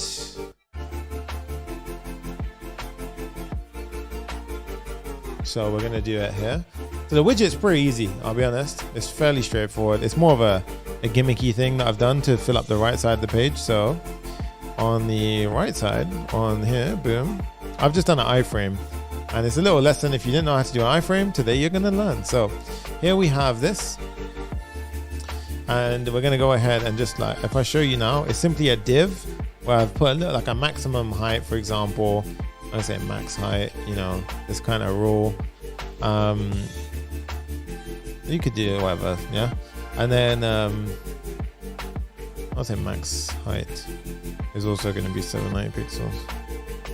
Right, and then iframe is going to be this. You can do a self-enclosing iframe. This is just a LinkedIn feed from me when I released the University of Code, and then inside of the page Command P, by the way, is how I'm doing that, in case you're wondering. Right?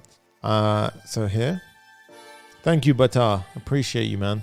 So in this case, I'm going to pop the widget in here, and I've already set everything up the way it needs to be for the styling to kick in gear.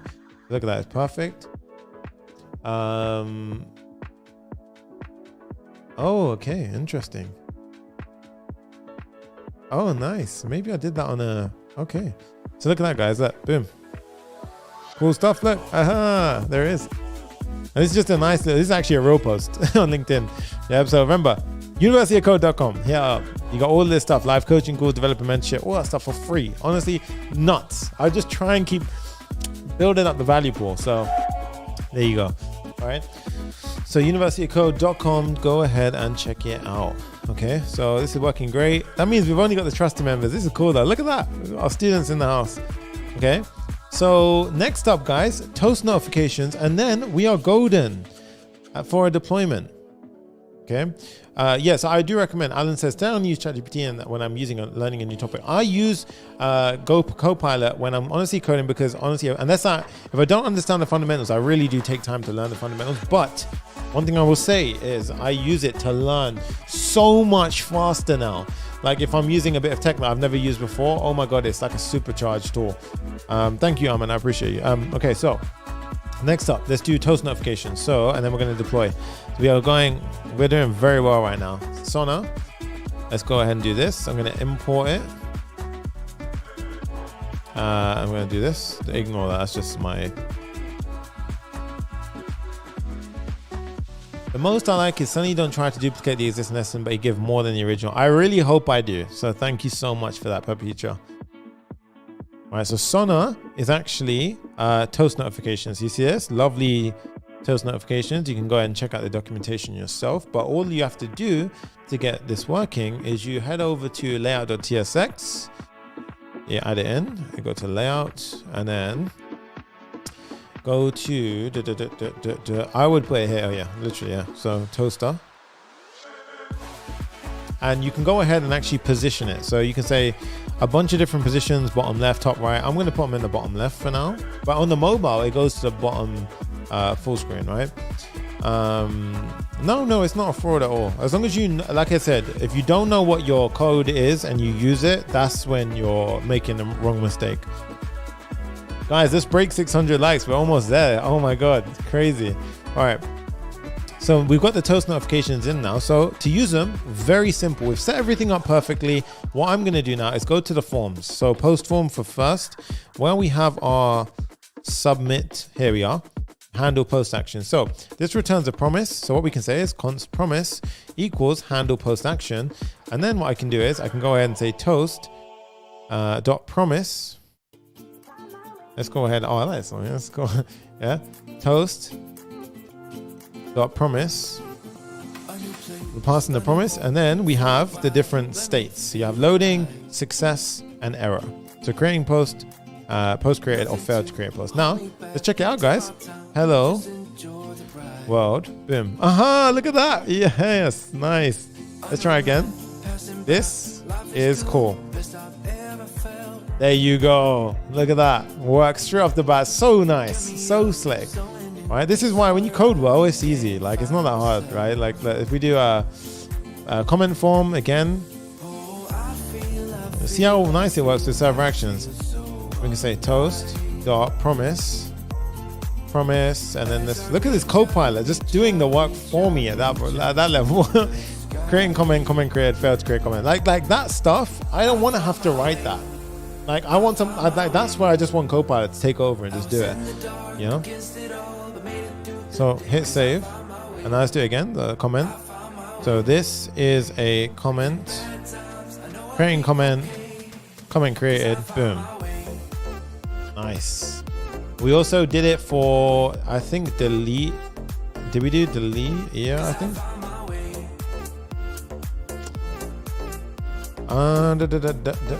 For deleting, yes, we did. Here, toast dot promise. Here as well. And now let's say I want to delete. Look, delete and post. Post deleted. Boom. This is super cool. And look, if I try and delete it several times, watch this. Delete, delete, delete, delete. Watch this. It'll say error, error, error. Failed to delete post, failed to delete post. There you go. Because it would have deleted the first time. So if I do delete, delete, yeah, this one will delete and then fail to delete. So that's correct, because you don't want the second one to try and like double delete for some reason. So we got West London in the house. I see you. Look at that, all working pretty cool. All right, so everything's nice, responsive, good stuff. So now I think we're good for deployment. So at this point, next step is we've done all the features of today's build, which I'm pretty sure we've covered everything. All right, we've got the ability to post, comment, like, unlike, full API backend. We've got the UI down, responsive, Clerk Authentication, everything dialed in. One thing I want to check, actually, let's jump back in, is if I go ahead and sign out, I want to see that there's no bugs here. So yeah, look at this, guys. That's clean. Look at that. You could even hide that if you wanted when you're not signed in. Yeah, I think we should probably hide that, to be fair. User information, where we have this area, so user information, we could just say, this bit's very simple actually. What you could do is that entire block, you could just say signed in. Do you see why it really pays just to have a bit of extra? Like, look at that. Oh, just clean. It's not signed in. Boom, everything. And then if I try and comment, it was not going to have a comment box. I can't like, because the like will say user not authenticated. Awesome stuff. You could even toast there if you wanted. You can have a toast notification if you try to like. You could do a destructive toast. Honestly, you can get so deep into this. If we wanted to do that, this is where I need to chill. I'm going too far in. Like or unlike post. So we could do it here. If that failed to like post, failed to fetch likes. So where we do the actual unlike, so if response is not okay, here we can do a toast. So we can say toast dot error failed to.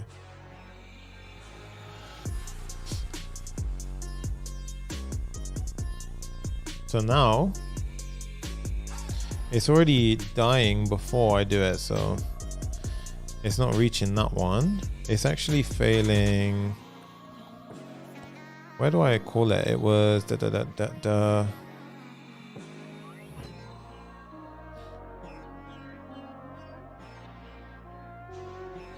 You could do like this, to be honest. You could say const. This is probably my favorite approach. When you have a promise, const promise equals toast dot.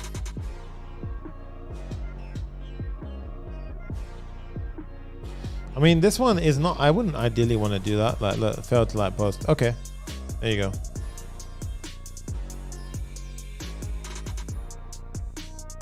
Nice, right?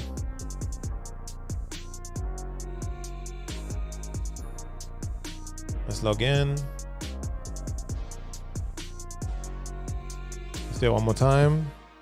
Like and post, post liked. Okay, so obviously right now I haven't got it saying, it's like if it's doing both. So it would be like unlike, unlike. So we could do liked, unlike in post or post liked, and then here you could do the same thing. And then here you could do the same thing. Yeah. Okay. And then here, like in post, post liked. Unlike in post, post unliked. So that's actually behind. You know what? I'll keep that in there so you can see for yourself how it works. So optimistically straight away, but that's really the back end when it comes through. Yeah, post liked, post unliked. So that's actually how it's working behind the scenes. Okay. So pretty cool stuff. All right. So next up is, we don't need that there. Yeah. Okay.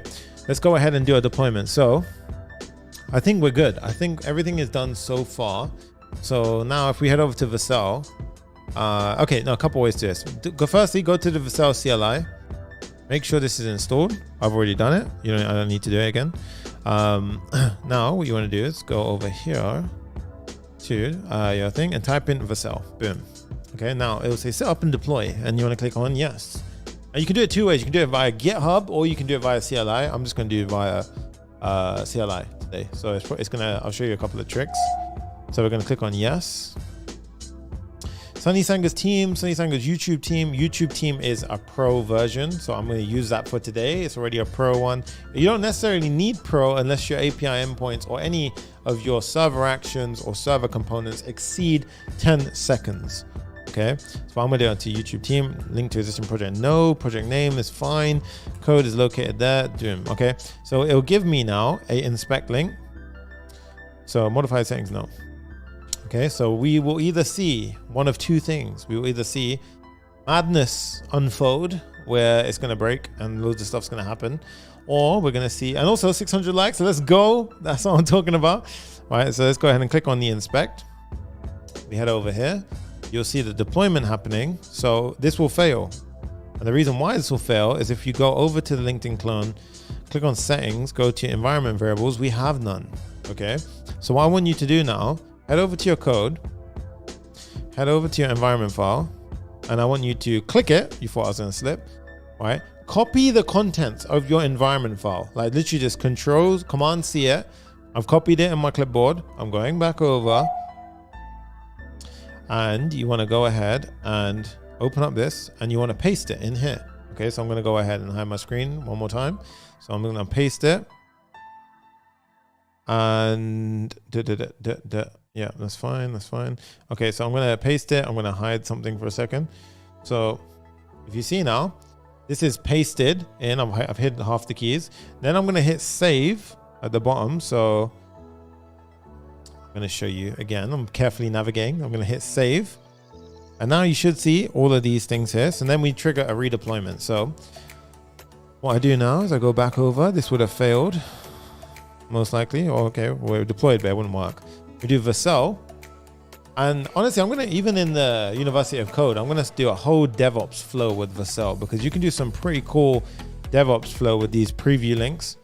Okay, so this preview link means that you have to be authenticated. Then if you push to prod, you can change up your settings for the project so it's not protected. I'll show you how to do it. Right, at the end, I'll show you how to do that. Okay. Now remember, if you guys have enjoyed this, while this is deploying and you want more of this kind of vibe, Zero to Full Stack Hero is the place to go. Go ahead, popreact.com/course. Check out the video here. You see some of our awesome members. We've got some OGs in this video. Go check it out yourself. And yeah, you can go ahead and see. What's it say? We can directly paste our file in one go? Yeah, you can paste the whole file and it just pastes in. It's sick. I was like, what? Lee Robinson posted about it on Twitter, and I was like, yo, that's one of the sickest features I've seen being added to a build. So yeah. Okay, so the preview is ready. Now let's see if it breaks. I hope it doesn't, because I had to debug this thing a lot. I think it's good. Okay, new post. Yeah, there we are, live. Yeah, awesome stuff. Okay, that is old, so ignore that. You're not signed in. Let's go sign in. Let's go ahead and log in to an account. Continue. Boom, we see our stuff. Hello, Papa Fam. Let's go ahead and post the University of Code. Creating post, please. Let's see if it works. I don't want to do live debugging right now. Okay, post created.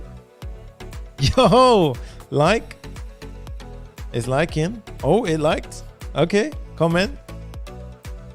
Sign up at www.universityofcode.com. Creating the comment, boom. And if we hit a refresh, we should see all of that in its pure glory. Boom. Guys, there we go. Sick stuff. Amazing, amazing, amazing stuff. Like, that's what I'm talking about.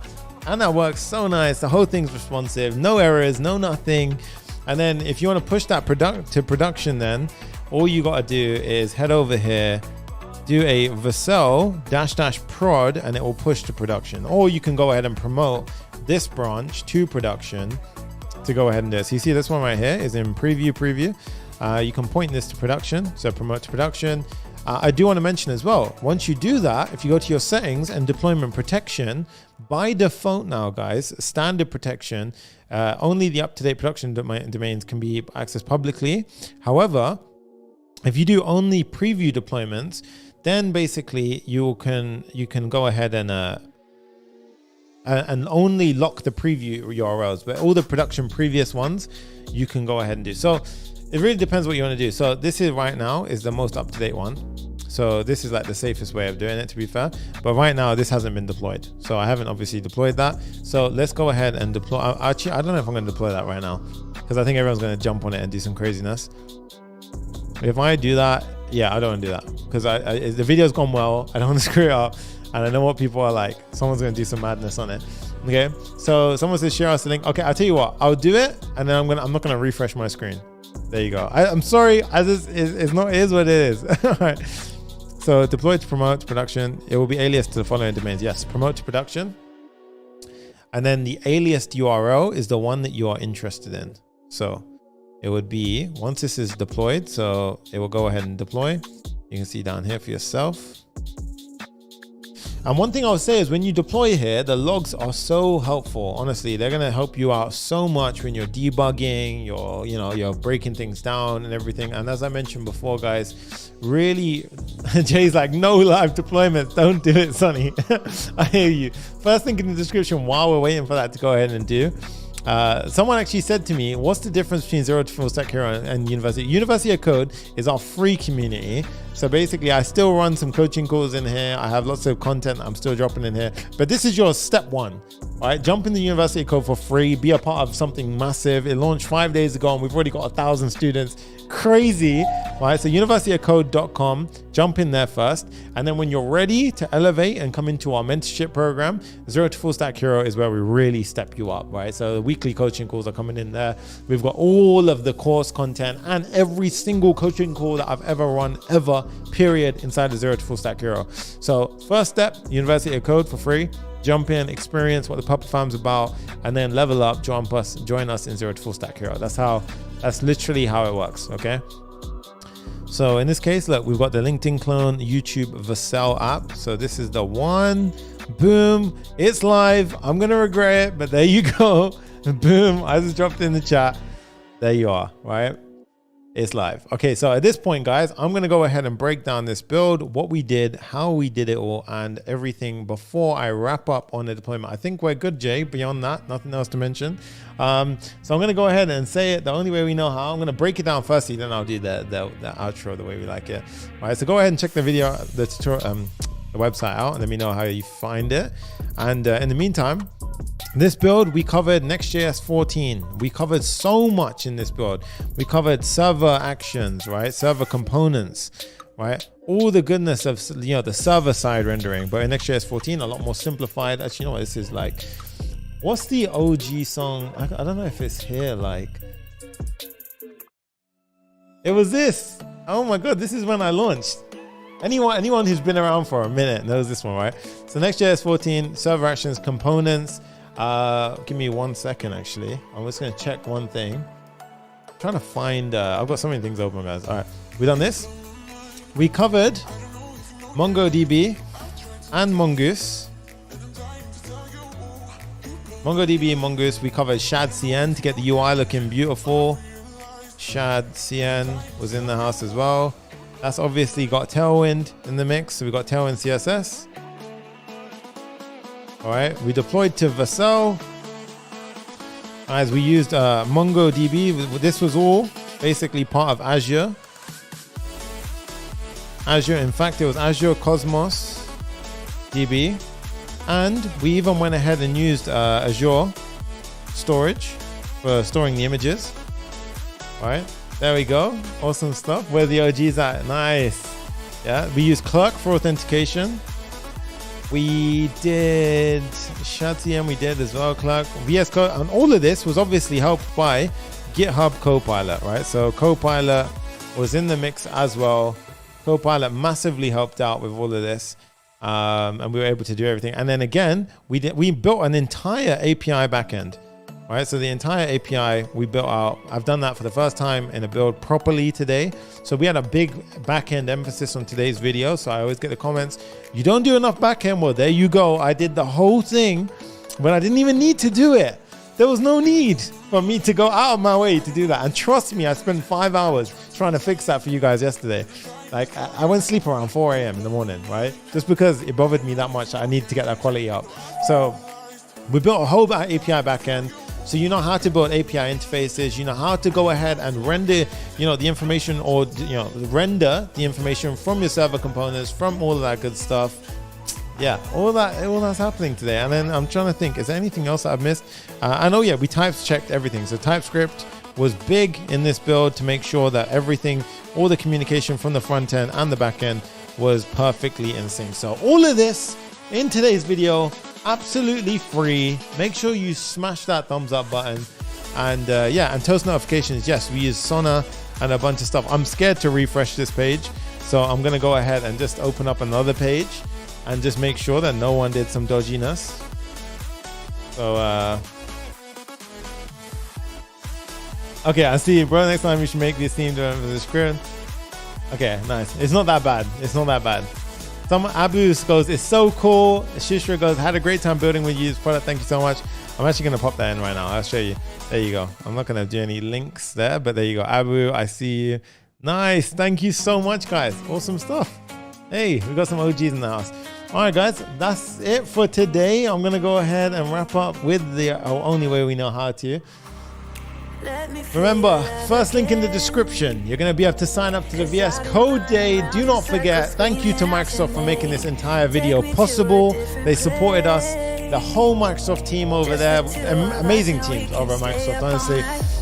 VS Code tomorrow, VS Code Day tomorrow, 24th of April, 5 p.m. UTC. It's their annual event. You're going to learn to elevate your development workflow, all the kind of cool stuff we talked about today with GitHub Copilot, ×5 over there tomorrow. So sign up for free. They're going to send you a link when you go ahead and get everything registered. So you're going to be able to go ahead and get the source code. It does take maybe 10 to 15 minutes for it to arrive, but the source code will come for today's video in that over there. And I want to make sure that you guys aren't missing this out, but definitely go ahead and head over to www.universityofcode.com. The link is in the description as well. Sign up to the University of Code, because today the Popper Fam blew up over 1,000 students, which is such a win. Like, that is such a win in the Popper Fam. I'm so gassed. So thank you so much. I appreciate every single one of you. And again, if you're watching this and you enjoy it and you're in the replay, enjoy the timestamps. We put a ton of effort into them every single time. Like the video, subscribe. And as always, guys, it's your boy Papa React, aka Sunny, and I will see you in the next one. Peace.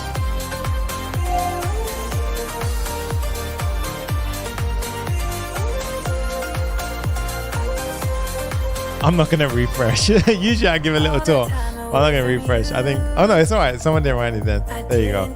All right, guys. In the next one. Peace.